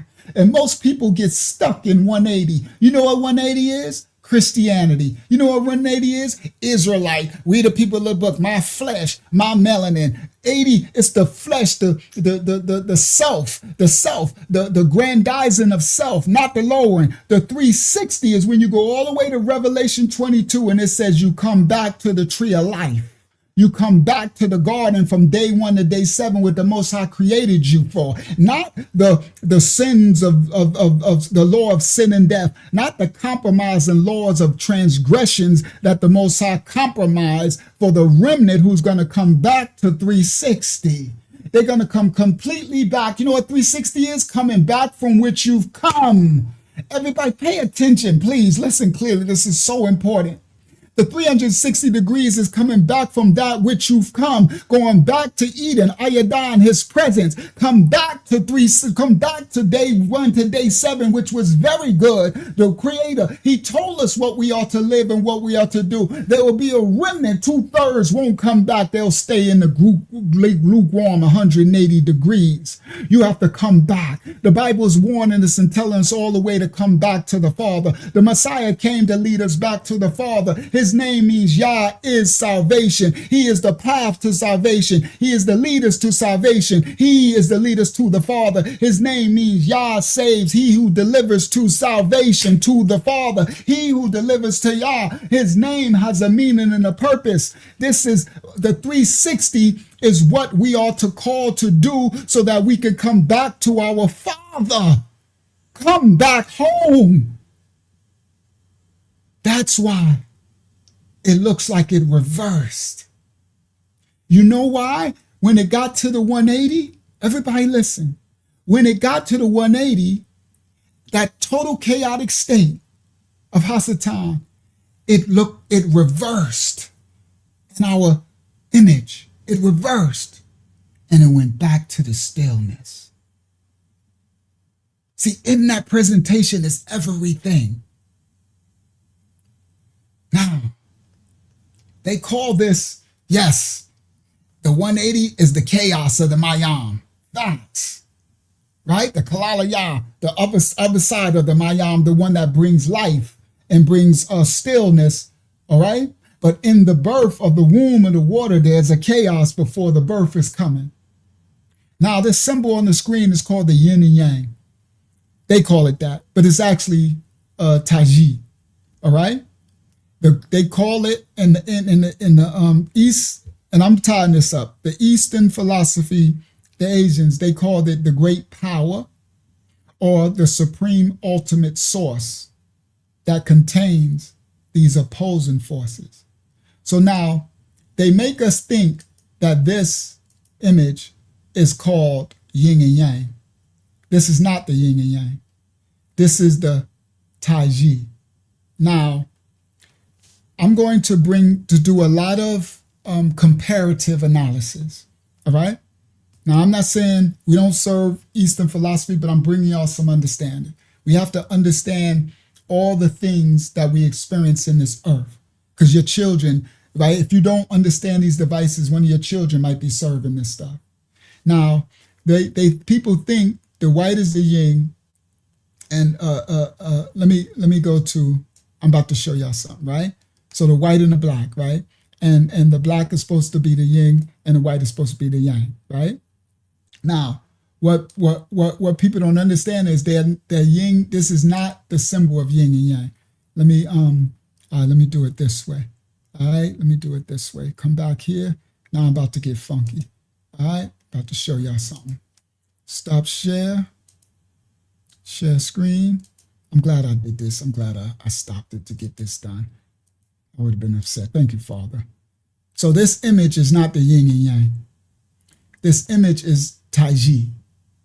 This image, they call it the Supreme Being. This yin and yang exists within the Taiji. All right. So let me explain.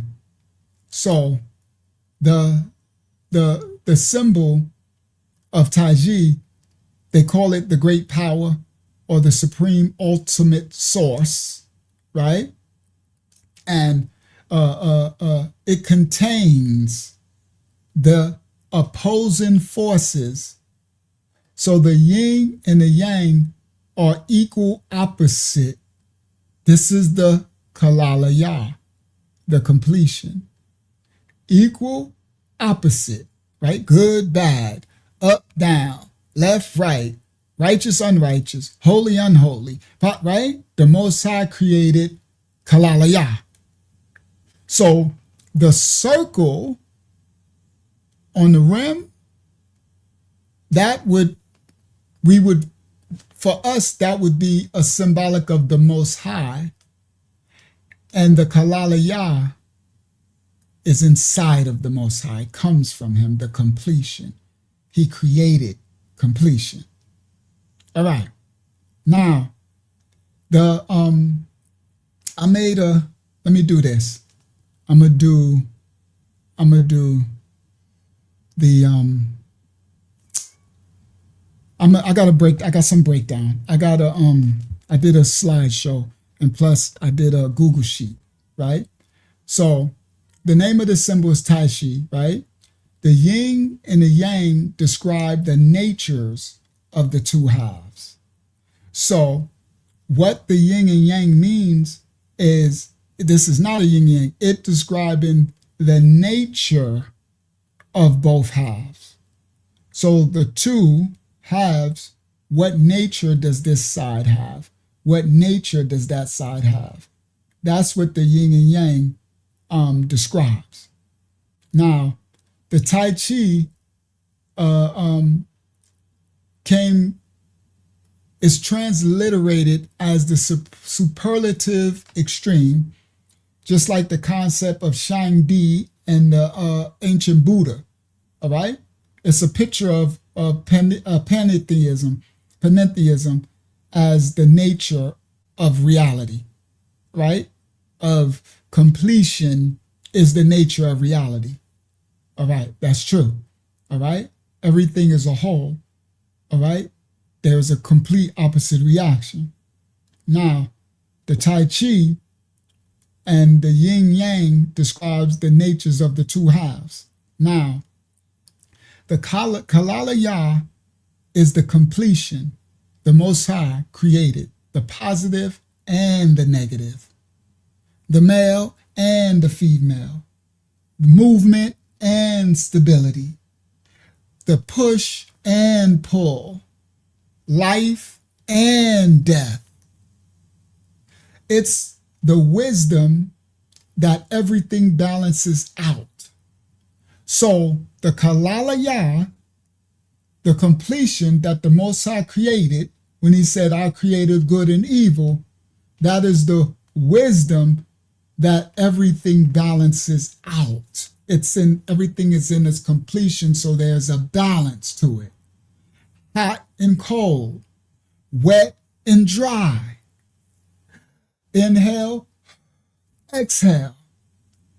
It denotes the most basic, the most basic of the ways of life, the most basic of the functions of the ways of life.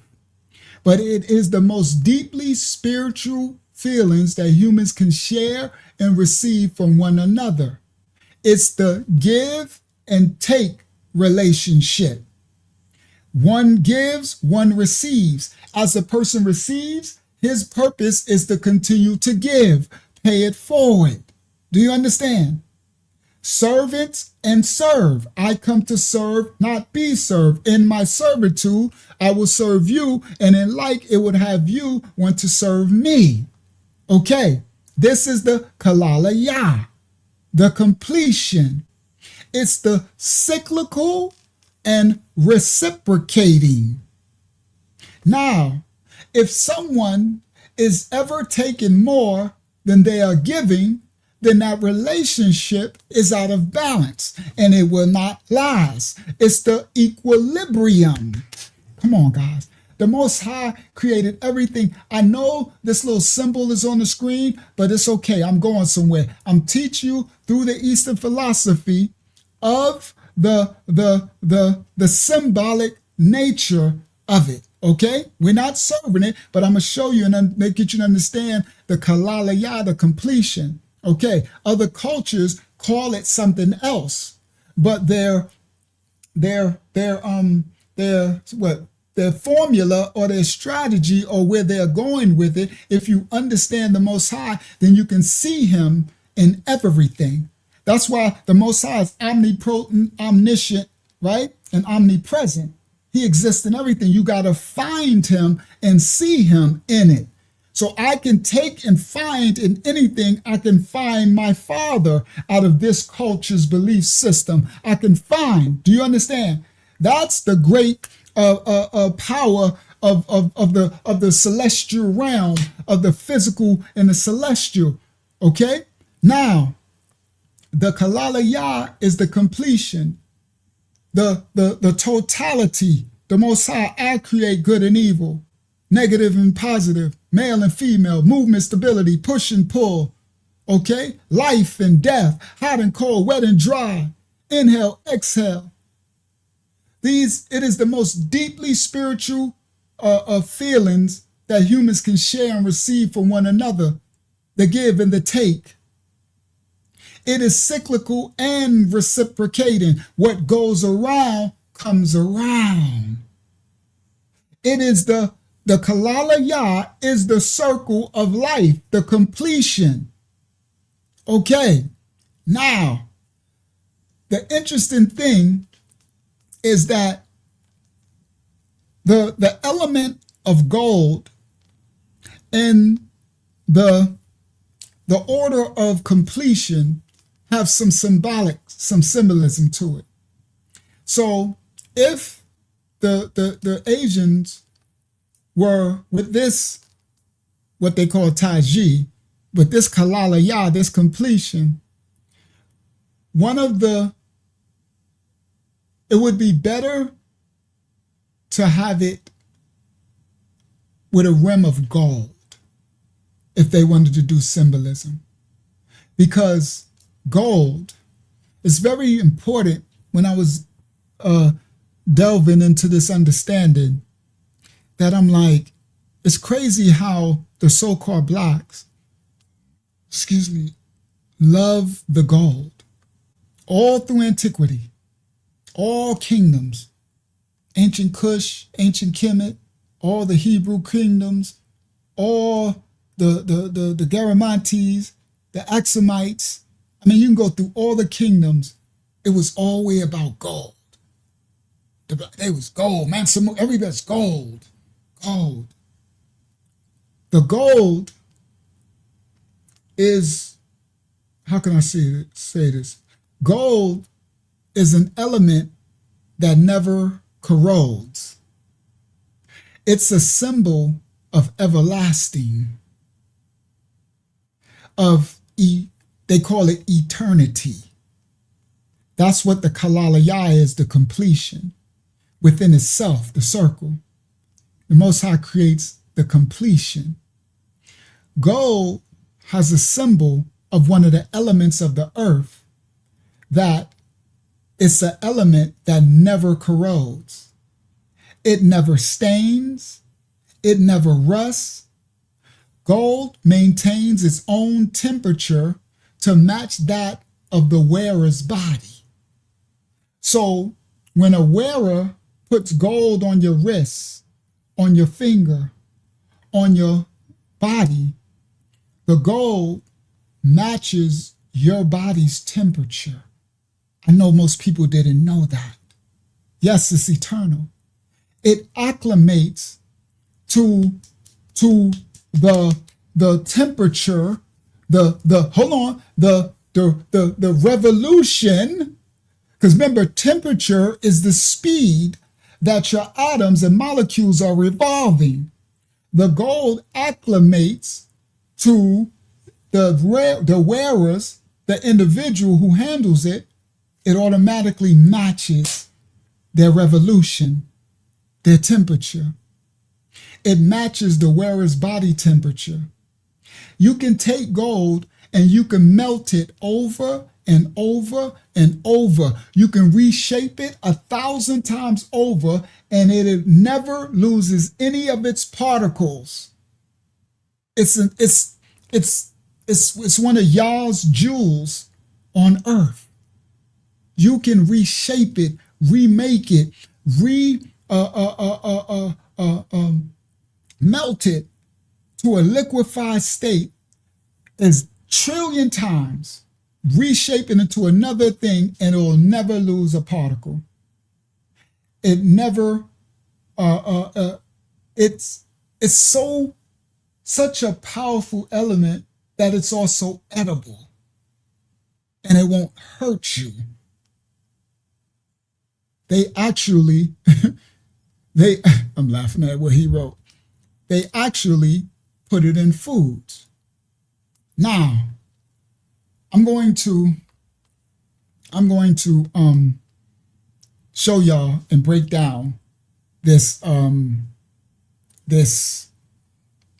symbol from Eastern philosophy and Kalalaya. All right. So when it spins to 180, it becomes a false illusion, shout out to Sedona, of oneness, but it's not in the oneness state. The dark and the light cease to exist, and it becomes one, gray. But that's a false illusion. That's the 180. That's the lukewarm. All right? The oneness, everybody, of the 360, when it stops, it is one, but it doesn't lose its properties. Let me explain. The way the gold doesn't lose its particles. In the 360, when it stopped spinning on the presentation, it was still, but you still saw the Kalalaya.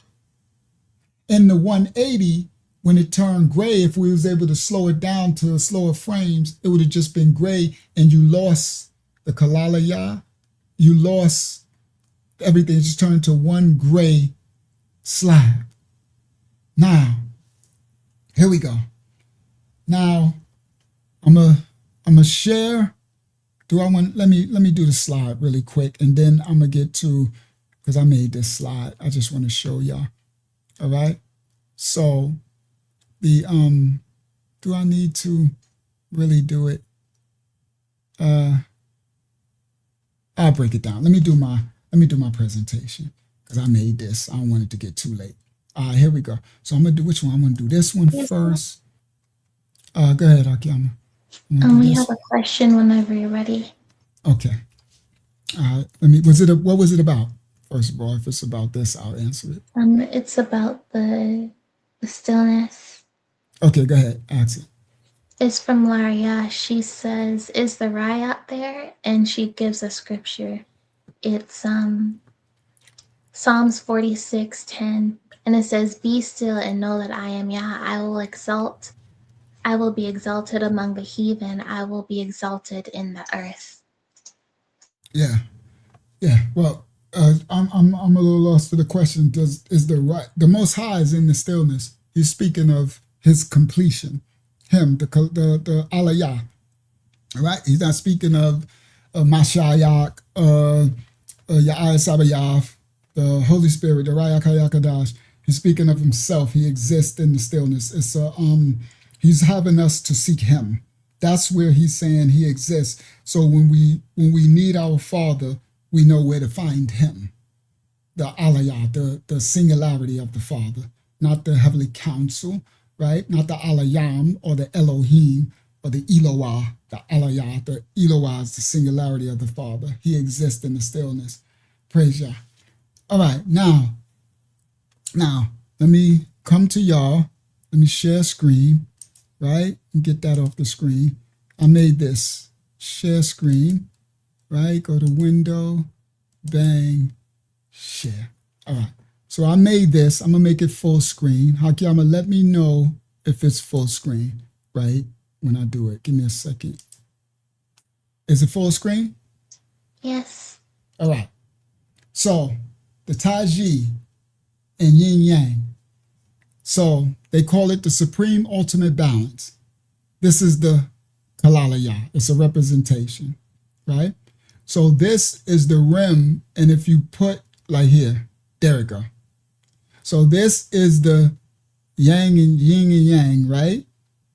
And this, it's inside of a rim here.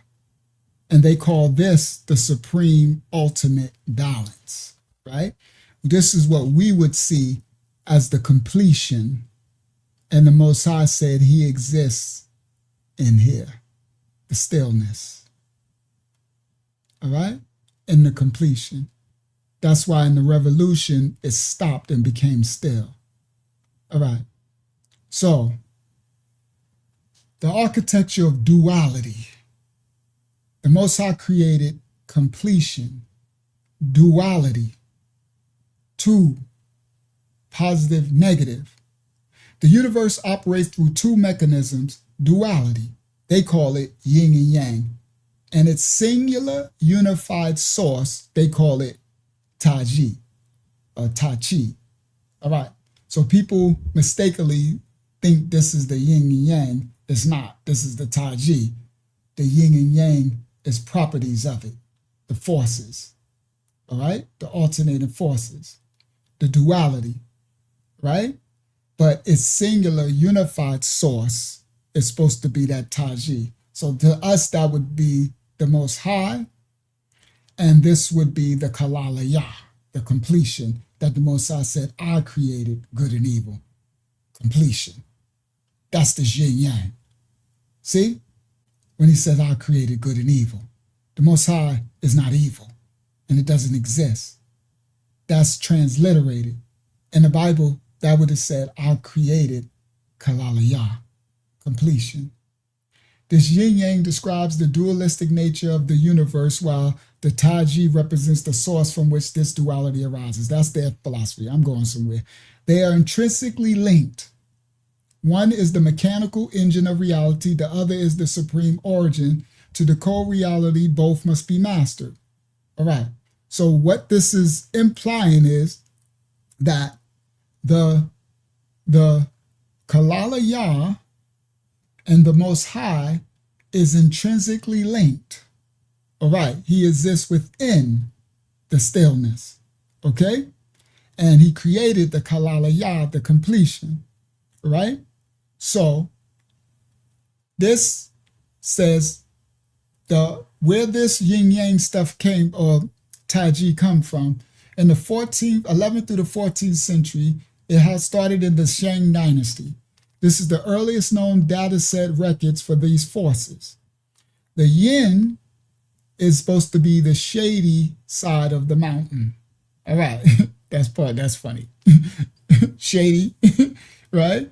And comprised of a distinct hill and cloud and linguistic components. The yang is supposed to be the sunny side of the mountain, comprised of hill and solar rays, the linguistic components. So the reason why the yin is dark is because it's supposed to be the shade. And the yang is white or bright is because it's supposed to be the side that's exposed to sun. Let me explain. So when you have a mountain, if the sun is shining, the sun can't have its full rays on both sides of the mountain at the same time. Because the sun travels, this is the Shamayash. The sun in Habarayah is Shamayash.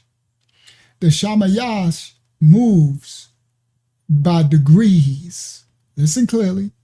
It rotates in its Kalalaya, 360 degrees. All right? It rises in the east and sets in the west. And it repeats every day its cycle. So at one part of the day, the yang, which the sunny side, the sun will be shining on this side of the mountain, But on the second half of the day, it will be shining. The yang will be on this side of the mountain. That is the rotation. Let me clear it. So at one point, this will be the yang, depending on the degrees of the sun.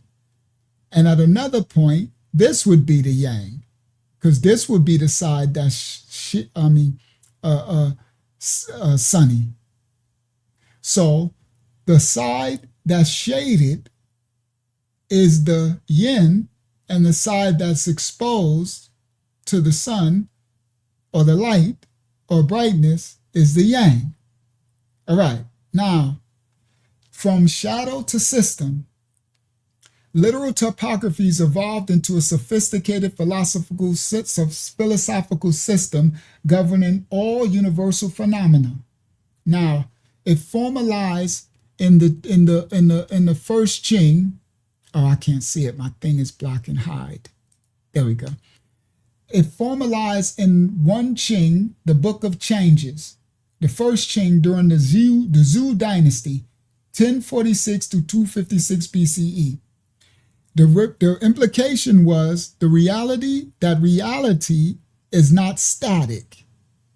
Reality is continuous, calculated interaction of opposing complementary forces.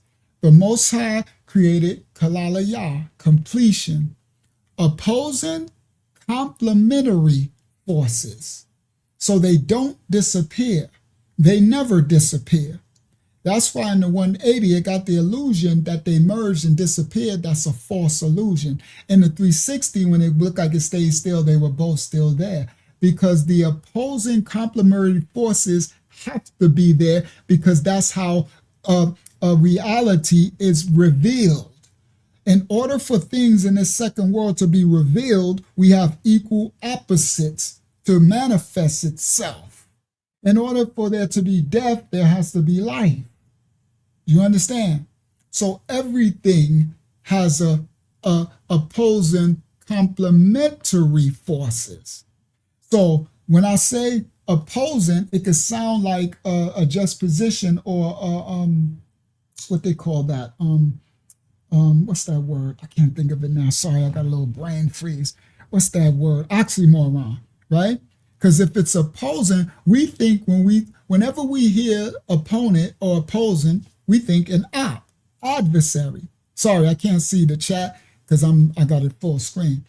We think when we see opposing, we think an adversary. But the Most High created Kalalaya, and the opposing forces are not adversary, they are complementary. Each are needed to reveal the Most High's will. He created it. So he's not up there individually saying, okay, this is going to happen, this is going to happen, this. He made it. It's a self-perpetuating engine. The Kalalaya is created into this world, okay? And these forces that, remember, that's why it's the tree of knowledge, the tree of life, right? I'm on the right, and the tree of the knowledge of good and evil.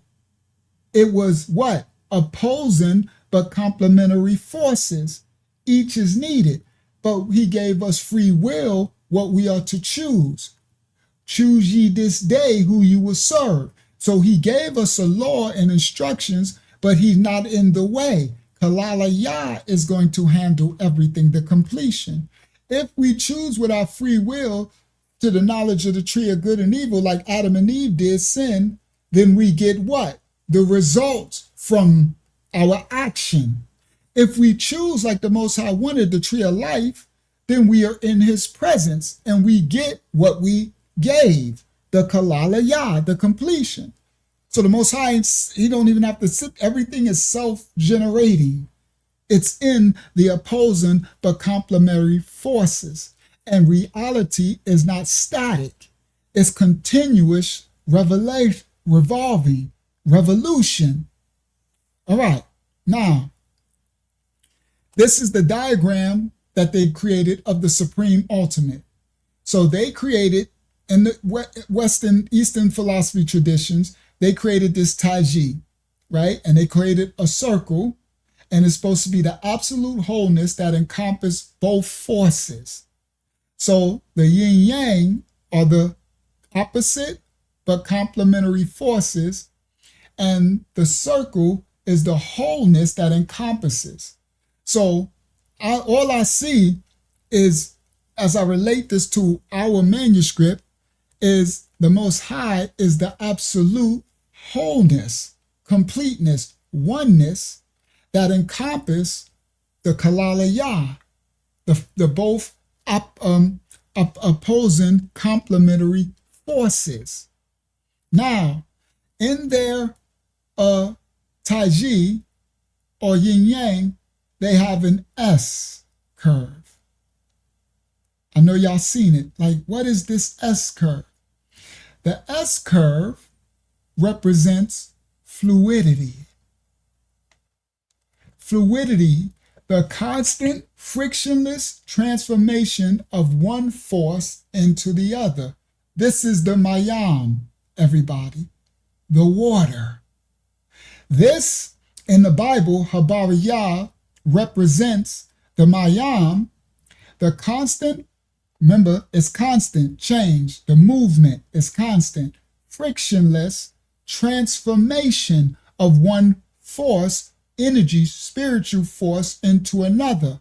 When we're created, okay, in the womb, a spirit comes from the Shamayam, and it is transformed from one force to another, from the spirit to the physical through the fluidity, through the waters, the mayam, and that's chaos.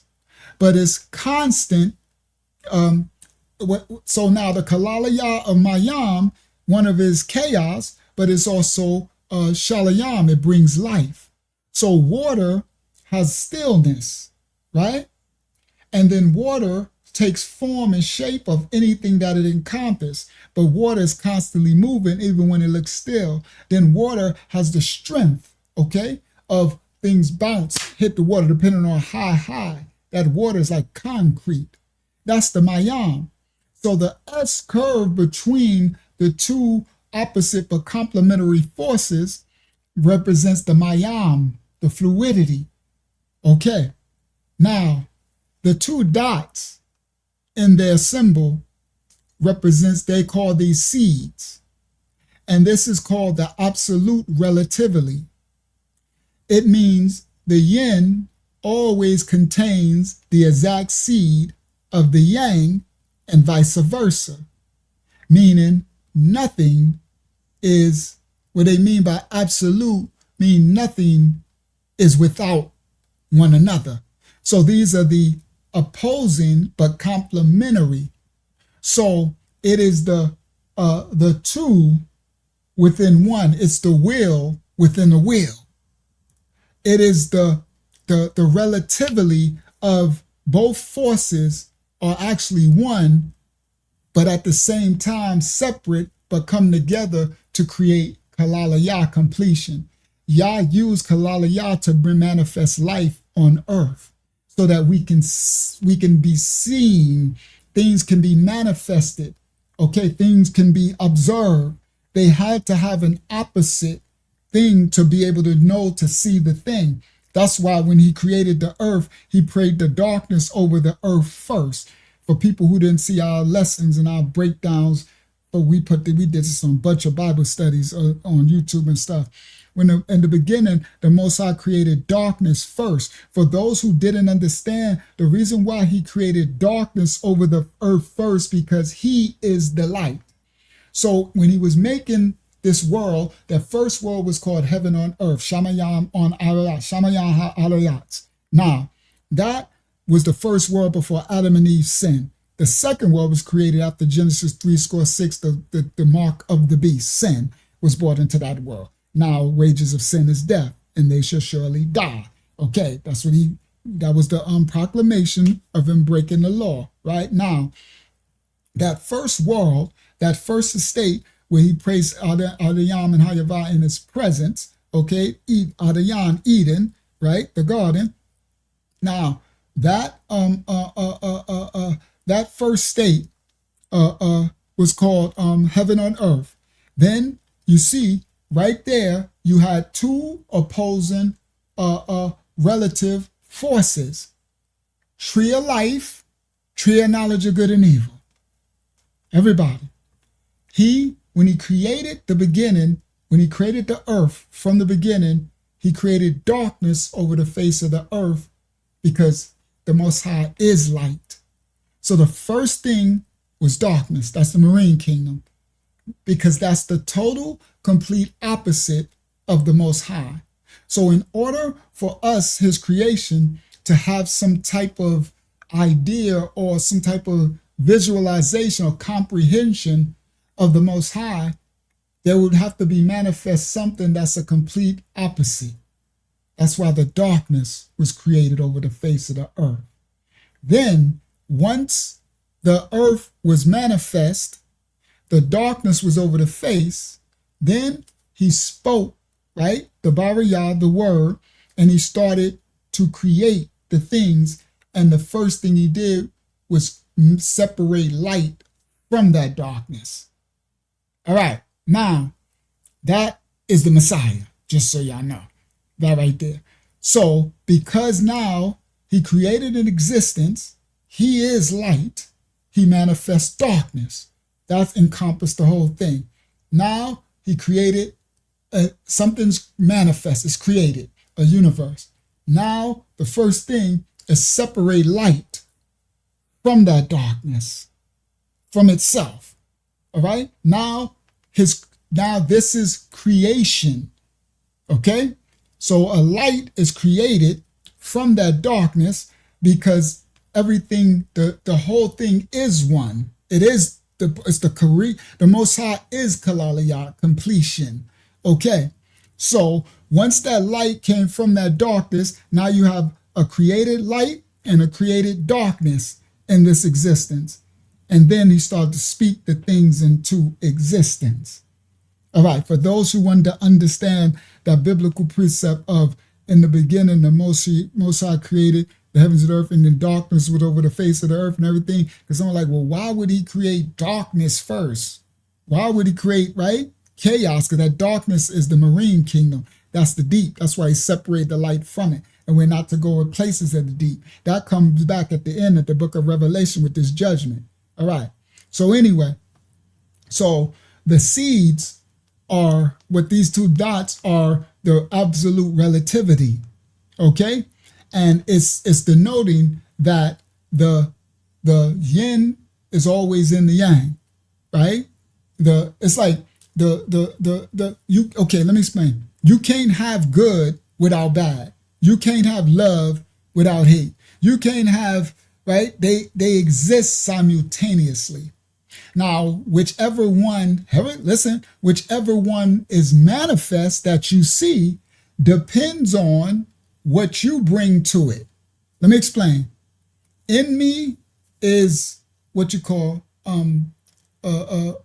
calmness, love, joy, happiness. But also in me is wrath, anger. You see? It's also, because it's the opposite. They cannot exist without the other. Now, if someone comes at me, it depends on what they get, on what they're coming with.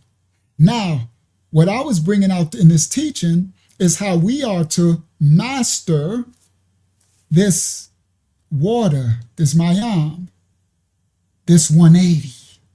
Come on, guys. This 180 is where it gets the lukewarm gray area. You need to stay in the completion because look, this is the absolute wholeness that compasses both forces. This is the Most High. He exists here.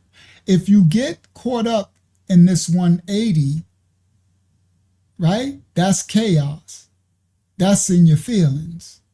That's when somebody comes at you and antagonize you, where you would be loving and kind. Now you get anger and disrespect. So when that troll came, he tried to disrupt my Kalaliyah. You see, guys, my completion. And he tried to get me in this gray area, and I was fighting because I wanted to I was traveling right on in, and I was battling I wanted to say a couple of things, and I just knew I was battling in the spirit. And I'm like, no, I don't care what this serpent, because he's used by a devil, and he's not going to be able to inflict me to change my righteousness, because I can offend somebody innocent from the continent of Africa because of this troll or this sellout, all right? And it's many different nations of people over there. You understand? There's a righteous remnant of every nation, kid, your tongue, and people. So instead of allowing him to manipulate and have me in this space, I stayed in the Kalalaya. And I talked calmly, and I did as respectfully as I can, and I tried to teach against his adversarial. That's why Latanya said, Unc, I admire your repose. That was built up, Latanya. I didn't have that always. That's why I'm teaching the spiritual warfare. What I'm teaching you is so powerful right now. I got more, all right? So this S-curve, this is the Mayam, the water. And the Mayam is one of the most dangerous letters, adiyats, in the Habariya language, in the letters, right? The Aleph Bayat. If you understood because of the Kalalaya, it's the same thing as the waters. In the daytime, the waters are beautiful, shiny. It's just so, especially if you get white, clear waters, and it's no really, if the ebbs and flows of the tides is calm, beautiful. But that same water at night, spirits arise. We enter not to be in that Mayam at night. It changes, right? It flips. So in the daytime, in the sun, all right, you got the yin. But at night, when it flips to that yang, the Most High said, get out of that water. It's dark. Its portals open. You see? So the Mayam is beautiful. It's constant motion. Our body is made 3/4 of water, Mayam. We can live without food. You understand? But we cannot for a long time. But we cannot live without that Mayam. We die fast without that water. Okay? The Mayam. And we come in through the womb, the Mayam, through the water. There we go. So now the seeds is relative absolution, that one exists always within the other. They are two separate, but one. They are will within the will. The parameters of opposition. The yin is symbolic to Adam, and the yang is symbolic to the Messiah. Adam, the first one who came with a purpose, he failed his purpose. So we had a second Adam come. The yin, they denote as passive, receptive, yielding, symbolic to water or earth, moon, the night, cold, downward, inward, feminine. The yang, I relate to symbolic as the Messiah, active, creative, obedient. So as the yin is passive, the yang is active. The Hebrew is concrete. It's a language, a culture of actions, of doing things, activity. It's concrete, not abstract. The yin is receptive. It's receiving. It's a reactionary. The yang, creative. Okay? One receiving, one creating. The yin is yielding, pausing, giving in to something. The yang, obedient, doing. Adam, the yin, water, earth. The Mayam, the Arayats. The yang, fire, sky. The Mashaya, the Shamayam. Let me explain. Adam, instead of being a yang, he was a yin. Let me explain that. Instead of him actively fulfilling his purpose and doing the dominion, Radayah, he was passively watching Eve and hearkening. Instead of him being creative, he was receptive. He hearkened to her, received her transgression. Instead of him being the creative nature of the Yah gene, Wa gene in Adam, he was receptive. Instead of him being obedient to the Most High's law, he yielded. He was yielding. The Messiah, he was more water and Ariat's earth instead of being Ashaya, fire of the Shamayam. The baptism first and the earth was destroyed by water from Adam, sin.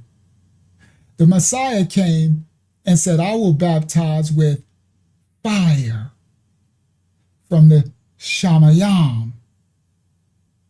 The Most High said, I won't destroy the earth no more by Mayam, but by Ashaya. This is the physical, this is the spiritual. The physical water and earth, this is like the laws of Moses. And Mashiach is the spiritual circumcision. Adam was symbolic of the moon and the night. Mashiach is symbolic of the Son of Man, the Son of the Most High, and the light, the day. Adam, symbolic of cold. Cold is slow, stagnant. Mashiach, symbolic of heat, hot, active, not passive. The yin Adam, symbolic of downward, inward, down and in. The Messiah, upward, leading us to the Father, and outward, giving, not receiving. Receptive is yin Adam. Creative, giving, outward, outpouring. I come and I outpour what the Most High pours into me. I actively, obediently speak that Oshaya, fire from the Shamayam, as hot as the sun's days, for upward elevation of your spirit, and I pour it outward. Adam was feminine. The first Ahab, he hearkened to the woman, the water, the earth, the moon. Mashayat, the Mashayat, our Messiah, y'all recalling Jesus? Masculine, patriarchal. This is where they have the matriarchal society. The serpent seed is this. Adam and the Messiah. The systematic mechanics, laws 1 and 2. The implication is a singular force cannot exist in isolation within the structural bounds of this universe. So a single force cannot exist in isolation within the structural bound. So the Most High created contrast, opposites but complementary, kalalaya. That's why they have those two seeds, those two dots, the two forces, light versus dark, the law of opposition. Forces exist as direct contrasts. Do you understand? Light, dark, good, bad, righteous, unrighteous, evil, right? Okay? Righteous, unrighteous. Now, the law too is interdependence on one another. Existence, our existence requires this duality, this pairing. Height cannot be computed if you don't have depth. You see? You need to compute good, you need bad. Okay? This is because the singular force, the singularity that exists in the duality, okay? That's the will within the will. The singular force cannot exist in an isolation. They both have to exist. They coexist within the structural bounds that the Most High created this world in. That's why in that beginning, there was a tree of life and a tree of knowledge of good and evil. They both exist. You understand? Forces exist as direct contrast, pairing of existence, the interdependence of the opposing forces, the dynamic laws of the Most High 1 and 2. Laws 3 and 4. Laws 3 is consuming and supporting, meaning constant flux. As one metric increases, the opposing metric proportionately decreases. So as one rises, the other proportionately will decrease. It's a consuming, supporting, constant fluctuation motion as it rotates. As one manifests, the other does the equal opposite. Law 4 is intertransformation. The peak extremes trigger immediate reversal. Now, what I'm breaking down right here is when I showed the revolution of that Tai Chi thing spinning, when it got to the peak extreme of 180 degrees, right here, the peak extreme, it reversed. That's why y'all seen it look like it flipped in the other direction and started going. Law 4 is intertransformation. So that's the transforming when it got to the 180. So it is a chaotic reversal back to the original. The Most High created these dynamic laws when he created us, his existence. It's innate in the creation of itself.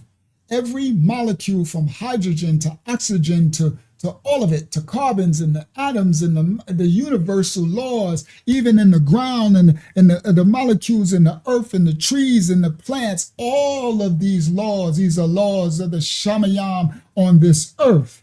This earth is called Shamayam on earth. These laws do not exist in the heaven Shamayam. These are laws in this creation of this world that the Most High created that we exist in. Peak extremes trigger immediate reversal.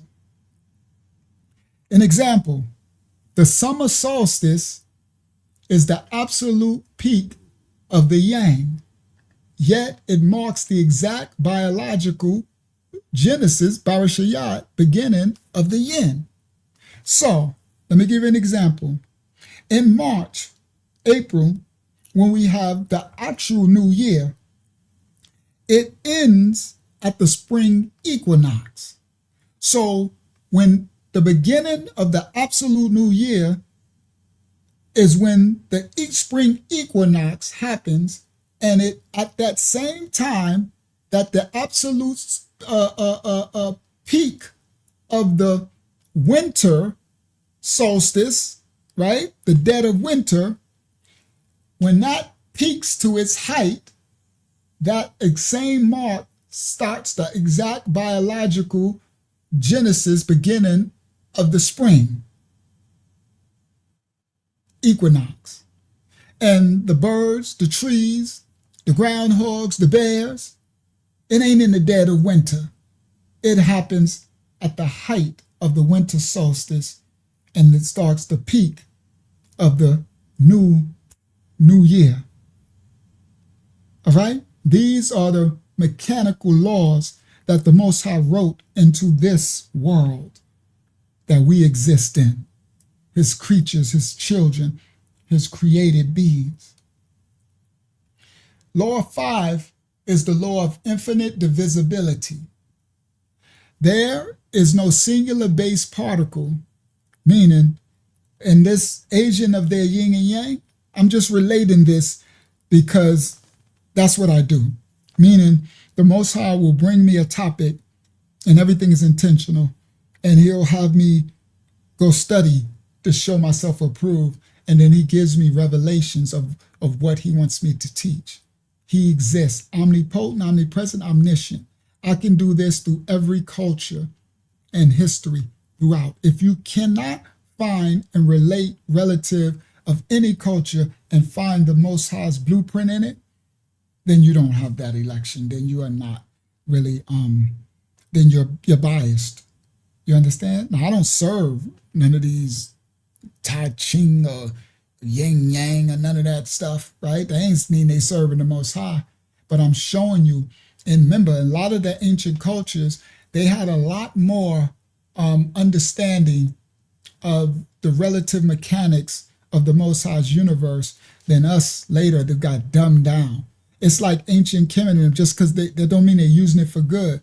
Like ancient Kemet, right? And these other cultures, they was building pyramids and they had dynamics. They understood the portals and open it up for the fallen, right? All of that. So if you can understand their cultures and their dynamics in the spiritual, then you will become wise as them, wise as these serpents. So I have to teach the Most High's children. Sorry, I can't see the chat at all. I won't see it for a minute. I wish I could interact with y'all, but I want this to be full screen, right? Because if not, it's going to be half, right? I'm called to teach so that his children can learn all the devices of this dark world. My people are destroyed for a lack of knowledge. We have to be able to rightly divide and discern, and you can run into situations where you don't have an understanding of this culture, this dynamic, or what this thing is, and you can be destroyed for a lack of knowledge. Now, the law 5 of infinite divisibility. Now, these are laws the Most High created. Now, he ain't say no yin yang. That's their language coming up with that stuff, right? But there is the law of infinite divisibility. Now, that means any element, no matter how small, down to the smallest molecule, atom, or whatever, can be mathematically subdivided into further components of itself infinitely. Now, they say first subdivide into further yin and yang, right? The two are kalala ya, opposing but complementing forces. Now, the law of infinite divisibility, that's how we came created from molecules and atoms. They break, they split, right? Electrons, protons, neutrons, right? Okay, so it's the law of infinite divisibility is that any element, no matter how microscopic, can be mathematically subdivided into further components of itself infinitely. This is how species came to manifest and things evolve. There is a thing called an evolution, but it ain't what they try to say with some big bang and stuff. No, the Most High created, and he created all of these laws, just like we got laws in our temple, the laws of what you call that voluntary and involuntary actions in our temple, right? Our digestive system, our circulatory system, our nervous system. Do you understand? Things are just involuntary happen, that our blood is pumping and reacting and firing, and neurons is firing and this and react. There's so many millions of mechanics going on from the laws of the Most High. You heard me talking about some big bang. Y'all are stupio fulio. That's why those who really lower themselves and the Most High pour into them, they have a high election of understanding. And I can do this with any culture and language. I'm not boasting myself or anything. I have been lowered myself for years, 20 years of being poured into and remade and understand, so that I can what? Teach you guys. Teach and serve the children of the Most High. Teach and serve. This is the infinite divisibility law. These are laws that govern us on this dark second world. So they Taiji, which is their outer circle, it's not the yin yang, it's not the duality.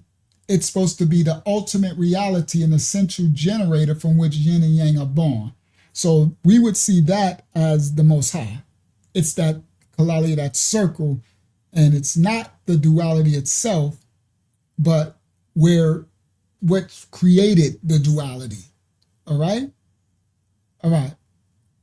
So it says implication. It is the universal anchor, what they call it, the Great Paul. This is what we would call the Most High.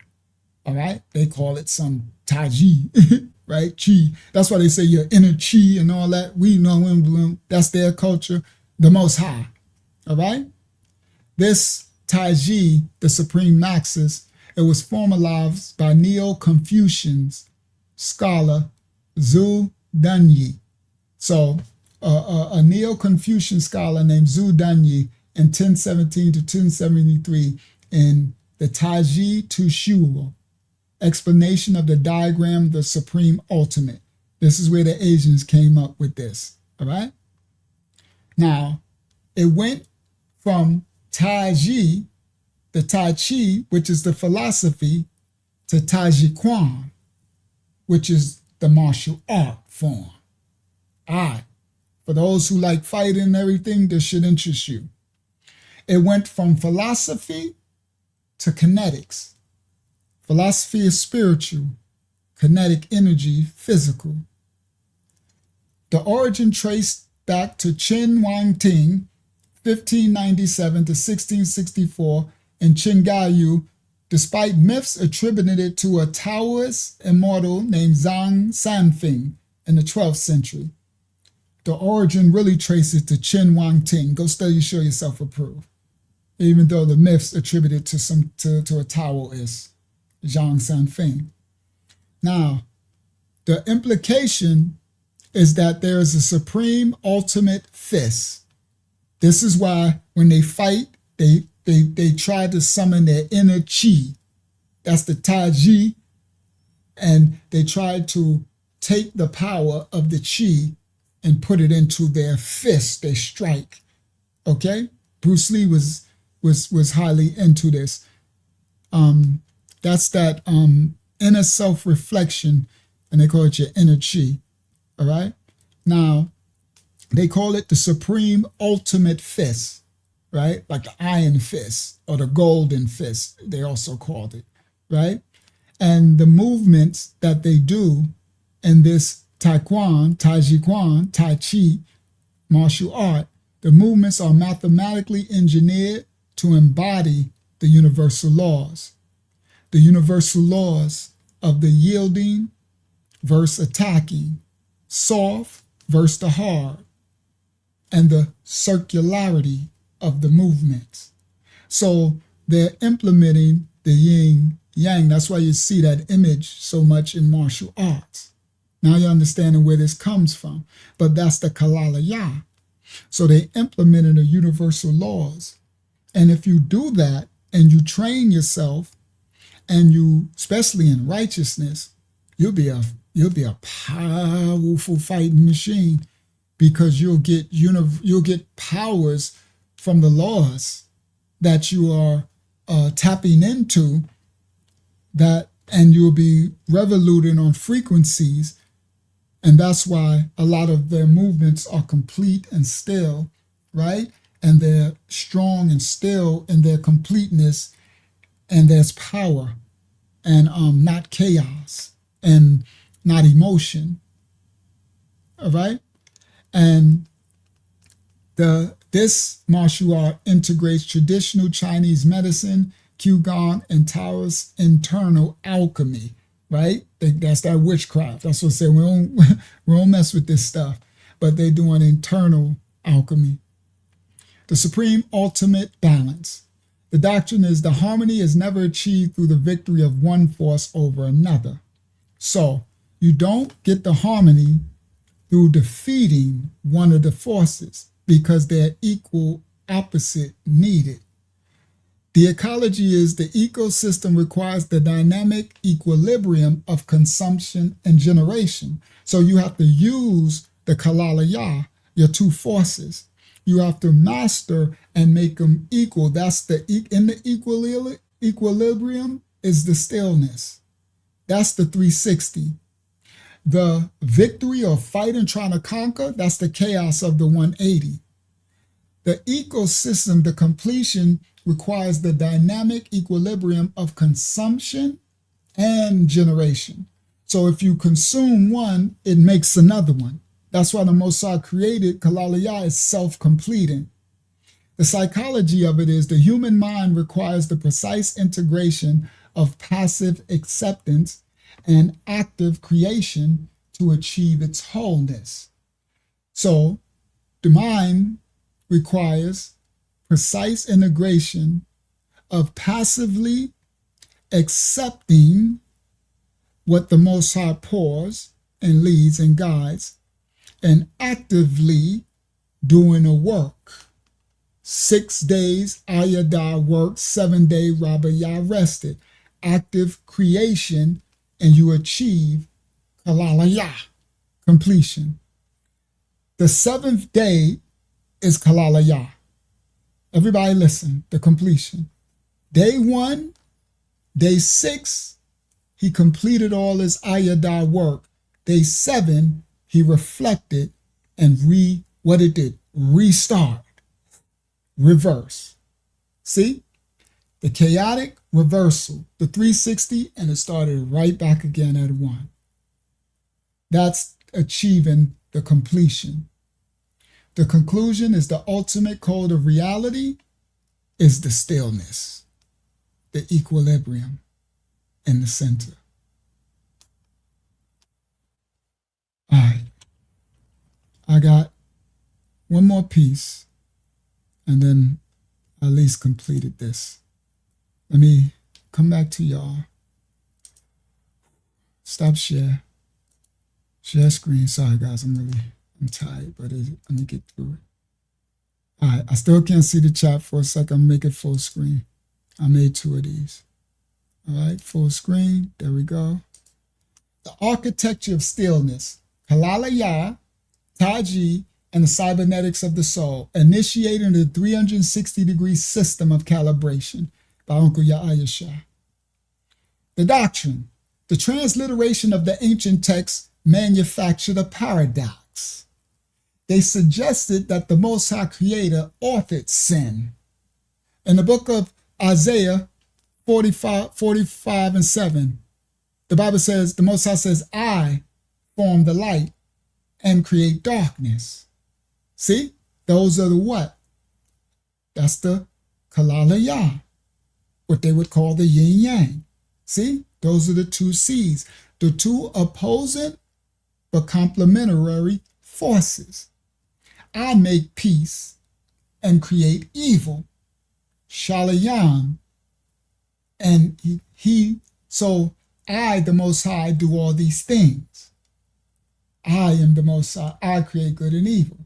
Now, this is a transliteration, and because of their error, it manufactured a paradox.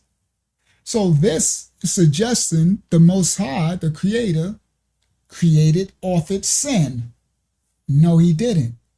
He created Kalalaya, the completion. what you get.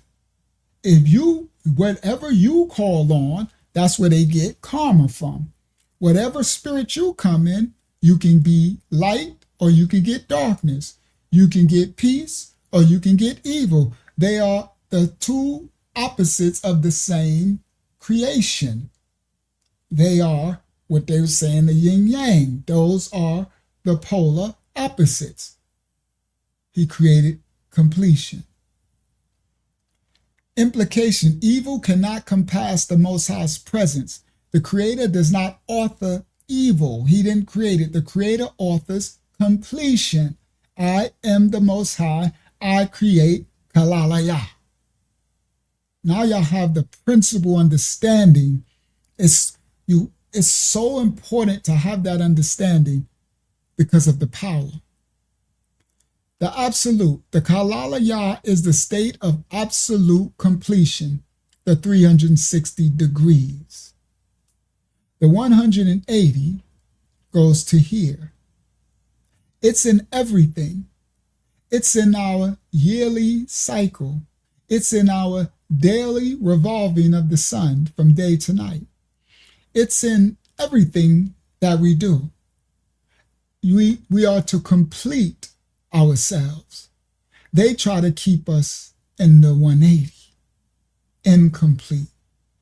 360 degrees equals one cycle, a completion. The 360-degree state is the great equilibrium. It is the absolute stillness from which ancient philosophies of balance ultimately stem. He exists in the Kalalaya, in the completion. The fragmentation. At 180 degrees of rotation, reality is incomplete. It becomes a unified shade of gray. The Safariyah, what they call a Bible, commands belief. But the serpent seed traps humanity in a 180-degree state, a state of manufactured chaos masquerading as stillness. The Most High calls us back to Him. It's self-perpetuating. It's complete. That's why when we transgress and sin, we leave His presence. He calls us to repent and get back to Him. You see? And He exists here. That's the stillness. The 180 degree is the realm of maybe. What if? It's the gray area. It's the realm of I hope so. It's an endless feedback loop of doubt, preventing true shalayam, peace. So the world keep us stuck here. They keep us in chaos, in movement, in activity, no stillness. Everything is busy, busy, busy, this, and you constantly wanting and needing. You're in chaos, no stillness. You understand? This is an endless feedback loop preventing true shalayam. They keep us in want and need and doubt and ignorance and chaos. The doctrine of these Eastern philosophies. This is the hill, the mountains. On this side, the sun is shining on the mountain. The universe we experience is driven by opposing complementary forces. The yin is the shady side of the mountain, represented by the clouds. The yang is the sunny side of a mountain, represented by the sun's rays. Now everybody, let me listen. Listen clearly. You know how they get us always in our feelings, and they'll be like, of course, the black side is the side of weakness. It's the side of, this. It's the side of, it's the less. Let me explain. That's not how the Most High views. That's sin and transgression of people. How the Most High views, you have a mountain, right? Remember the Bible, move a mountain. Now, the shady side of the mountain Can anybody tell me when that could be beneficial? If you're out in the day, there will come a time that you will want to be in the shade, to be in the comfort. You see, there'll become a time where you'll want to be saved from the constant barrage heat of the sun. You'll want salvation. So in our trauma, they'll make us think, of course, the yang is black, and of course, it ain't the light and it ain't the sun. Oh, when you get too much sun, you're looking for a reprieve, a covering, salvation. The shade, when it get hot, ain't nothing like that shade. And come on, somebody talk to me. I wish I could see the chat. Ain't nothing like that shade. Right, Akiyama? I can't see nobody, so I'm so alone. Yo, guys, y'all all together. I don't know how many on the live. I ain't seen not one chat. I just feel so alone. I'm here looking at my big screen, teaching just the screen. Somebody talk to me, Akiyama. I'm so alone. We're here with you. Praise the Most High. I feel so alone. I'm almost over with this slides. I can't wait to get back to y'all. I don't like to be alone. The Most High says not good for man to be alone. I don't like to be alone, honestly. Now, I like my space. I get my space, but I'm talking about, I go too long. I need some assembling. You know what I mean? I've been teaching this word for so long. I'm like, it's all quiet. I don't hear nothing. I don't see nothing. See, usually when it's quiet, when I'm teaching, I can see the chat. Right? I don't see nothing. I'm just by myself, just teaching. So I'm like, somebody talk to me. Praise the Most High. All right? So I know y'all probably talking in the chat. I know, especially this part. Like, I know somebody probably saying, say it with your chest, all right? The shady side. Now, it's crazy work, right? Because, like shady, right? You like, of course, they had the black side of the yang. They get us all the time with that. I'm like, because when I first looking up, I said, I hope the yang is the white, is the black side, right? I'm like, watch it be. And sure enough, I was like, of course, the yin is the black side and the yang is the white side. But again, that's mankind has traumatized and used the English language to put curses and spells. You understand? But this is way more ancient than that.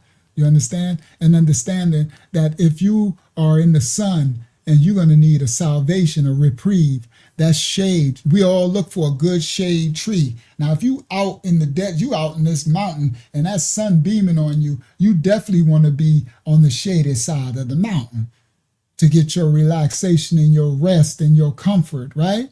But you also would need the sun, right? You can't spend eternity in the shade because you need the rays.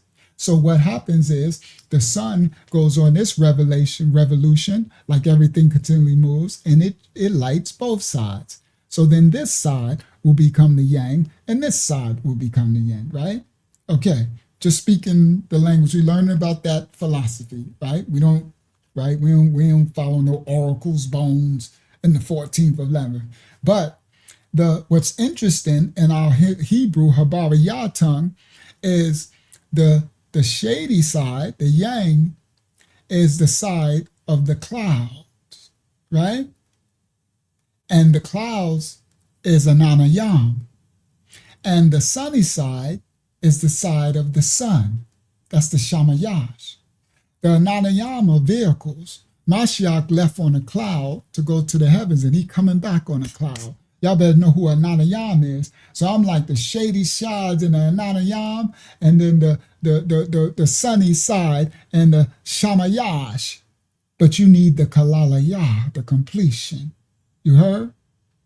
These literal shadow and light descriptors evolved into a complete systemic map of the 180 cycle, right?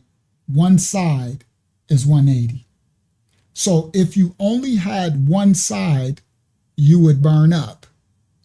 If you only had one side, you would be deficient. You wouldn't have the sun's rays, life.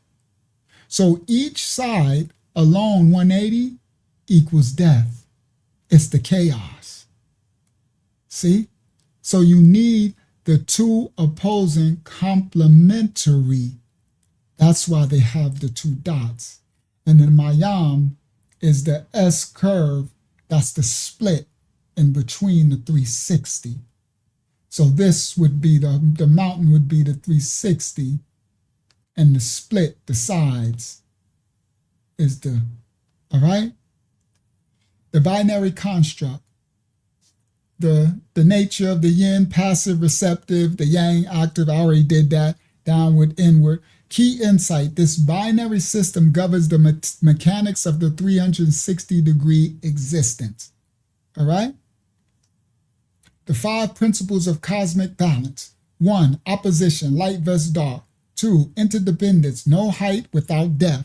3, consuming, supporting, meaning constant flux, one rises, the other one falls. 4, intertransformation, extremes turn into their opposites. Once it gets to an extreme, it reverses the complete. And then 5, the infinite divisibility, the fractal nature of reality. The deconstruction of the Tajitu. So I broke that down. The S curve represents the fluid, right? The seeds. Yin always could say is the seed of yang. The Taji, the ultimate boundary of the wholeness that binds the chaos together. The Most High. Taji is the ultimate reality that generates the scripture, the code, Neo-Confucius, implication. I already did that. Oh, this one I like. Oh, I did this with the movement. This one I like. The Mayam. The peaceful movement. The waters. This represents the Mayam. The S. The fluid. The fluidity.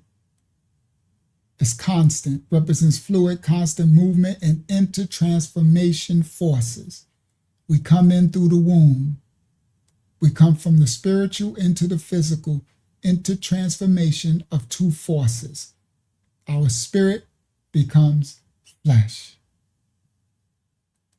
The Mayam, the peaceful movement, everything rotates, everything is in constant motion.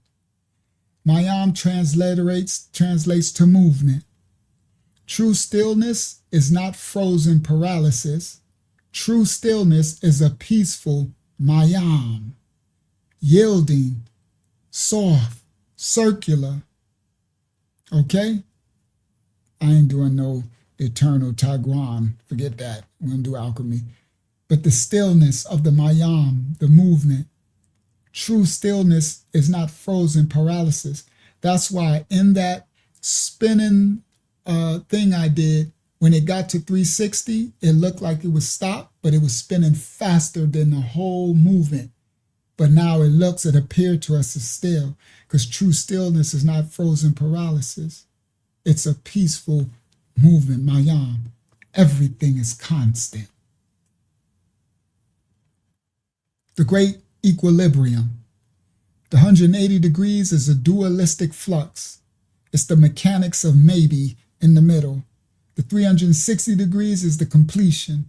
The Kalalaya is 360-degree completion. All right? The 180 fluctuations of that yin and yang exist within the spring to escape. To escape, I rebuke all this yin yang crap. All right? But I'm just teaching a lesson so you can understand. That's why we teach in the scripture I can teach the scripture out of anything, the word of the Most High.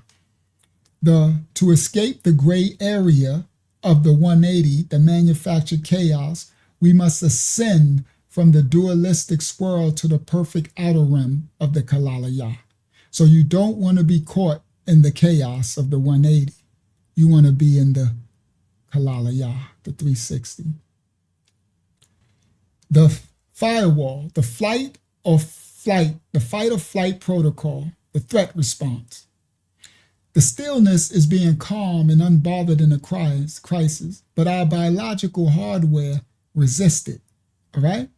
Our nervous system has been programmed through thousands of years to agitate upon the least provoking.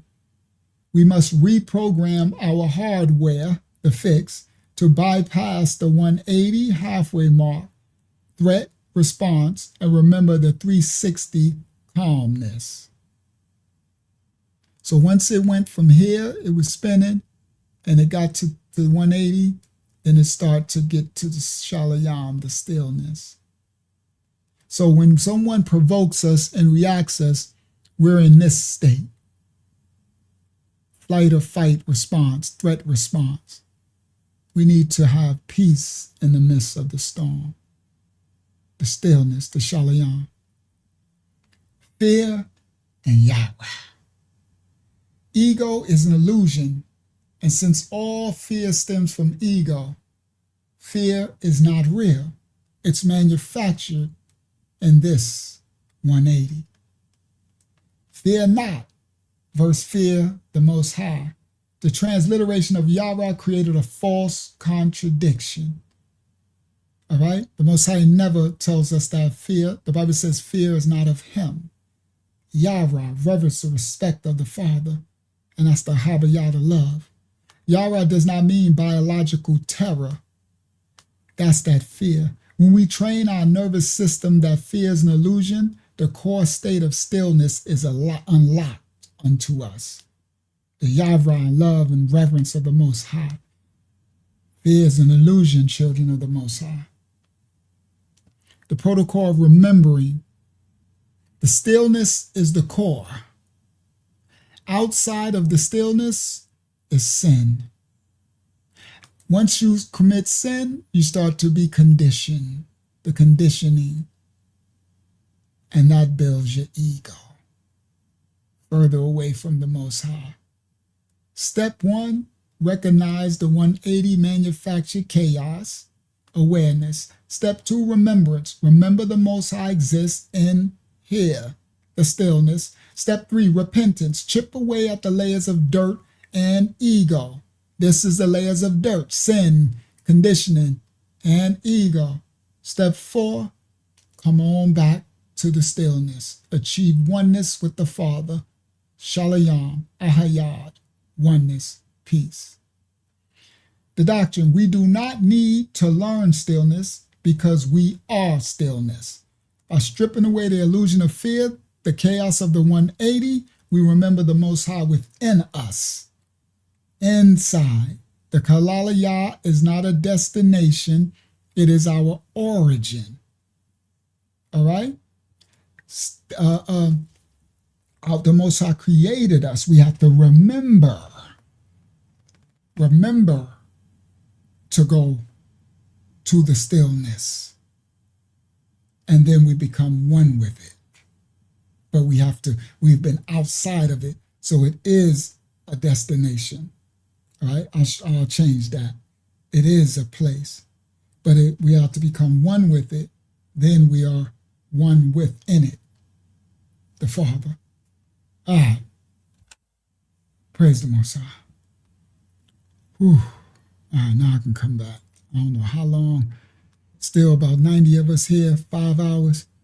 Whew. That was a lot. We have a few questions when we're let's able. go. Do the questions because I am. Okay. This one you already answered. Oh, you already answered this one. This one, next one is from Dolores. Yeah, she says, so the water like a cleansing for the earth or no?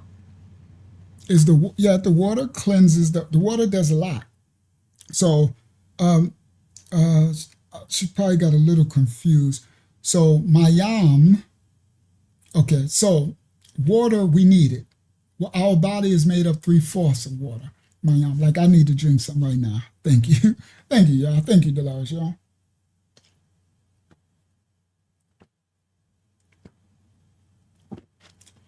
If I keep teaching this lesson, which I've done plenty of times, right now I'm 5 hours in, talking the whole time, that's some serious ayadar work, and I don't replenish my yam, then I could get lightheaded, right?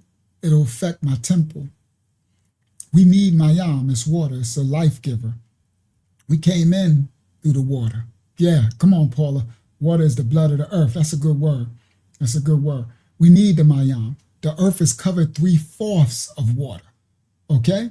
So the Aryats, the earth, mother, she needs water. Just like the woman, the womb, we come in through the womb of the mother of the woman through the water. We're encased in Mayam. Okay? So the Mayam cleanses the earth, furnishes the earth. Remember, the plants, the earth has to be watered. That's why we have rain. Rain is the Most High watering his garden. The earth, Aryats, well, it's supposed to be his garden of Eden, but we transgressed it. But it's still his garden, still, right? Because his children are still here. All right? So when it rains, he waters the earth, right? We have to water the plants. We have to water ourselves. Okay? Isaiah 44:3, Zayana wrote, I will pour water upon him that is thirsty and floods upon the dry ground. I will pour my spirit upon thy seed. Hold on. Upon thy seed and my blessing upon thy offspring. All right? So water is everything. Okay? Praise the Most High for Mayam. But it is also now the completion. The Kalalaya water is a judgmentor. That's why he cleansed it. Remember, he destroyed it with Mayam, the great deluge flood. Okay? And fire, Ashaya, which is the what? Kalalaya, complete opposite of water is what? Fire, Ashaya. And what? Fire is a judgmentor as well. So what is he going to do? He's going to, if he ever destroyed, he's going to destroy it by what? Fire, the Kalalaya. Now, that's symbolic to the water baptism of the flesh and the baptism by fire. He who comes back, the Holy Spirit, he will baptize with the Rayakayaka Dash, Holy Spirit, and Ashaya, fire. Do you understand? We are spiritually circumcised now by fire. These are the spiritual children of Yah. All right? So those who still stuck in the flesh, they are the law of Moses, right? They stuck in that's why Paul was talking about the physical circumcision versus the spiritual circumcision. The Messiah came to fulfill the laws of the flesh, sin, and death. You understand? Now we are to be circumcised by fire. The fire purification, right? I'm a living fire. Don't let your lamp go out. Keep your light lit. Do you understand? Fire, all right? Now the Mayam still got its place. It's a judgment tour. The Mayam waters everybody. The Mayam dictates the seasons. Do you understand? The times, the jubilees, the temperaments, the what do they call that? The ebbs and flows, the moon.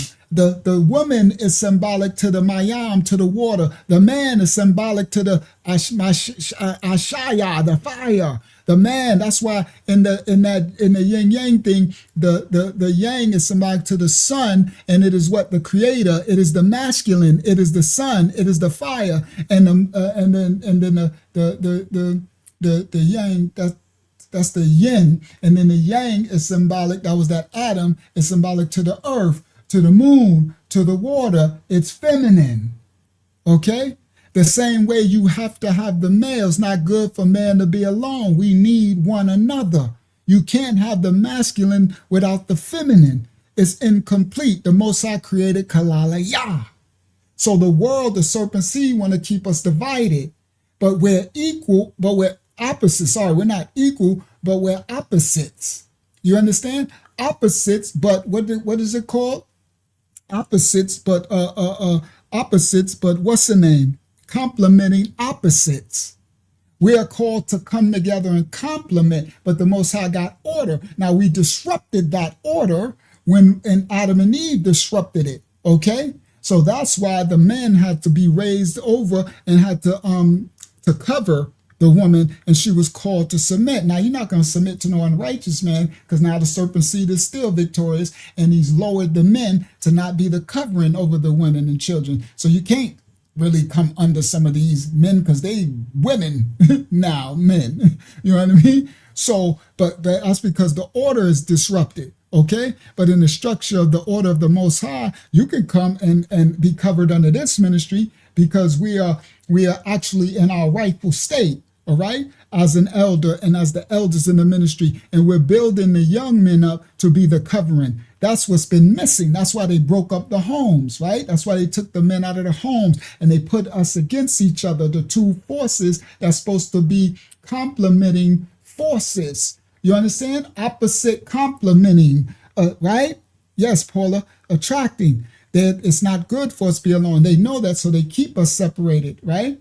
Now, and that's the chaos. That's the 180, the gray area, the lukewarm, manufactured chaos. Ain't nothing but the Hegelian dialectic. You understand? This lesson is really, really freaking powerful, bro. I can't wait to watch this one back when I get some time. Because this, I know when the Most High had me putting it together, I'm like, man, they're going to learn a lot with this one, Father. Because it's everyday life. It's the things, it's the forces that the serpents know is what they're doing. You're learning spiritual warfare from the Father, okay? It's the actual genetics of the earth itself, which you've been given dominion over, and the resonating frequencies, do you understand? That you vibrate on. You understand? The 180 and the 360.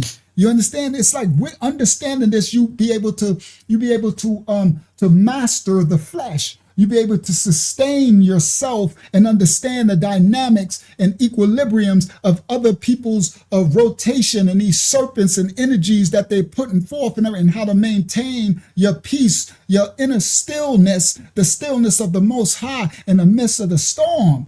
You heard? So that water, that mayam, yes, a cleanser, a purifier, a judger. You understand? A nurturer, a portal. Water is a portal. That's why the darkness, they use water. That's why water at night, dark water. Don't be going in no water at night. You, those spirits, the marine kingdom, you got Leviathan. You got so much powers. The darkest powers on earth is in the Mayam, the marine kingdom, the waters. Hasatan ain't got no powers over those waters. You understand? They don't want to have nothing to do with Yeshaliyah and Rohan. The Hasatan don't have nothing to do with that marine kingdom waters. Nah. He like, nah, I'm good with that. I ain't messing around down there. The Most High says places down there you don't need to even go or see. You heard?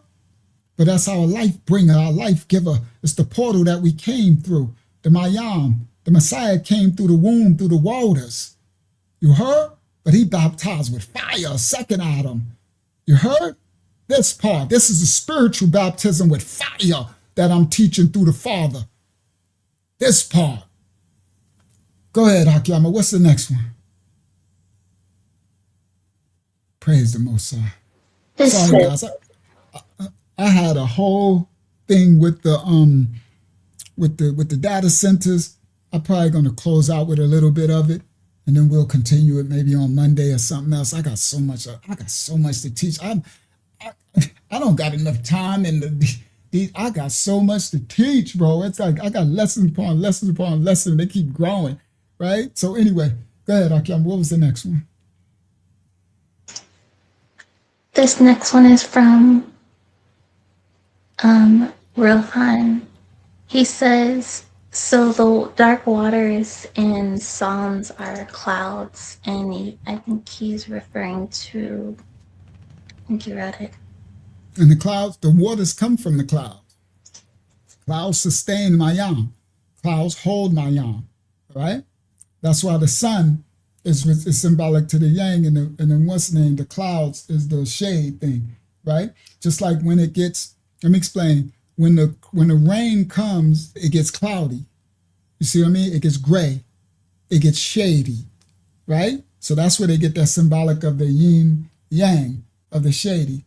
But the rains bring life. You understand? A lot of times we don't like it to rain, but if you're in a place like where I live in Florida, we in a drought now. You need some rain. Everything gets dry and dies. The animals, the earth, the grasses. So when the rains come, the Ananayam stores the waters. All right? Those are the chariots. Ananayam, the clouds. Praise the Most High. Rain is beautiful. And when after the rain, you hear all the animals, the whole earth, they just, one day I'm going to take a video and let y'all hear it. Because Florida is like really tropical. And after it rains, all you hear, everything just, you hear so much activity. It's like every little insect all the way up to the big gators or whatever, everything is talking and they just happy. Like they just, it's just so loud and noisy. I'm like, y'all are all happy. They like praise Yah. They be praising when the rain come. Praise the Most High. All right, go ahead, Akiama. What's the next one? That's all. All right, praise Yah too. Ebola plus, whew, I'm tired. At 3 o'clock, still 86 of us on the live.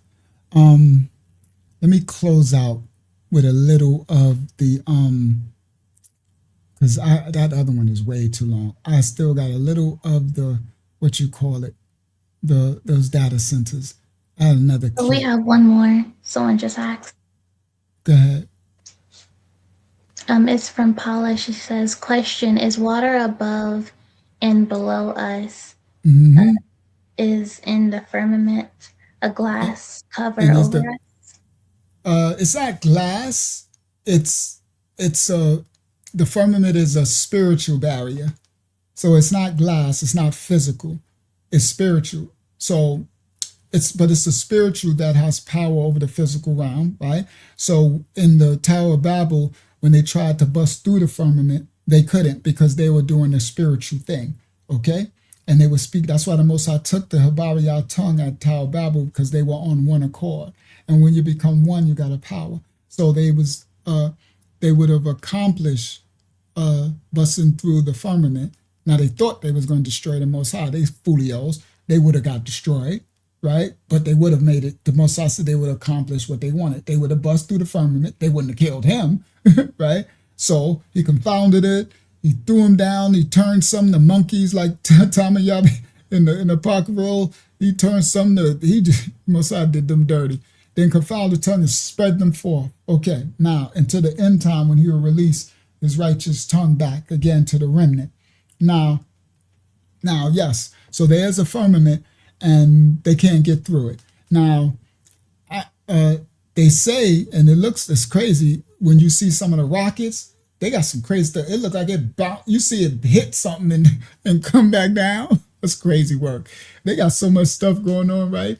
But it looks like those rockets be hitting the firmament sometimes. They be hitting stuff and bouncing off and stuff, right? They don't be going nowhere.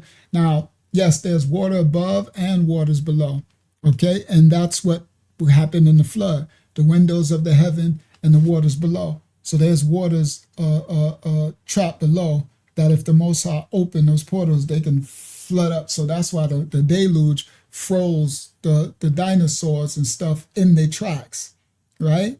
And all the Nephilim and all that stuff, it froze them in their tracks because the deluge came from under at a spout. It's like a spout.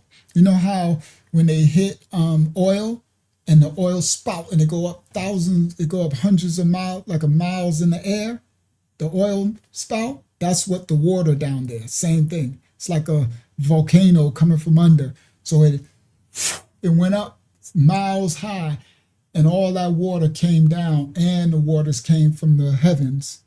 And so it froze dinosaurs in their tracks. So they got locked in sediment because as it came up from the earth, all that rock and ash and dirt was in the waters as it just. So when it came back down, it's coming back down with all that sediment and rock and earth. So it just froze everything, the dinosaurs. That's why you got mammoths and stuff like, you got dinosaurs got froze like this. Things got froze with food in their mouth. You catch somebody taking a picture. Dinosaurs was like, I was just eating me a chicken McNugget sandwich.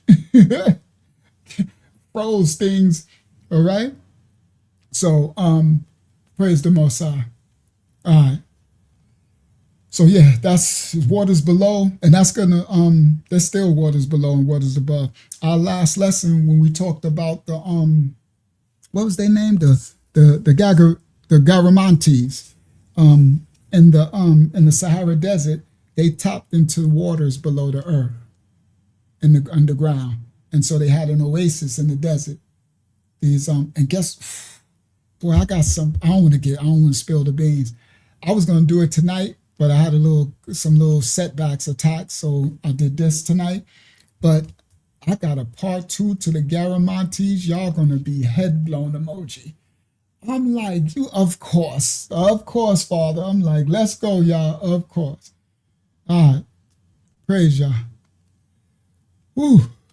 All right, so now let me see if I want to get into this. I'll probably close out. I'm getting really tired.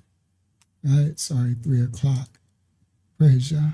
All right, so because I wanted them to explain the data centers, but they was taking too long in this video. They was starting to bore me. I'm like, bro, get to the, you're like, come on, get to it, snap to it, right? Because I got my other one that goes into really what the data centers is, because I want to get y'all some understanding. These data centers is the beast. I'm gonna come back to it. Oh, thank you so much, Yadasa. Thank you so much. The lesson you did on this was beautiful. You talking about this lesson right here? Thank you. If you're talking about this one or you're talking about the Garamanti, let me know which one you're talking about. But I thank you either way. So praise Yah. All right. That makes me feel good because sometimes I don't know. I put in so much work. I don't know until I watch it back. If it was, I know it's always of the Most High. It's just I'm hard on myself sometimes. Sometimes I don't know if y'all praise Yah. If y'all received, if it was good food for y'all.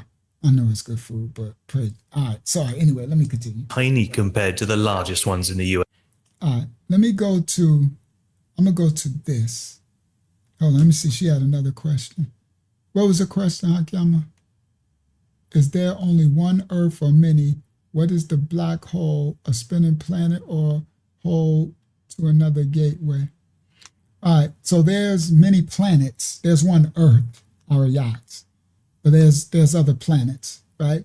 Other universe, other galaxies and stuff, right? So the black hole is a portal, all right? And it's a portal that, just like black matter, antimatter, that's what CERN is. So remember, they call it windows to the Shamayam, and you got portals, right? This is where the fallen angels and stuff come through, stuff we ain't supposed to play with, right? There's things that the Most High said that are not for us.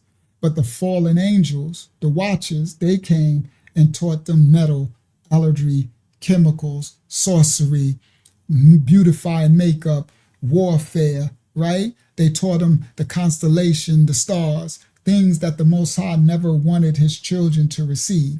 So yes, those are portals, and the fallen angels taught those who served them how to open the portals and summon more fallen and dark spirits and forces.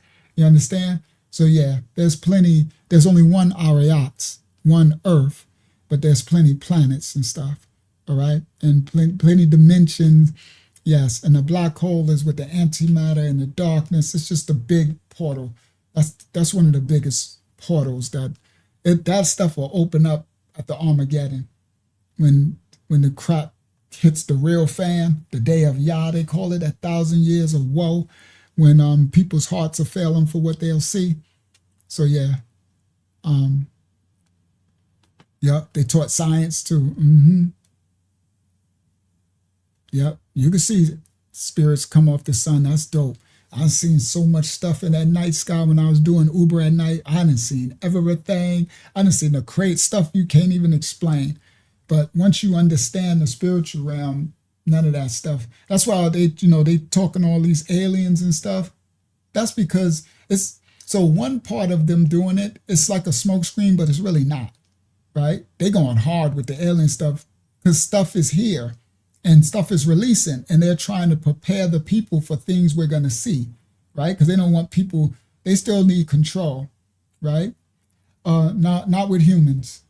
No, there's not another Earth with any humans. Only humans are us, the Most High's children.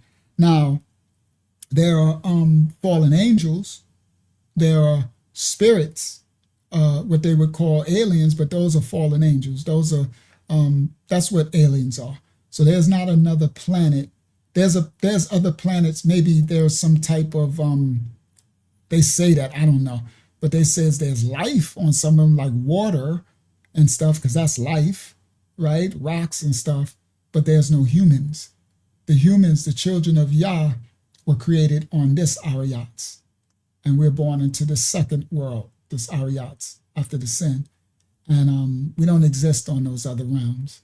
And they're not going to be able to transport. They're trying to transport humans to Mars and all that, but really they're trying to go down in the marine kingdom, right? But they ain't going to be able to transport. It's going to fail to their devices because they're trying to escape the judgment what's coming, but they can't escape. They're going to flee to the mountains. You're going to crush the mountains.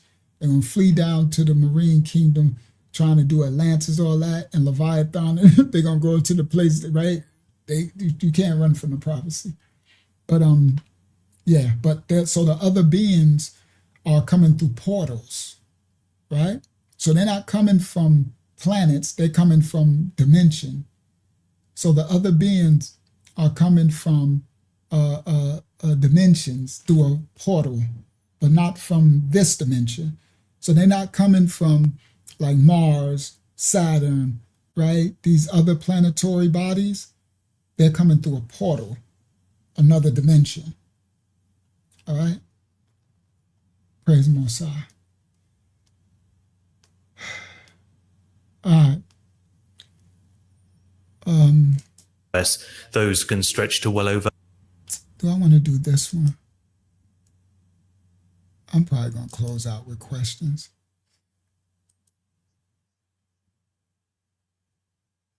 All right, let me do this, dude. Let's do this one really quick. Share this tab. It's still the data centers. Copyright disclaimers in effect. We don't own rights to the video. We're reacting to the video. The data centers. Some of the stuff that's happening that doesn't add up. So here's a big one here. So Coweta County, Georgia. Okay, they're implementing eminent domain, and they're trying to take over 330 private properties to expand the power out there. And all that power is going to be basically funneled straight into a $17 billion data center project. Now, do y'all hear that? This is what's coming. All right. So what I got, everybody listen. Oh, so I don't know where the portals are everywhere. They kind of know. So Paula, the portals are where the ley lines are. Also where the pyramids, right? So you know all the pyramids. So the pyramids are beacons for the portals, right? Portals are in the sky. Portals are right. So they put temples and ley lines where they're making the portals. So CERN is a place that's shooting. So they know where the portals because they're tapping into the fallen angel knowledge. We don't know where the portals because the Most High don't want us to know that stuff. It's above our pay grade. We should have nothing. That's witchcraft, sorcery. The Most High, he got all that. He gonna handle that. We shouldn't be calling on none of that stuff, knowing no portals. They finding out where the portals are because they trying to release their gods who they serve, the fallen angels. Praise the Most High.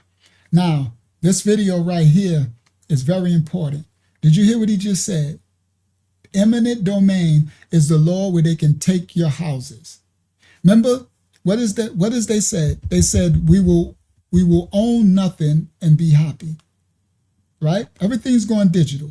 So they're gonna take everything. AI and the data centers are to run the AI and run the constant infrastructure, and they need all of our land. So they implement an eminent domain and taking people's houses. Meaning you can't stop them from taking it. Okay, they wrote that into their laws. Listen. Some of the stuff that's happening that doesn't add up. So here's a big one here. So Coweta County, Georgia. Okay, they're implementing eminent domain, and they're trying to take over 330 private properties to expand the power out there. And all that power is going to be basically funneled straight into a $17 billion data center project. It's called Project Sail. It's going to take up 830 acres. So the people that basically have eminent domain forced upon them, some of them are actually filing lawsuits against the county and against the state for trying to take their property. Because to those people in Georgia, this doesn't really make any sense. They're putting this AI infrastructure above the people. they're willing to take their land and they're willing to put their power and their energy grids at risk to power this data center. All of this is for the AI. Shout out to A. Sandoval. So she said they did that when they came over here. They going to do it everywhere. And they building these data centers bigger and bigger, and they consume all energy and power. Now remember, robots is coming, driverless cars, everything to take your jobs, all right? They're firing, downsizing. We have created a product. All right, let me show you this really quick, right? And I just want to give y'all a glimpse of what's here and what's here for y'all, all right? Now, excuse me, I'm gonna give y'all a little glimpse of the product, right? And then later I'm gonna show y'all the whole thing. So stop share screen, right? Share, all right? So right here, this is a little glimpse, right? And this is like a little glimpse of the website, right? Scan alive, 287 markets, refreshed every hour.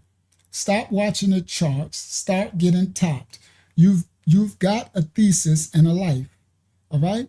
Our product does the staring and only interrupts you when a coin's longer term leaning actually flips bullish or bearish. I know y'all know what that means, but this is just an introduction.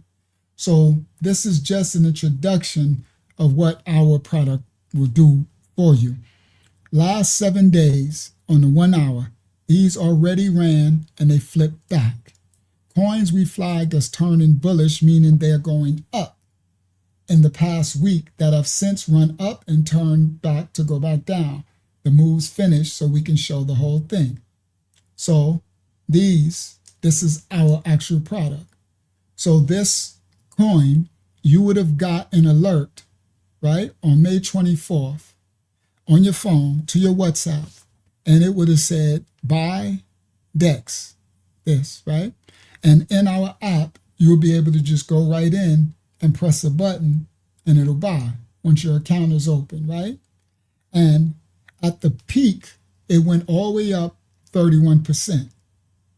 It was, and you could have been in the trade for 2 days. So they're long trades. It's on the hour chart. So you don't have to rush, right? You can buy it and look at it, check it out later, right?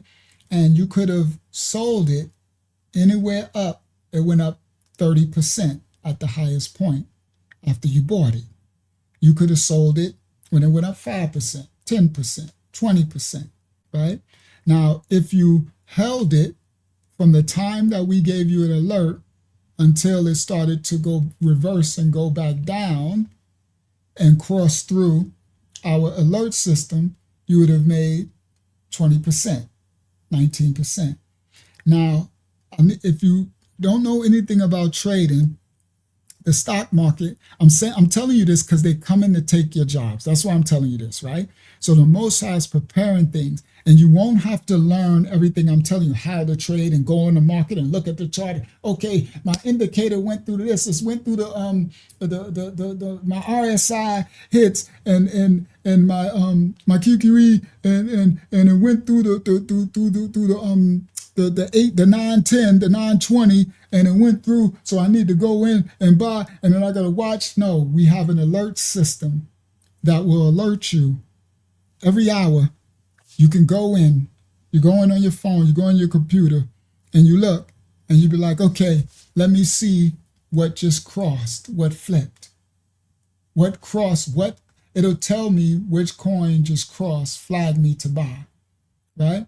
Now, if you had, I'm just giving a round number just so you can understand. If you had $1,000, right, which is easy because they have something called leverage.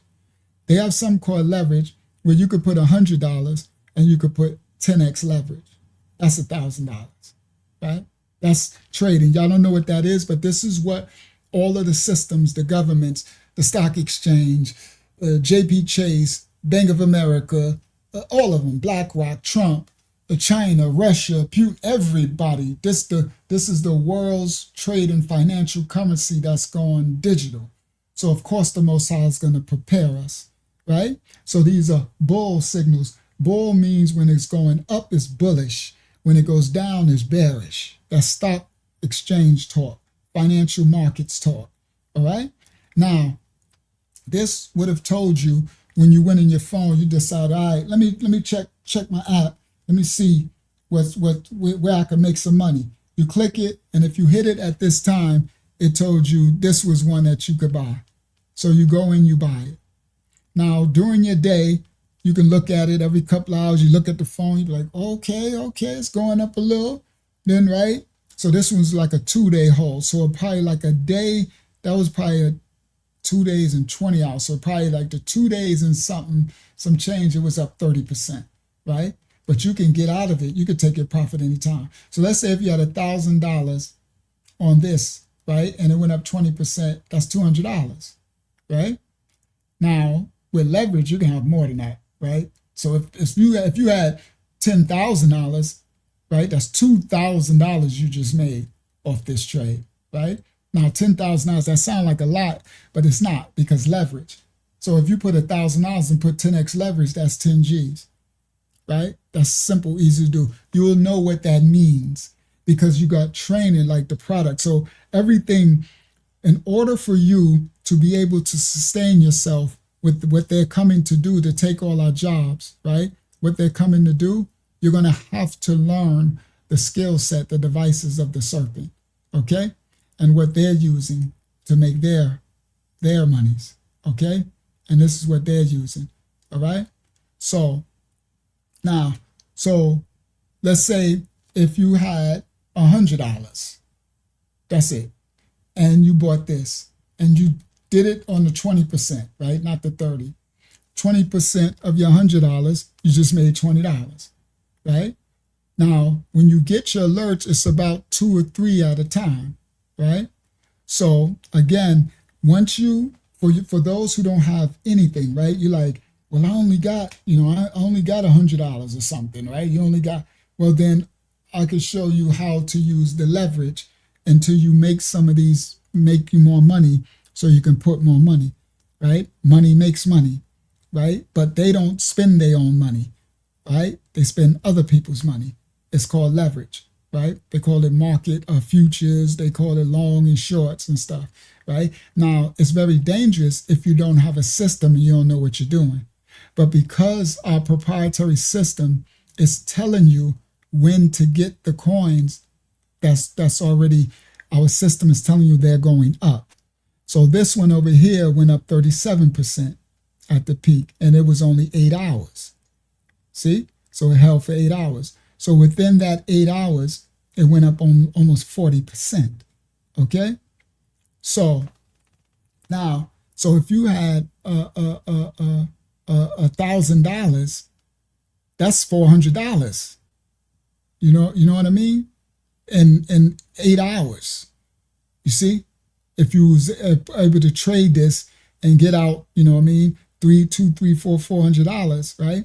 Now these happen. Now, if you wanted to, you can do this. If you set it, because I'm gonna be training you. We got courses, y'all see. Once I show you the product, though, this is just the web page I'm showing you, right? But I'm gonna show you the product. Probably I might probably do it Monday if I'm ready to do it Monday, right? So it says these are a small hand-picked sample of standout completed legs, not typical results in just a few of the hundreds of signals across many coins. Each rand has already flipped, got bearish. Gains measured on real verified metrics, right? So let me show you this. So this right here, this is another page on our website. The flip came first, the move came after. Each one shows the price when we flagged the coin. Flagged the coin meaning when we told you that it was going up to buy, turning bullish, going up green, and how far it moved before the trend reversed and turned back down. Real prices, real dates. So this was the #1 this week. This, you would have got this alert on May 27th, right? And you would have been in it for about 1 day, 19 hours. But it went up almost 300%. This is the biggest one. Now, if you had $1,000, that's $3,000, basically, 2,800. So you can have $100 with 10x leverage, borrowing, because they give it to you to borrow, and you put it. And now, let's say if you did this, right? And all you got to do is ride it until it reverses. And even out the peak, that's still 200%. All right? Now, but I would probably told you to get out because you got to go to sleep. You don't want to leave it open. I'm trying to think if we're going to, we're going to build something. I know my partner don't really want to do it, but I think we need to do it. That's going to make it even easier. And we can do it. All right. So anyway, I'll save that. So I've got something that's coming even easier. All right. But let's say if you was in this coin and now you're ready to go to sleep, then I would tell you just sell, right? And you would probably been about 50, 80%, unless it's going up so much. You're like, man, I'm gonna have somebody watch it for me because I want all of this 200%. But anyway, this is just one of them. All right. So this was the number one this week. It went up almost 300%. That's 3 times the money. Now, let me explain something to y'all. The stock exchange, if you get 19% for your investment for the whole year, you did insane in the stock market, right? If you own Amazon or Walmart stocks or something, right? The average is about 14% a year for stocks for the whole year, not in a day. That's the difference, all right? That's slow money. You got to have millions to make money like that. And the reason why they make money in stock exchange, because they leverage. So they might put $10,000 down and put 10x leverage. You see, so they trading $100,000. So when that moves, if it moves 10% at $100,000, you know what I mean? That's $10,000 that you could make, right? But the stocks don't really move that slow. So they really only move 1%, right? Over a day. So if you put $100,000 and it moved 1%, you made $1,000. And you could make that in a couple of hours. That's how they trade the stock exchange. But that's a lot, because if you put $1,000, you got to have that's 100, right? You got to put 10,000, right? So you got to put 100x leverage on $1,000, and that means your liquidation will be really close. I know y'all know what that means. Y'all ain't got to worry about that. That'll come as you get when you get the tool. As you start to learn and start to do the trade, you'll start to learn the lingo because you're learning a skill. Everybody listen. The people who are going to survive what's coming, the Bible says, woe to those who don't prepare, are the people who learn to adapt. Do you understand? Everything consistently moves and changes. They are pricing people out, and they're going to squash people down till you have nothing but to receive the beast, right? Universal basic income. You will have nothing left but to say, okay, I can't make no money. You can't get a job because the AI got all your jobs, the robots. You can't do nothing, right? This is how they make their money.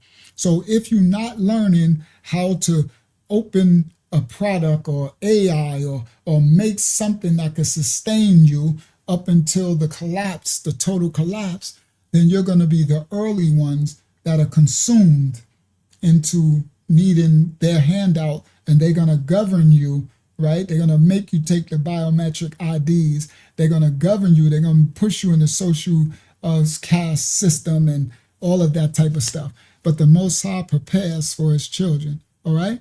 So we've created this product, and I'm going to show you it in action. It's really, really dope, and it's going to be simplified and easy.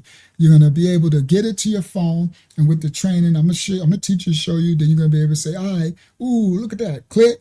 You can click this one, this one, this one. You bought them, now you in. Then you can go forward with your day. Throughout the day, you look at your phone, how much did it go up? You'll be like, ooh, this one went up 10%. And you'll be like, you know what? I'm taking my money. So you can get out whenever you want. if you see the profit there, you'd be like, well, I'm taking my money, bang, thank you very much. And then you could do another one. Because every hour you get the alerts come through. Now you can do it a little sooner. You can do it every 15 minutes. That's a little more chaotic, right? Now, once you get more used to the process, because you're actually trading, and as you do it, you'll start to learn, then you can switch it to the 15-minute chart where they're coming in, and then you can like hustle. Now you're like, all right, I'm in this, that one went up, bang, sell out, let me get in this one. Click the thing, it buys it, because everything is in our app. It's automated. So all you got to do is go click. So once we're going to get you set up your account, you do everything. And then I'm going to train you how to use the app, how to use the system, and then you just buy when it tells you and you sell, right? Signals you get in, understanding keeps you there. Every member gets the full course library and a video archive. We'd rather teach you why a flip, meaning why the coin goes up and switches, matters. We'd rather teach you, so every member gets the full course library and video archive. We'd rather teach you why a flip matters than spoon feed you trades that you can't repeat. Teach a man how to fish and he feeds himself. Teach a man how to plant, all right?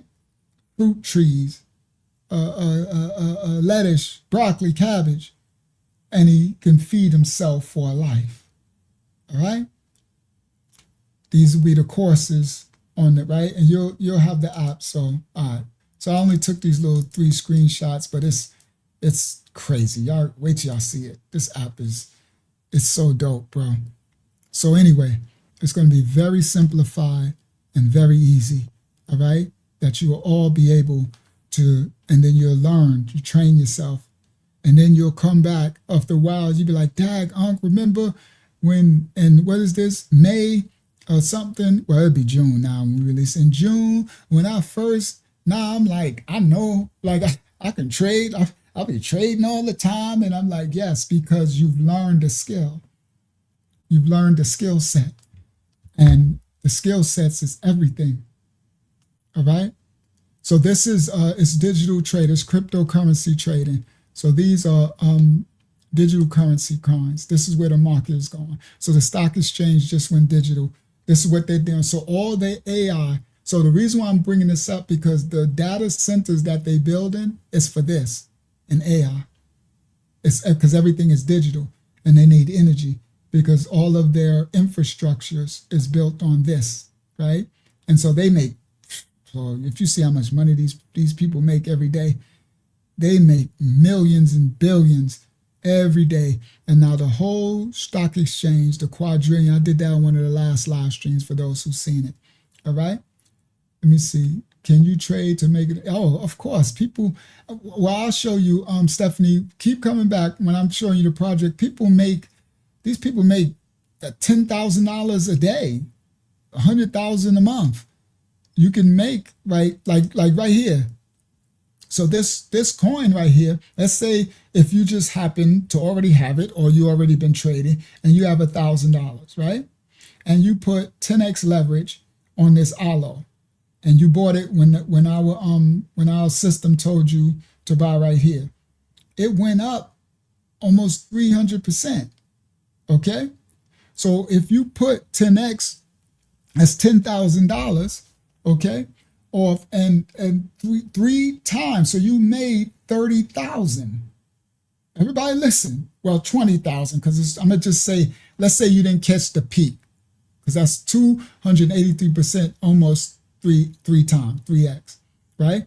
So if you're trading 10 times because you put your 1,000 and put 10x leverage, that's 10,000. You made $20,000 in that one day, and that, right? And then another coin. Now, this is the biggest one this week. They don't all do 300%, but I can guarantee you today, there's one that did 100% or more, or 80%. There's always, right? Now, the difference is, will you catch this one? Because it's the timing. So let's say if you happen to say, all right, I want to trade now, and it's, you came home from going to the gym, everything you fed the kids or whatever, you did everything, took your shower, you're like, all right, now I want to see what the app, you go into the app and it'll be, let's say this one came across. Now you don't know, no one knows that this was going to do 200% when you got in. That's the market. So, but you got in, and as you got in, it just kept going up. Now, if you've seen it going up so much, you might, we're going to figure out a way. I got to do that because it'll be, and I know, see, I got me and my partner, he's a software developer, we build this. I know it could be done, all right? That I don't want to tell y'all what it is yet until if we're going to do it. If we're going to do it, it'll be, that's a sweet spot, right? But anyway, this right here, if anything, even if you, let's say you got into it for a day, because this is basically a 2-day trade, and you had to go to sleep, and you don't want to leave it open when you go to sleep because it can reverse, and you don't want that to happen. But you could put a stop loss. So what I'm going to teach y'all, that's probably what I would have to do. What I would teach, but, well, you can do that for each trade. So, yeah, I'm going to get them to make that. See, now I'm talking, okay, let me explain. So as we build in the system, we're going to be adding things, and now I'm thinking, all I got to do is add a trail and stop loss, right? Y'all don't know what that is yet, right? So what the trail and stop loss mean is, once I buy this, I don't know how it's going to go, right? So if I need to go to bed because I bought it at, I don't know, 5 p.m., and now it's like 10 at night, and it then went up 30, 40%, but I don't know if it could keep going up, right? It could do this. So the only way, because I got to go to sleep, you don't want to go to sleep in an open trade. Never do that, right? Unless you put a stop loss, right? To stop you from, if you go to sleep and it goes back down, it'll get you out and sell. But now I'm thinking you could just do a trailing stop loss. And so what a trailing stop loss, I'll teach y'all that later. You'll set a level that's going to trail the price as it go up by 5%. So if, or 10%. So if it reverses past the 10%, it'll sell it. But if it keeps going, it'll get you most of this, right? You got to put a big trailing stop loss, maybe 10, 15%, because sometimes they reverse and they dip. So this, when these go up, I'll show y'all on the chart on the top. It's not a straight up line. It goes up and down and up, like it goes like a staircase. It goes up and down. And some of those dips and some of the more volatile coins, the dip could be about 10, 15%. So you'll put your trailing stop loss a good 20% to absorb the dip, 15%, and then you can go to sleep. Then you'll wake up and you'll probably still be in this trade. You've been woke up and be like, yo, this thing is up 170%. You'd be like, if you was in it for 10 G's, you'd be like, yo, I just made $10,000. That's great. And these people make this money all day long. I'm going to show y'all an account because we show receipts here. I'm going to show y'all. I can show you these people making $30 and $40 and $50, $80,000 every month. Kids and everything, young dudes. That's why they be doing all this stuff, right? So this thing here is everything. And that's why honestly, it's a gift from the Most High, because they're taking everything where we won't have nothing to sustain ourselves. We won't be able to sustain ourselves. And this, from the lowest, if you can make the goal really for most people, make $100 a day. I don't know what your job is, $200 a day. All you got to do is start small. You be like, okay, my goal is I want to replace my job income, right? That's how I'm going to train you to work the app, right? The first goal, because I like to set goals for myself, the first goal is to get to a point where I can replace my income from my job. If I make $200 a day at my job, that's my goal, $300. Once you complete that, by the time you complete that, you're starting to get comfortable with the app and learning, then you can make it what you want, 300. You understand? I got a goal that I got to make, and it's a lot, because I got to build a homestead. We got to come out of a grid for the ministry. So I need millions. I'm just tell you what it is. And that ain't nothing. Well, it is something, but I ain't far fetched. I was a multimillionaire. For those who know my story, go to Uncle Yashua 25 to Life Testimony TV, my testimony channel. You'll see my houses, my cars, my Benzes, my BMs, my I own 15 houses, construction company, development company, barbershops, my nightclub, all this when I was in sin and transgression. I was a multimillionaire in my 30s. You understand? And I had the bag all growing up.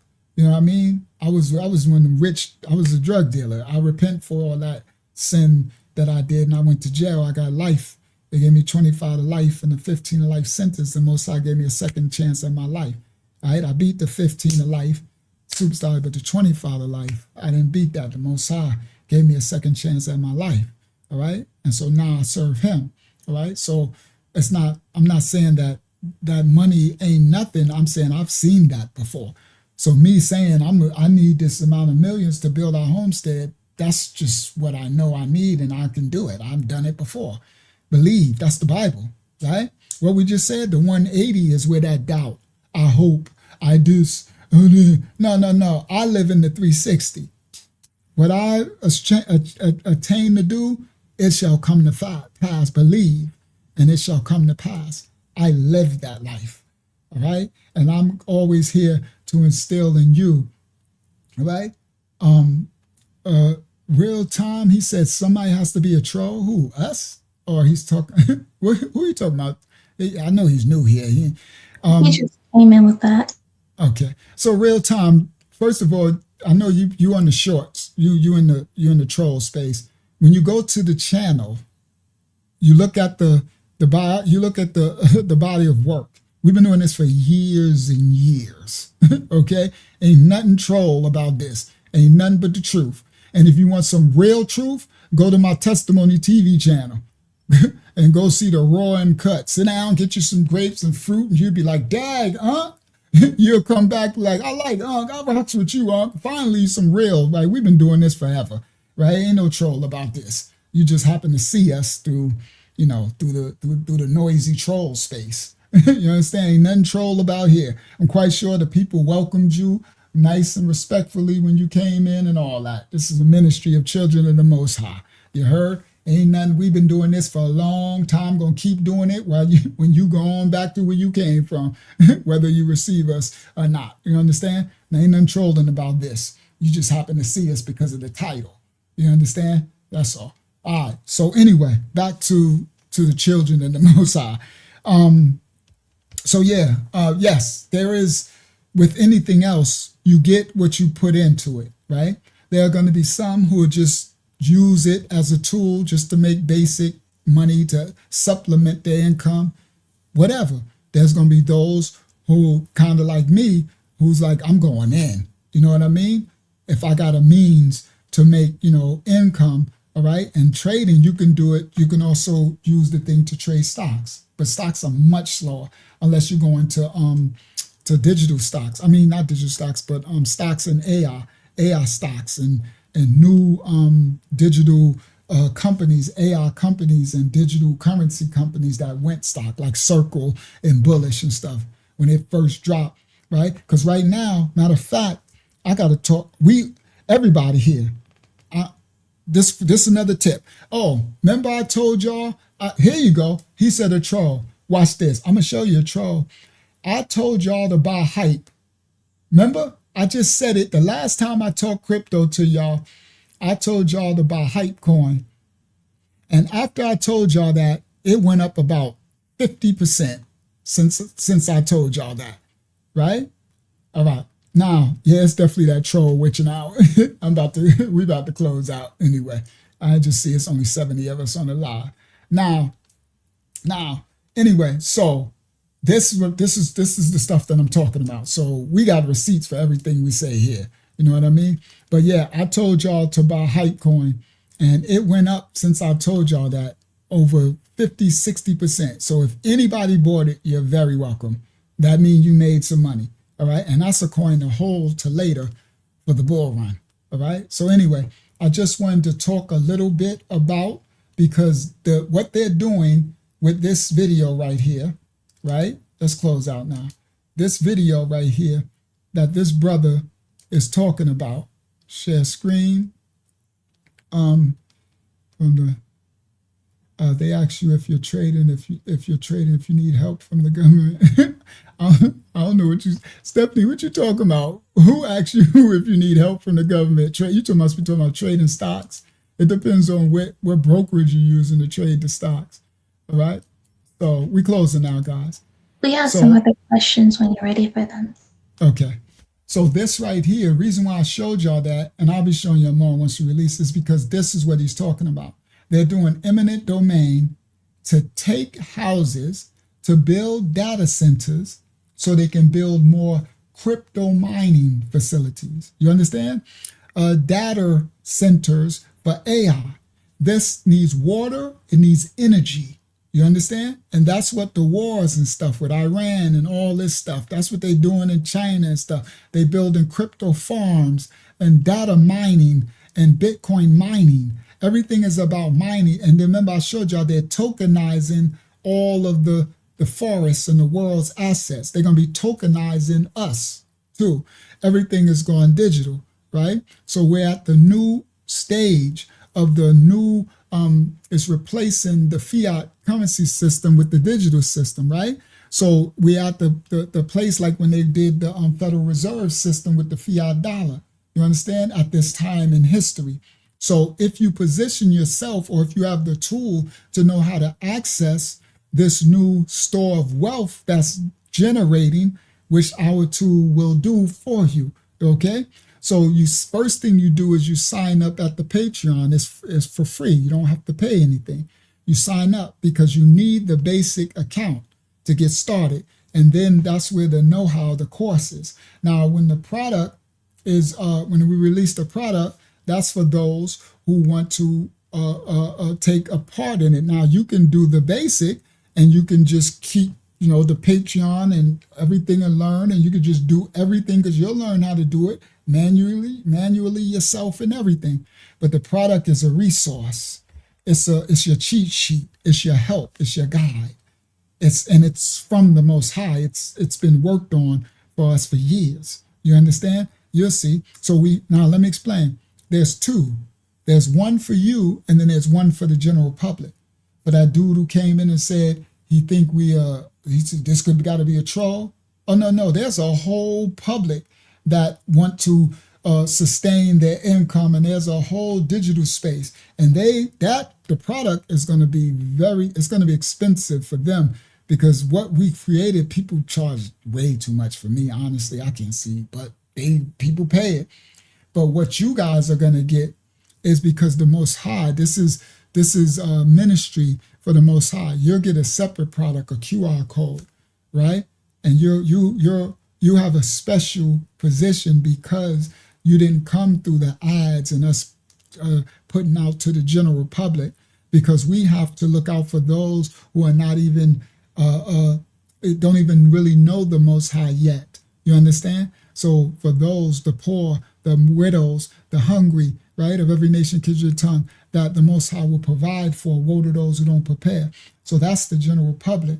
But for those who come through the ministry, y'all have a different product, a special QR code. It's like a special, like art, if so you will. That's what I see when we was discussing it. I'm like, it's a special place. Most High always have a special place for his children. And if you happen to be able to find us through the shadow band, and you stick and continue to watch and study and show yourself approved, and then you start to grow and serve the Most High, it's a gift. He always prepares his children. All right.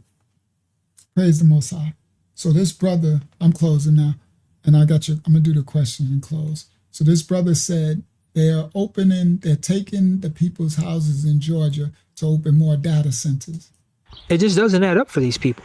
It doesn't add up for a lot of people from what I'm finding. And there's another project that's happening. It's called, I don't know what this one's called, but it's happening at Lake Tahoe. And basically what's happening here is that NV Energy is now telling the residents of Lake Tahoe, there's about 49,000 of them, that they're going to have to find their own source of power.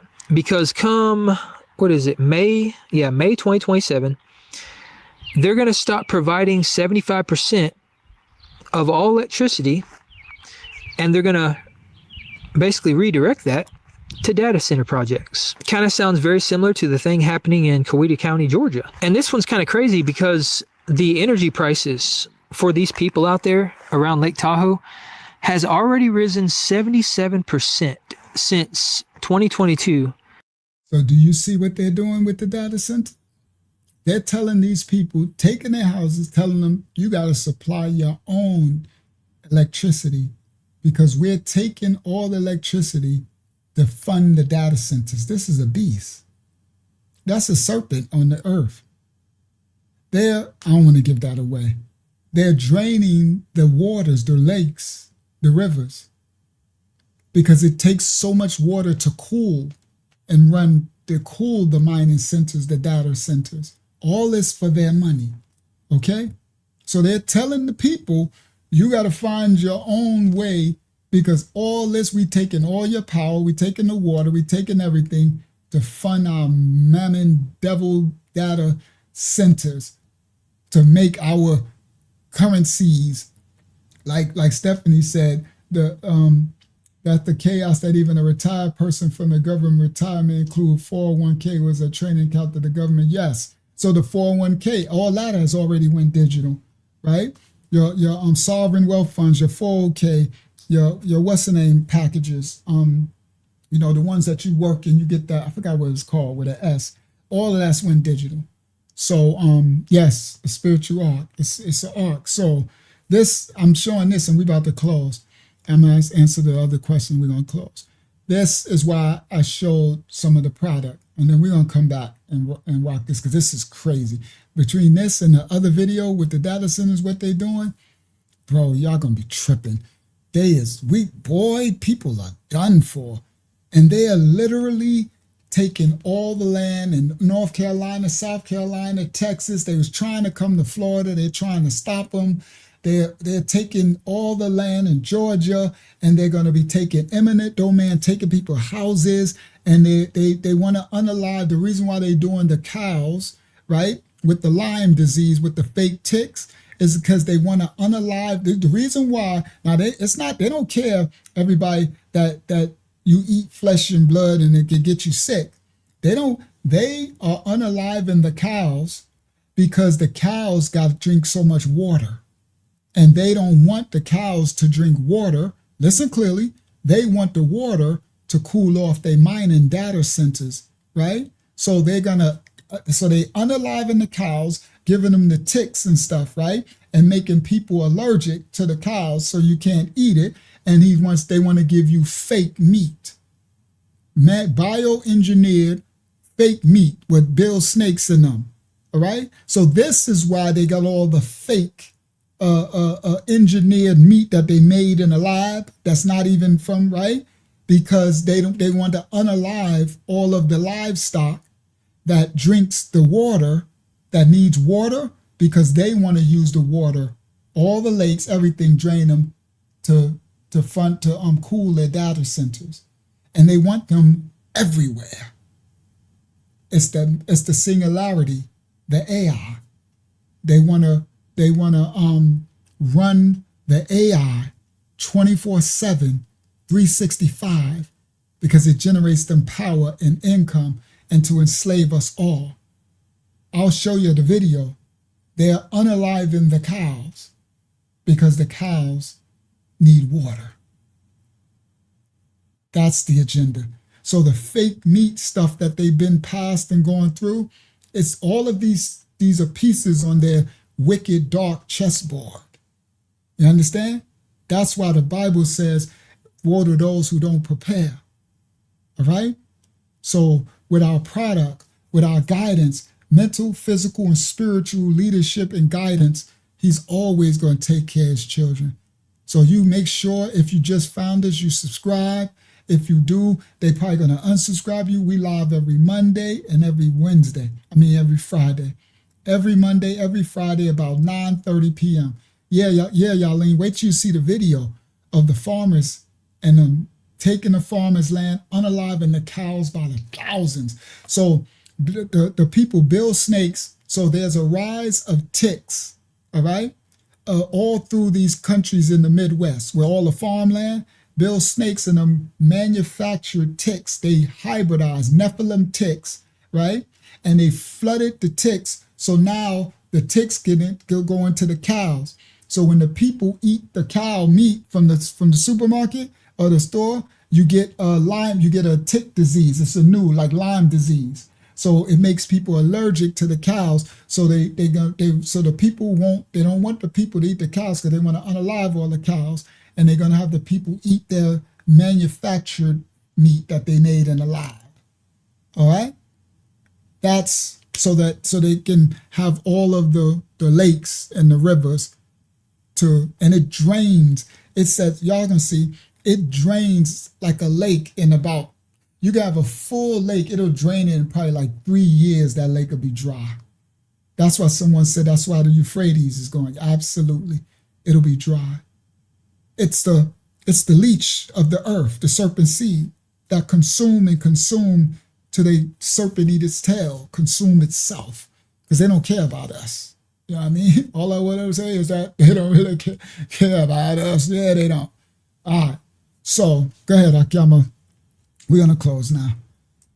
I'm going to answer the last question or two, and then we're going to close. Okay.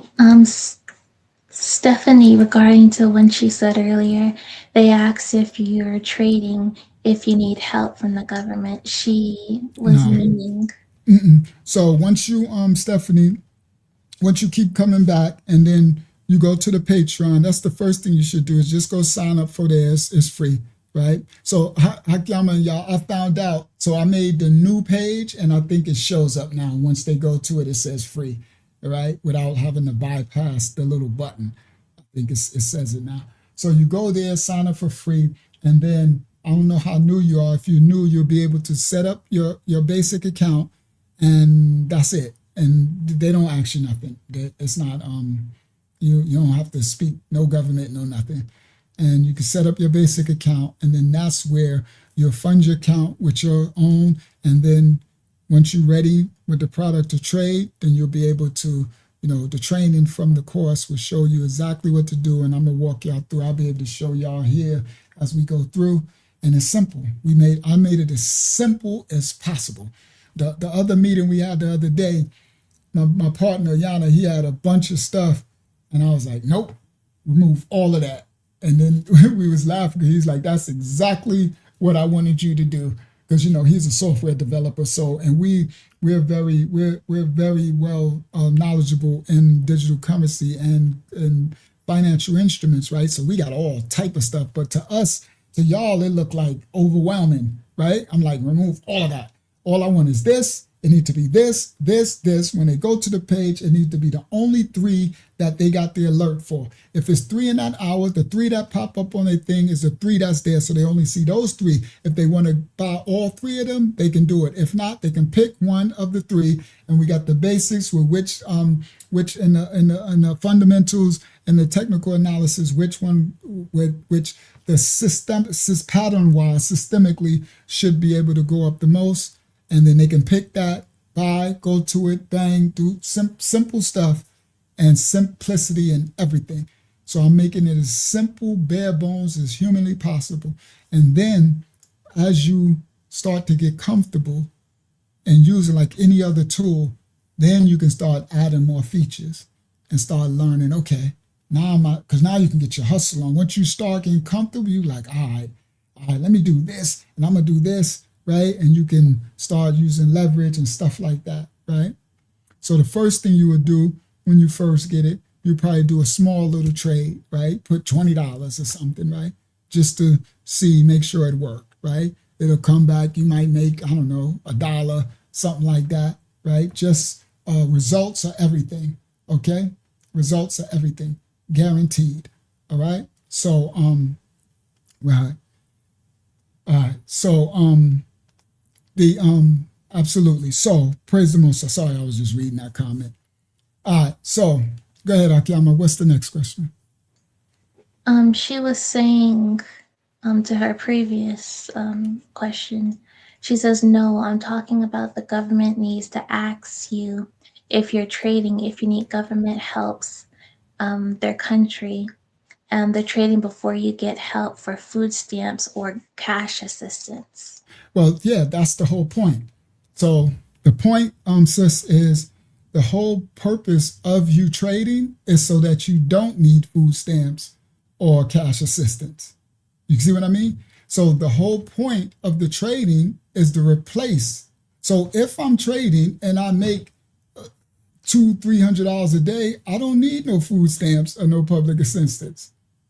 The reason why they want to price you out and take your jobs with AI and stuff is so you can need their universal basic income, because that's what it's really going to, right? So the public systems and food stamps, when they do implement, because they got this whole 2030 agenda, and it's coming in the 2028 election year. All this stuff, that's the new start of the bull run, right? So everything you're doing now is preparing for the next phase, right? As they're preparing for their agenda that's coming, right? We only got, honestly, you got the next 2 years, 2-3 years to position yourself to be in a position where you can sustain yourself versus you said even it, Evelyn, what's coupons? So Evelyn, I'm a little lost. You don't got an apartment? Do you got a car? Do you got a mortgage? Don't you pay? How much you make at your job? I'm a little lost by that statement. Try to explain, Evelyn. Because if you make $300 at your job, it's fake. Do you buy food? What do you live off? I'm a little lost. Are you saying digital money is fake? You're saying crypto is fake? You gotta explain yourself, because if you think crypto money is fake, then that just shows you really have no idea. And that's okay. People that are ignorant to something, they speak out of ignorance. I have everything I need, but it's all fake because okay, that's all right. So you're doing the whole,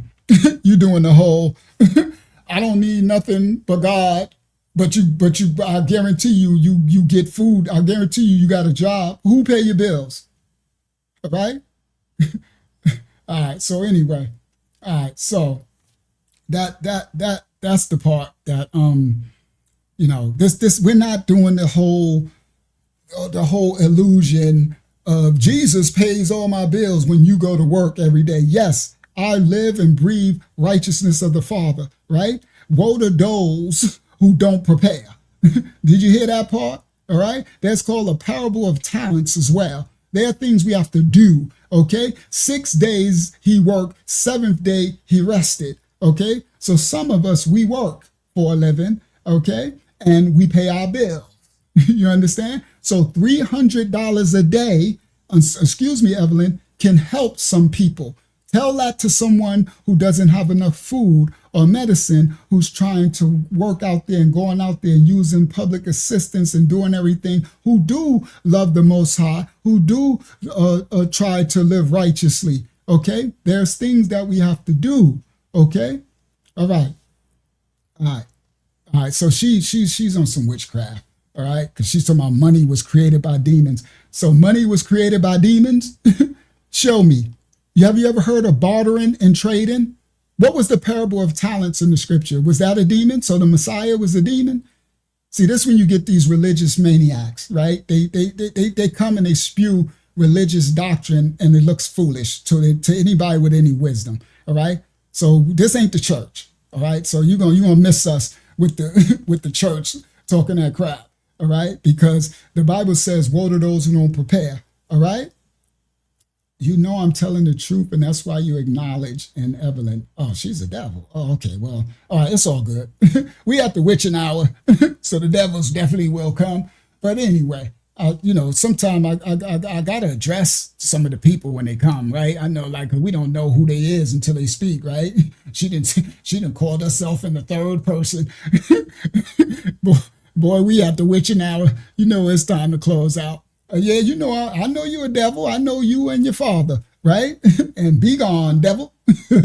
That part. All right, Hakiyama, what's the next question? The next one is from This is from Paula. She asks, what is this product? Oh, it's a trading signal.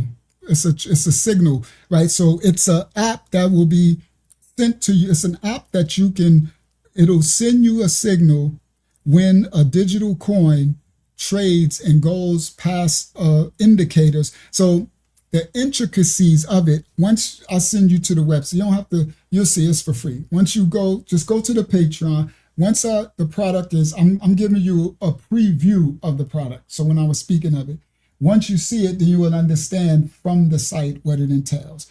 It's a marker that tells you, let's say, let me explain it in simplest form that I can, like stocks, right? There you go. She says she a witch. I knew that was some witchcraft. All right. So let me explain it in stocks. So you're not stock exchange. So you got Walmart. I'm gonna speak of products that and companies that we all have relationships with, right? Walmart. You might have Bank of America. You might have your car. I don't know. I can't say Tesla because people don't like what cars? Toyota cars, right? You got your everyday things on the stock exchange, right? Now in economy and trading, all right. So I'm about to get out of here because if she say the next disgusting thing, you gotta go. Right? I don't care if you doing your little witchcraft, you and your little Baphomet devil, right? But you can't be saying disrespectful things. We're just gonna kick her out of here. But anyway, let me finish this. So let's say, yeah, Netflix. That's good, Latanya Singh. Netflix, anything. So if I was in the old fiat currency system and I was trying to teach you the financial markets, right? To trade, right? Stock exchange, right? They could got something called day traders. Then you got a portfolio where you trade a portfolio. I would tell you to trade in companies that you use and believe in. You see what I mean? Do some research to find out up and coming companies that might have, and companies that everyday companies that you use, right? So if you use, I don't know, if you got acne or bad skin or oily skin and you might use Clearasil, then you might want to invest in Clearasil. I don't know, companies that have been out for a long time, like Johnson & Johnson. Now, a good one would be oil stocks, right? Because that's good. When the Iran war started, right? And all that with Maduro, when we kidnapped that fool in the oil, right then I would tell them, it would be instructed to get into oil stocks. Now this would have been back in about, when was that? January of this year, right? Remember when we went and kidnapped Maduro and America started that thing about the oil with China? Right there, if you was into the financial markets, then it would have been the best time to start buying some of the oil stocks on the stock exchange. That's called fundamental analysis. That means taking the news and the information of what's going on and positioning yourselves to get into the companies, right? Or even once they go into war, you can go into those for defense stocks, those who make, metals and stuff, things that, right? So it's positioning yourself according to the analysis, the fundamentals of what's going on in the news, right? So if you would have, my advice back then would have been to go into oil stocks, you would be up about 100%. You would have doubled your money. See what I mean? But if you was just in a regular stock, like a Walmart stock ain't do nothing, right? You probably would only went up 1% if it went up, period. So again, it's being wise in what you invest yourself in. So what our product is it'll alert you at a right stock that's going up according to what's happening in the news. That's called fundamental analysis. Technical analysis is reading the charts, right? Fundamental analysis is the news. So depending on the social sentiment in the news, it'll alert you that the oil energy stocks should be going up, and it'll tell you which ones start to go up and cross a threshold, a technical indicator. And then you can go and purchase the stock. So it's an alert system that alerts you to where to position, to buy positions that are going up, moving up, bullish, right? And there's these people out there got these products, but they cost like, some cost $1,000 a month. And these people these people are serpents when it come to money. They don't care about people. They charge you a lot of money. Like you can't, so the people, the masses can't afford. It's like with everything else. They want the poor to stay poor and the rich to have, right? And then you got those people who are leeches, right? They just want to use people. You understand? So anyway, he said whites. What's that supposed to mean? It mean whites, Fulio. What does green mean? Ebola plus whites. You don't speak English? Hello? Folio? Watch the video and then you can have some understanding. All right. Rewind. You late in the live stream. Go rewind and you can find out what it means. Are you white? Are you so-called white? Then it means you. If you're so-called black, it don't mean you. If you're so-called brown, it don't mean you. And then if you watch the video, you can have the full understanding. We talk about what's affecting the so-called whites, what's affecting the so-called blacks, what's affecting the so-called whatevers. All right?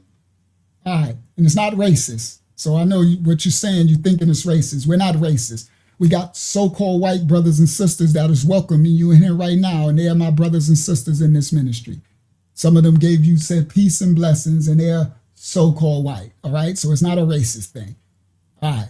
Let me explain that just so you don't. Sorry, I kind of went at you a little bit because we're getting a lot of trolls coming in and they try to take me out my piece and let me calm it on down, right? I can get a little rough with my tongue. I'm like, so I apologize to, what's his name? Because I don't think he said anything crazy, unless he did. Did he say something crazy before? Came in a little rough. That's why he's about to get a little rough back to him. I thought it was something that made me come in rough a little Thanks, with him. Eric. Yeah, Eric, it's okay, Eric. No, we ain't trolling, and it ain't nothing crap. You didn't even watch the live stream, Eric. So slow down, all right? It's not against white people, okay? It's talking about the news, what's happening, okay? All right, and it's got something to do with white people, black people, all nations of people. They over in Africa, they send it. You got to watch the live stream. It's actually pretty cool and pretty good. All right, now, yeah. So long haul for stocks, yeah, long hauls. But now we're in a shift in the economy, like in the 90s with the tech boom, right? Because we got an AI boom, a digital currency boom. So we had a shift in economy like that happens every 30, 40, 50 years, right? So those who position themselves right now, as I'm going to be training you to get this thing with the tool as you position yourself, because we got a couple of years. We only got to the 2030. And, they're switching their infrastructures right now. And that's why they're building all these data centers everywhere. Everything is happening right now, all right? All right. All right, so, and yeah, what's the name? To speak of, she said, Baron the Beast, to speak of the Trump family, their coin went up like 80% the other day, WorldCoin. And I was like, why did they do it? Yeah, it went up like 100, almost 100. Now, it did go over 100%, right? Now I probably retraced a lot. I don't know. Let me see how much. Let me see where it went down to, right? And then I'll show you, right? All this stuff will be on your phone. Once you learn what I'm doing right now, how simple it is, right? So you're gonna have this app, right? You'll be able to click your thing, go to, oh, everything is up. Hold on, everything look green. Well, not up too much. Let me see. Where XRP, hype. All right, so let me go to the WorldCoin. Let me see, where is it at now? Let me see how much it went. Oh, it's still, let me go to the hour chart. Oh, it went back down. Yep, see, that's what I mean. So it went up 100-some%, and now it went all the way back down from that 100%. See, that's what I'm talking about. And there would be no way to know. So this just happened right here. Let me show you where. It was the 20th, if I remember correctly. The 20th of May, right? 10 days ago. Out of nowhere, WorldCoin which is Trump's sons, right? I'm not telling y'all about none of this. I'm just telling you what's happening. It went just out of nowhere, but later when you have the fundamental news, you'll know what happened. It went up over 100%. So whatever, if you got the alert, so our alert on the 20th, what our product would have did on the 20th, it would have been one of the coins that said a world coin is going up. And then we got the thing that it'll tell you some of the news and you can go look and see why or whatever. And then if you buy it and you hold it, it went over 100%. But now it retraced all that. Let me see if y'all can see that. That's WorldCoin. I don't know if y'all can see it. And you see that green, the green side, sorry, I'm talking loud on my, the green side is when it go up, and then the red side is when it went all the way back down. You see? So that's 100%. And if you didn't sell it, it went all the way back down. You went right back to equal, right? To where you put your, wherever you got in. Well, you still a little higher, right? Probably like 10% profit. But again, the thing is knowing when to take your profit and get out. All right. So anyway, that's enough of that. All right, I'm gonna close out. No, the Patreon is free. So you go to the Patreon, you click the link, sign up, and then it got, I'm putting something else up tomorrow. It got courses, right? To tell you because you got to open the account so you're able to do the things, right? So you get started now, open an account. It's like opening your bank account, right? This ain't got nothing to do with me. It's just giving you the link where to open it. You open your account, you go through your KYC for the company. Now you got your account, you get your wallet, you get your exchange, right? And now you have the ability to purchase the hype coin. Like I told y'all in the last, like 2 weeks ago. 2 weeks ago, I said, purchase hype coin on this live, and it went up. Let me show you right here. Right after I said it. That's why I love the receipts. I told y'all to purchase hype coin, and let me see if I can show you. And this is what it did. Watch this. Y'all see that long green line up? Hakiyama, can they see that? Is it showing? A little bit, yeah. A little bit? Oh, crap. And sorry. I should have just put it on the screen. But a matter of fact, I could do it really quick. Let me do it really fast, right? Because receipts are everything. Because if not, people don't follow people in this space. These people are crooks, and they just want to take your money, and you can't trust none of these serpents, right? Don't follow none of these people. These people are crooks in this business, this industry. All they want to do is come up off the poor, and you heard facts, all right? So, all right, let me show y'all. Share screen, right? I could do it this way. Share screen. Bang, share. Now don't get overwhelmed by it. You ain't got to learn none of this. This is just the exchange where I'm gonna show you. That's Monero. Dag, Monero went up. Look, today. Why? I don't know how much. That ain't nothing, though. Some coins, that ain't that much. Let me see how much this is. It looked like a lot. Oh no, that is decent. Dag, Monero went up 20%. For what? See, that's what I mean. See how I said for what? Because that's fundamental new. I mean, something, all right, but anyway, so let's go back. So that's the alert. So there you go right there. So you would have had an alert today in our system. I guarantee you an alert came that said buy Monero, right? Somewhere up in here. When it crossed up in here, you got an alert that said buy Monero. And you could have bought Monero, and it did, and it did all of this. And you could get out anywhere up in here as it's going up. And then this is when it crosses reversing. See? So anyway, so this is what I said about last week, a week and a half ago, hype. I said it live on here. This is receipts, just so you never want somebody to not have receipts of what they're speaking, right? So everybody who is here that's seen it or watched it on the replay, I told everybody, I said, this is a gift for y'all. I said, buy this coin. And I showed everybody, right? Now, most people don't know how to, but for those who did, if you bought it, this was the coin, right? And I set it around, hold on, let me go to the hour chart. Is that it? No, I think that's not even it. I got to go to a longer chart. No, that's not it because they want much higher than that. Let me go to the 4-hour chart.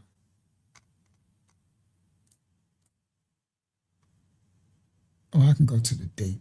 Let me go to the hour chart and go to the date. There you go. That's it. Dag, it's so big. I gotta. So look. You see this? I said it to y'all probably around here. Today is the 30th. I think I probably said it about here. It was about the 20th or something, right? So when I told y'all on the live stream, I showed you, I said, buy hype. This is what, if you would have listened and bought it, this is what it did since then. 36%. And it's still going up, right? So this is a holder, all right? So this is when you hold, right? Now, I was saying to buy it even further back.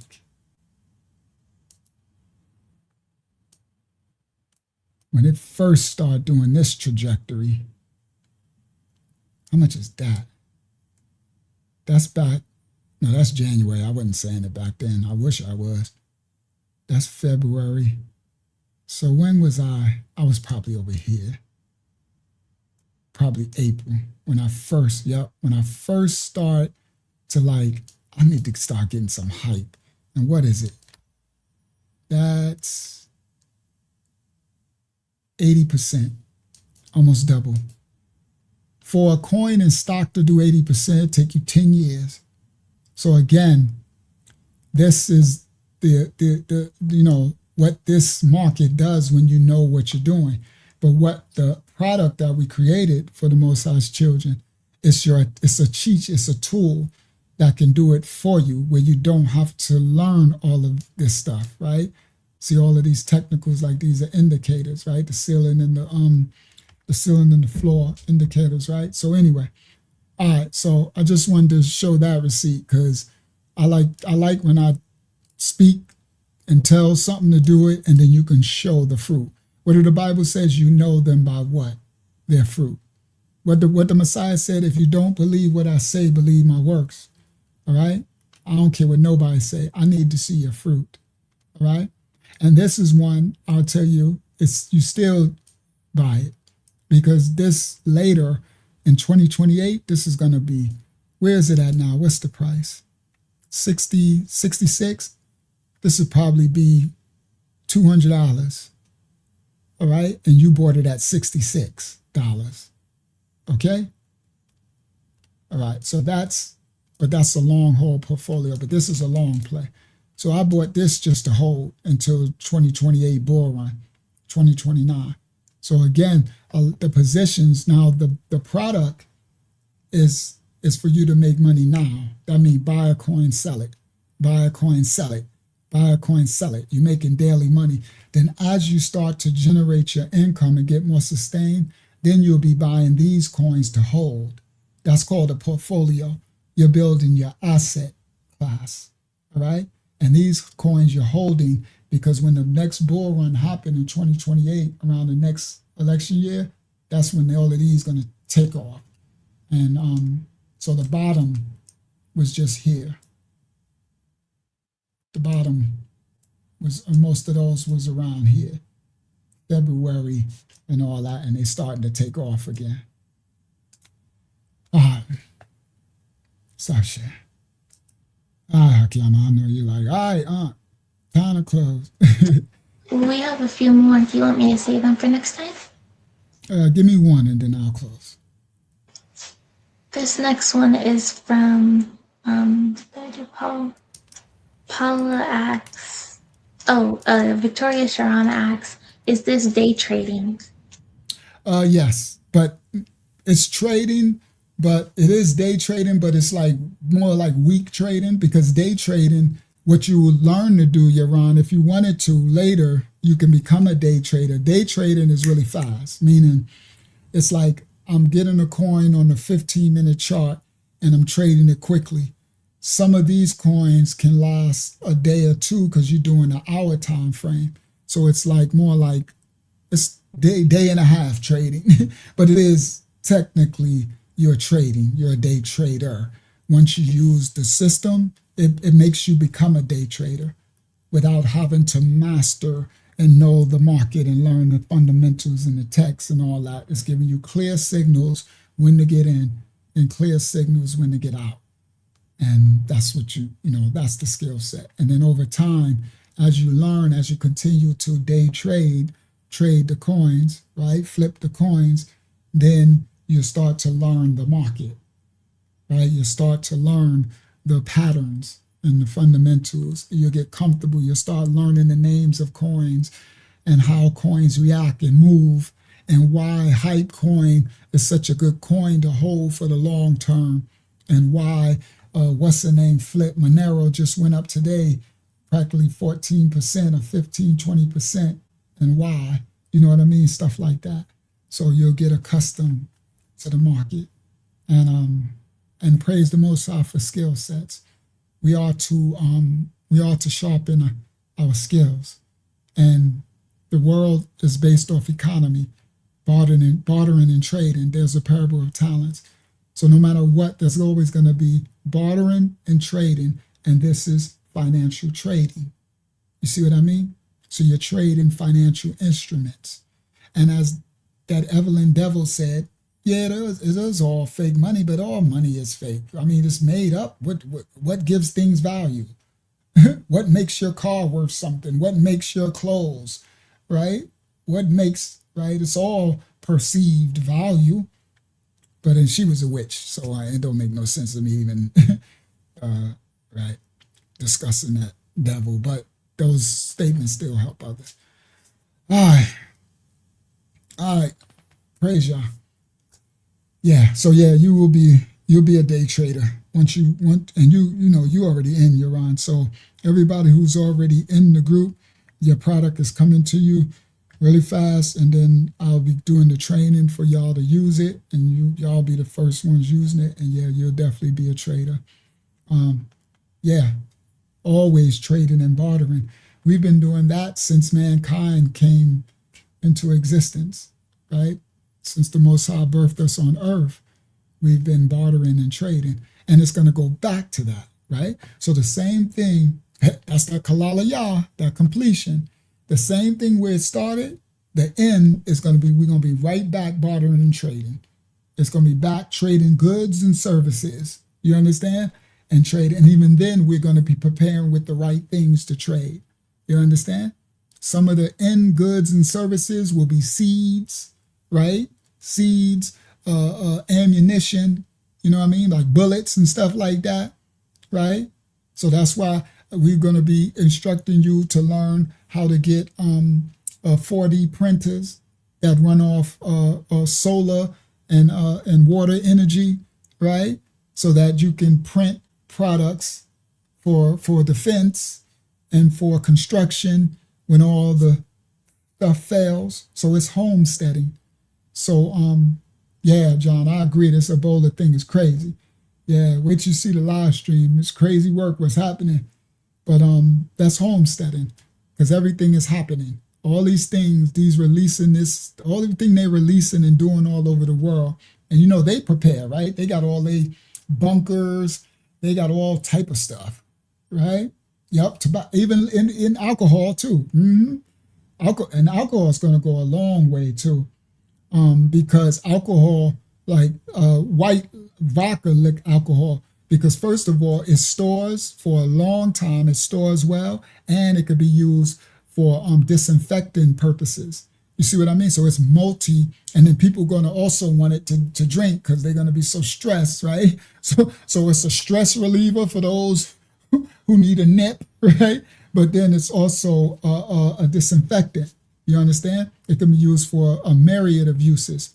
So yes, used for medicine. So there's so many. So again, stocking up when those times come on the right products. That's like the exchange. That's like digital. That's like financial instruments. Is getting the right products that's got a myriad of uses that got some utility and longevity to it.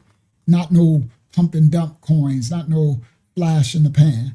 So no, we staying away from those. So that's why the system alerts you to coins that you can stay in for a day or two. They're not fly by nights. They are altcoins, layer ones.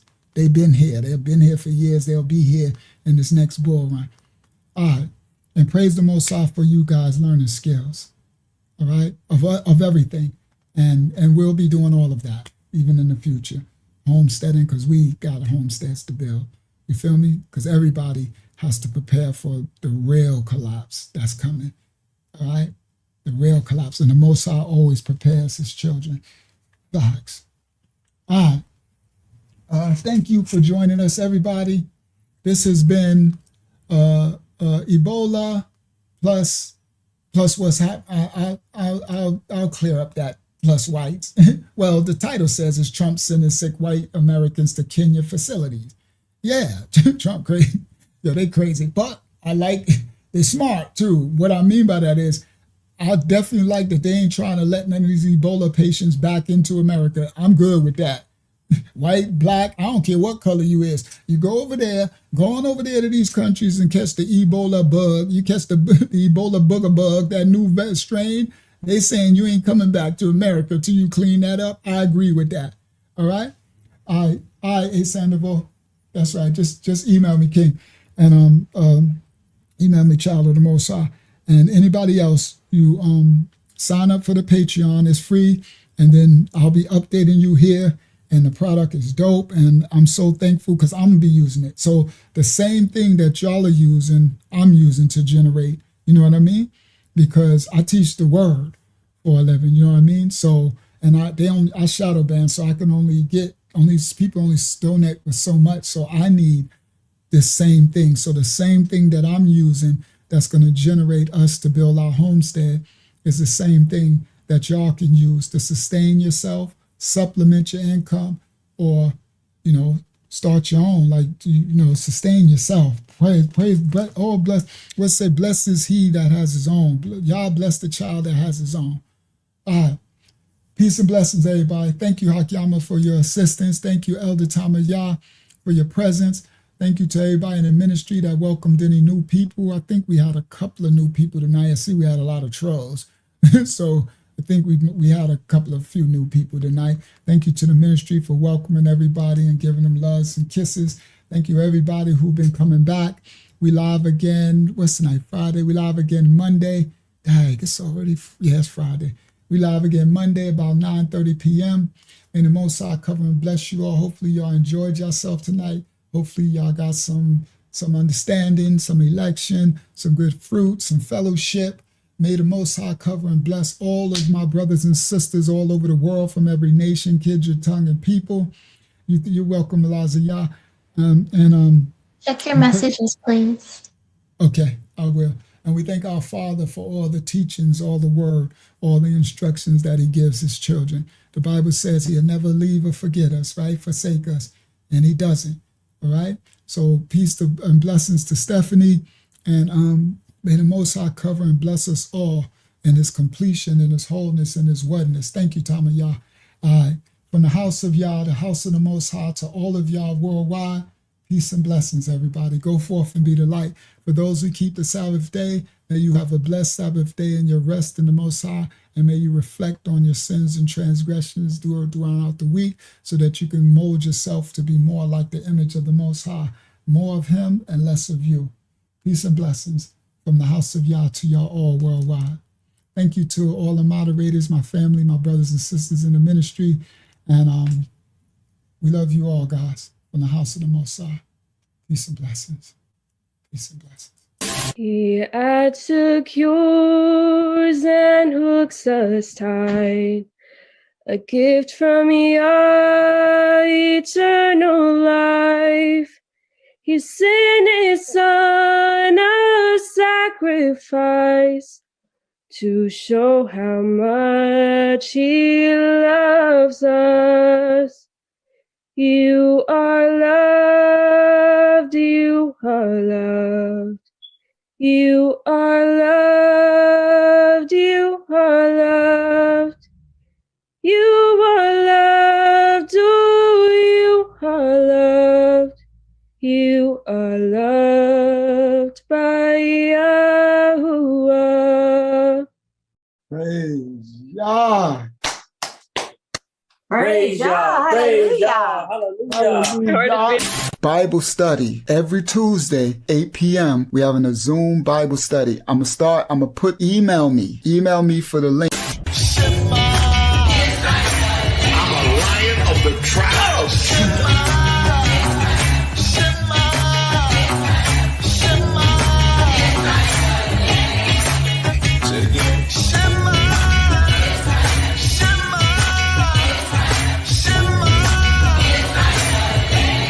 Precious chosen people of the Most High.